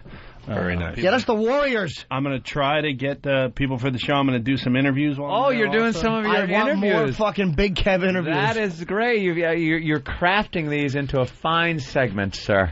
I hope to get Pee Wee Herman is the big guy. That would be a good one. Nice. Yeah. Big Kev has a 1-minute interview, and 30 seconds of it is, so, hi, I'm Big Kev, and you're doing a film produced by Warner Brothers, and what can you tell me about that film, which was shot in Technicolor? Time's up. That guy's 8 seconds. It's a good movie. Good movie indeed. Well, I'm Big Kev, and that was Pee Wee Herman. That's right. Paul Rubens. Being dragged away by his publicist like the fucking Apollo guy. Jesus Christ. Right. Maybe if you said, I'm Kevin, and said your last name, and said, I'm Big Kev, because that doesn't sound official. Yeah, but, that's the character that I have, so, Okay. Put that Got to stay in character, like Mr. Honors. 2 quick phone calls, then line of the day. Hey, how you doing, Ron? Ron Vegas, go. Quick phone call. Hi, Ron. Welcome aboard. Go. What? I tell you, we're going to need a bigger bell. The inappropriate bell? We're going to need a bigger bell. Yeah. All right, let's go to Chris on Long Island. Chris? Oh, hey, I want to do what I learned for the week since you're off tomorrow. Yeah. I learned that Stephen Hawking has a small hoo-ha. We don't remember that, except I remember them talking about it. All right. Well, thanks, Chris. Me now. Goodbye. No, it might be us, actually, so we'll let you slide. Yeah, we're not just sure. Tired. Yeah. All right. Line of the day, sponsored by BowDogFight.com. Log on and watch American fighters battle for the right to represent the U.S. in a bout against the Russians. It's all on BowDogFight.com. A mixed martial arts tournament and docu-reality unlike any seen before. Go check it out for yourself, okay? Vote for the line of the week at ILikeToListen.com. Yeah. Okay, very good. ILikeToListen.com. Check that out every once in a while. Make the sponsors happy, please. Easy thing. Yeah. All right. That's all the excitement I've seen Than show in the fucking year. That's all, he got really riled up there. Yeah. His fucking right arm move. Yeah. Here is the runner-up line of the day. Look, man, it's all about getting some press. I'm sorry. That's what she's doing. She's getting a lot of press on this getting one. a ton of press. Her star isn't as bright as it used to be. Neither are her kids. Anthony! Honored for another runner-up. How is that? Always the bridesmaid, never the bride. That's all right. Always the bridesmaid, but you never wind up with an anchor tied around you, do you? And finally, here is today's line of the day.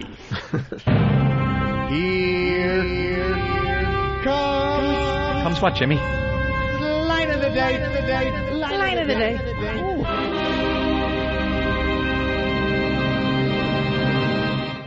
I'm Paul R. Nelson. Maybe that little sniveling snitch caused the mother to not want another one running around the house. Yeah, really. Thanks, kid. Boy. Annoying, whining little child. It's your fault that thing. I want another one of these. 2 pieces.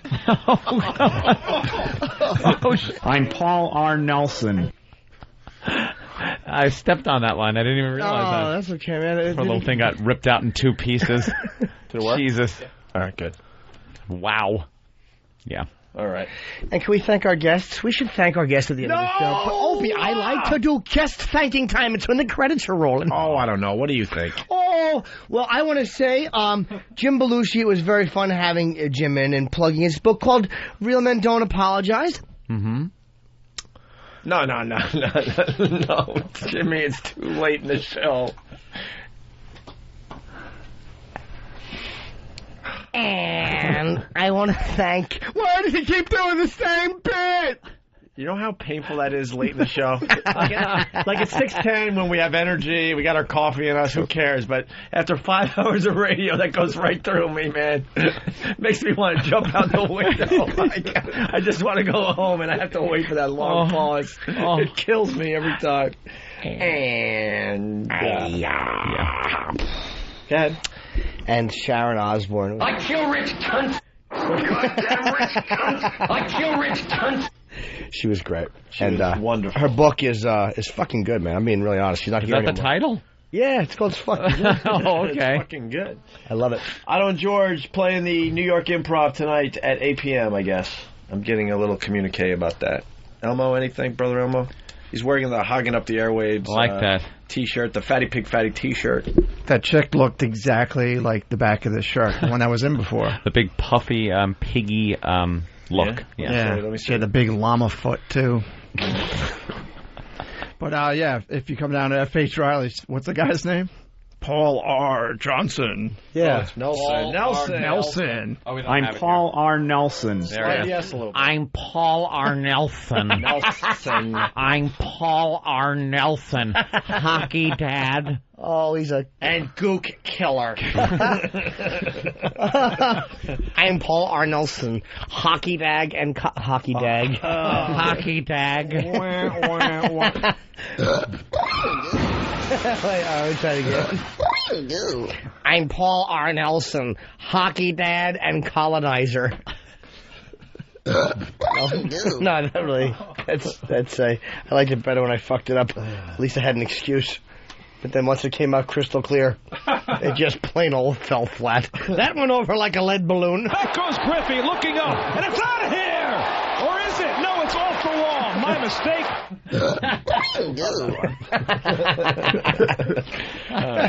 That went over like a lead balloon. I'll keep saying it. So what's the plug? So we go home. Just say anything that these two guys said, and you'll get Halloween tickets as long as I got them.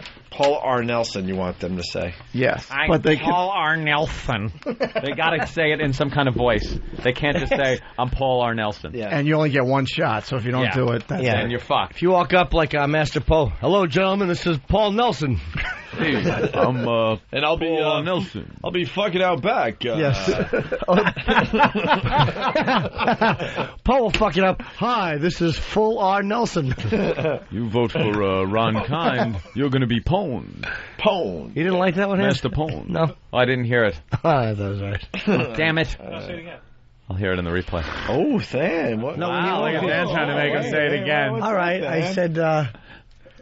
I said Master Paul will screw it up and come up and go, hi, I'm Full R. Nelson. Oh, because he's into the martial arts. Yeah, And, it's like a that's physical... a hold.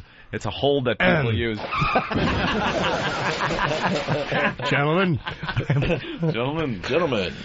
Paul R. Please FH do one. Riley's Friday, Saturday, run into Brother Elmo late because he sleeps all day, and he'll have Halloween tickets in his back pocket. Right? Yeah, thanks for throwing me under the bus there, pal. 400 New York Avenue, Huntington Village, my bro's place. What do they have to say? I'm Paul R. Nelson. Let's hear him say it again. I'm Paul R. Nelson. I'm Paul R. Nelson. Okay, it's more nasal. I'm Paul R. Nelson. No. I'm Paul R. Nelson. If it helps, pinch your nostrils between your thumb and forefinger. I'm Paul R. Nelson. I'm Paul R. Nelson. I'm Paul R. Nelson. I'm Paul R. Nelson. I'm Paul R. Nelson. I'm Paul R. Nelson. I'm Paul R. Nelson. I'm Paul R. Nelson. I'm Paul R. Nelson. I'm Paul R. Nelson. I'm Paul R. Nelson. I'm Paul R. Nelson. I'm Paul R. Nelson. I'm Paul R. Nelson. I'm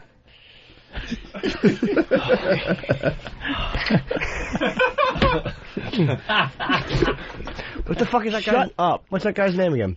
I have no idea. Who knows? Who could Slipped remember my that mind. stuff? Yeah, all right. By the way, that's going to be in people's heads all fucking weekend. Yeah. You think? You'll be fucking your girl going, oh my God, I'm Paul R. Nelson. I'm Paul R. Nelson. I'm Paul R. Nelson. I'm Paul R. Nelson. I'm Paul R. I'm Paul R. Nelson. I'm Paul R. Nelson. I'm Paul R. Nelson. Shut up. I'm Paul R. Nelson. I'm Paul R. Nelson. Oh, motherfucker! I'm Paul R. Nelson. I'm Paul R. Nelson. Enjoy the bumps to Denver, boys. We're on a 737. It won't be That'll bad. be fine. Yeah, I'm sure that's not That'll going be to be fine. a problem. I don't care. Bumps don't bother me, I'm telling you. You guys are just lucky that weather goes from doesn't go from west to east. Doesn't it? I don't care if it does or not. No, it really doesn't. Right around Texas, it goes south. So You go around it. So you're lucky. You go around it, over it. Yeah, don't worry about the bumps. I never care about the bumps. I'll tell you why. Because I'm Paul R. Nelson. and I'm a hockey dad. I'm used to bumps. They're on my son's ass when I finger it. all right. Can we go home? I'm a hockey dad. Hockey dad. Fuck is that? All right. Let's.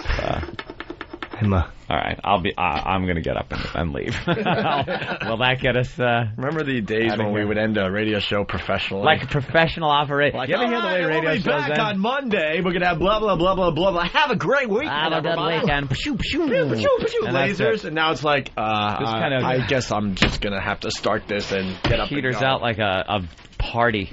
Like, people just kind of leave, and you're left there with, like, 3 people you don't want to be with anymore, or drinking the beer that's flat beer. There's 2 people left, and you're like, why are they still here? I It's can't go to just- bed until this idiot gets off that couch and goes home. Just leave.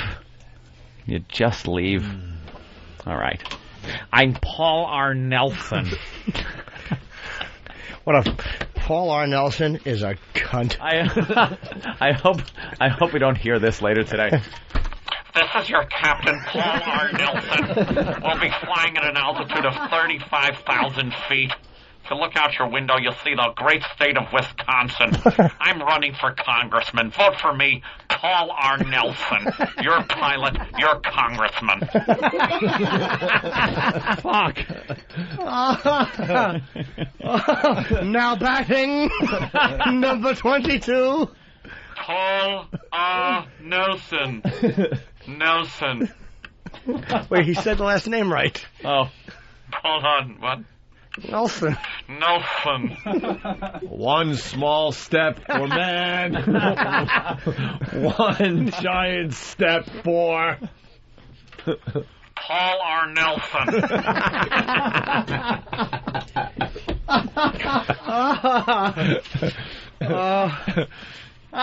He's saying Paul's the new Pat Battle. Going through the thing. Any more we could think of? Oh, they might have one. Ich bin ein Paul R. Nelson. Ask not what your country can do for you, but rather what you can do for Paul R. Nelson. Down goes Paul R. Nelson. Down goes Paul R. Nelson. I'm Paul R. Nelson. I'm Paul R. Nelson. I'm Paul R. Nelson. I know. I'm Paul R. Nelson. No, I'm Paul R. Nelson. I'm Paul R. Nelson. I'm Paul R. Nelson. I'm Paul R. I'm Paul R. I'm Paul R. I'm Paul. Give me some poppers and a cock. I hope Paul R. Nelson has half of his colon removed. His fucking intestines should just have a rock attached to them. This is a day that will live in Paul R. Nelson.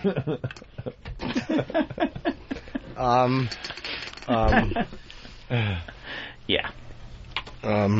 Now someone's doing the, Full Metal Jacket. All I ask for my Marine.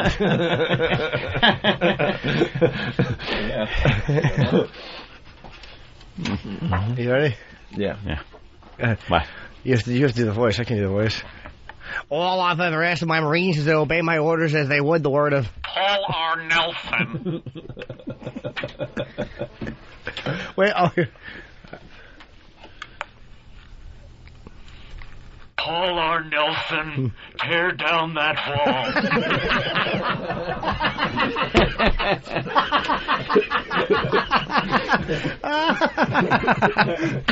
wall. Everybody, his name was Paul R. Nelson. His name was Paul R. Nelson. His name was Paul R. Nelson. Ladies and gentlemen, I have to inform you that Paul R. Nelson has been shot and killed in Dallas, Texas. Paul R. Nelson is dead.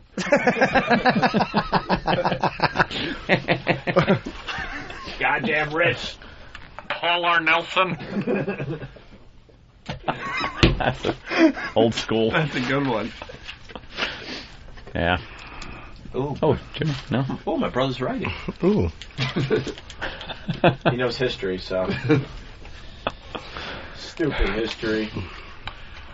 I knew Paul R. Nelson, and you are no Paul R. Nelson.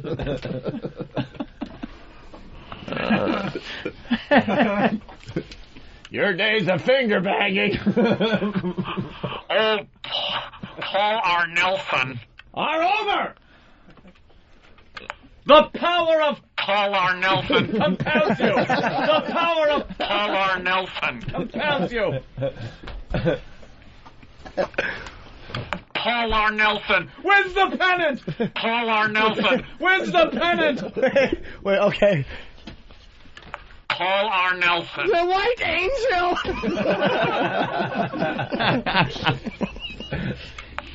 Let's get crazy. You, me, Betsy, Paul R. Nelson.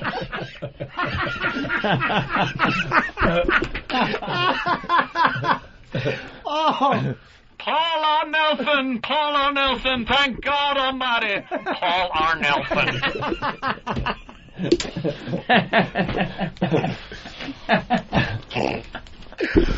Oh my God. Snakes on a plane. Coming Get in Pal Talk. Oh. Mike, you don't come to Las Vegas and treat a man like Paul R. Nelson. Like that. You think I don't know how they talk about me? Go ahead, send Paul R. Nelson to the airport. Get the kayak. Just let them touch Paul R. Nelson. All right, go on. Be a murderer, just like Paul R. Nelson.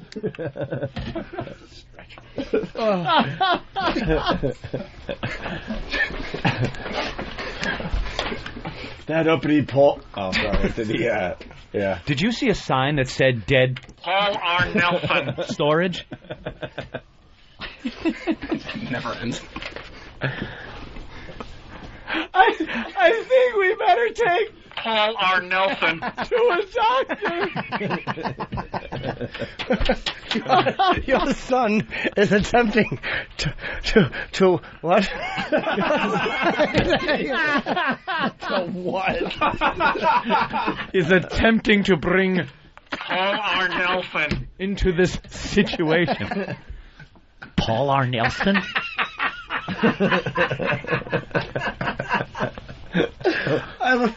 Somebody pop your fucking eye out for... Paul R. Nelson.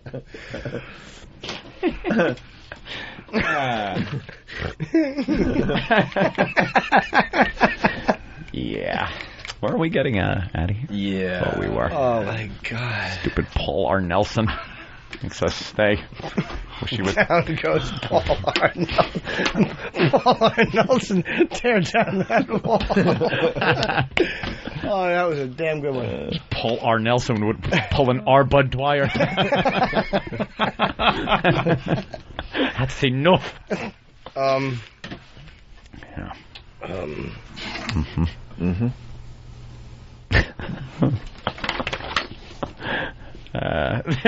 Yeah, the listeners stink.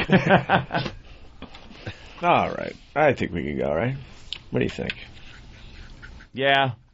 I think that's a good enough lull where now the moment's over. Even if you did come up with the next great one. All right. Yeah. Give it a shot. Hello, who's this? Oh, Big Al Tulsa. This is the best I've ever heard. Just tell him, awesome show. Thank you. Thank you. All right, Big Al. Let's go to line 3. Call from Paul R. Nelson. Who's this? Left the building. Has left the building. Who Need the music, though. You got to go out on that one. All right, who are you? That's Brendan in Wisconsin. We're not going to vote for Paul R. Nelson. Hey, what's your name? Brendan. Turn down the radio for a second. Thank you. That's Big Al. You turn down the radio? Yep, it's off. All right, Brendan, the show's yours. Yeah, take we'll the see show. You guys Monday. We're done. Do whatever you want. You're on the air. Paul R. Nelson has left the building.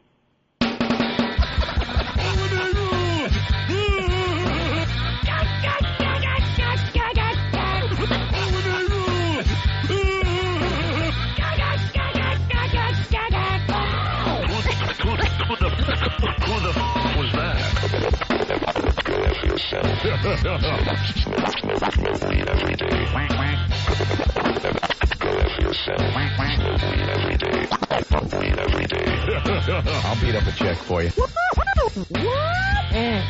Oh! You're not gonna do it! You're not gonna do it! You're not gonna do it! Okay, watch this. Get out of here, twat!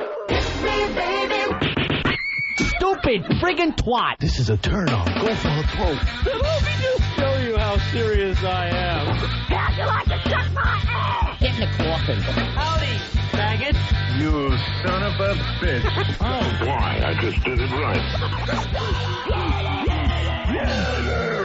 Line of the Day is brought to you by Bodog. If you want to vote for Line of the Week, go to iliketolisten.com. Jim Norton will be appearing on The Late Show with David Letterman Wednesday, November 1st. Check local listings for showtimes. Joining the Opie and Anthony XM walkover on Monday, October 30th, legendary frontman for the band Kiss, Paul Stanley, handing out copies of his new CD, Live to Win.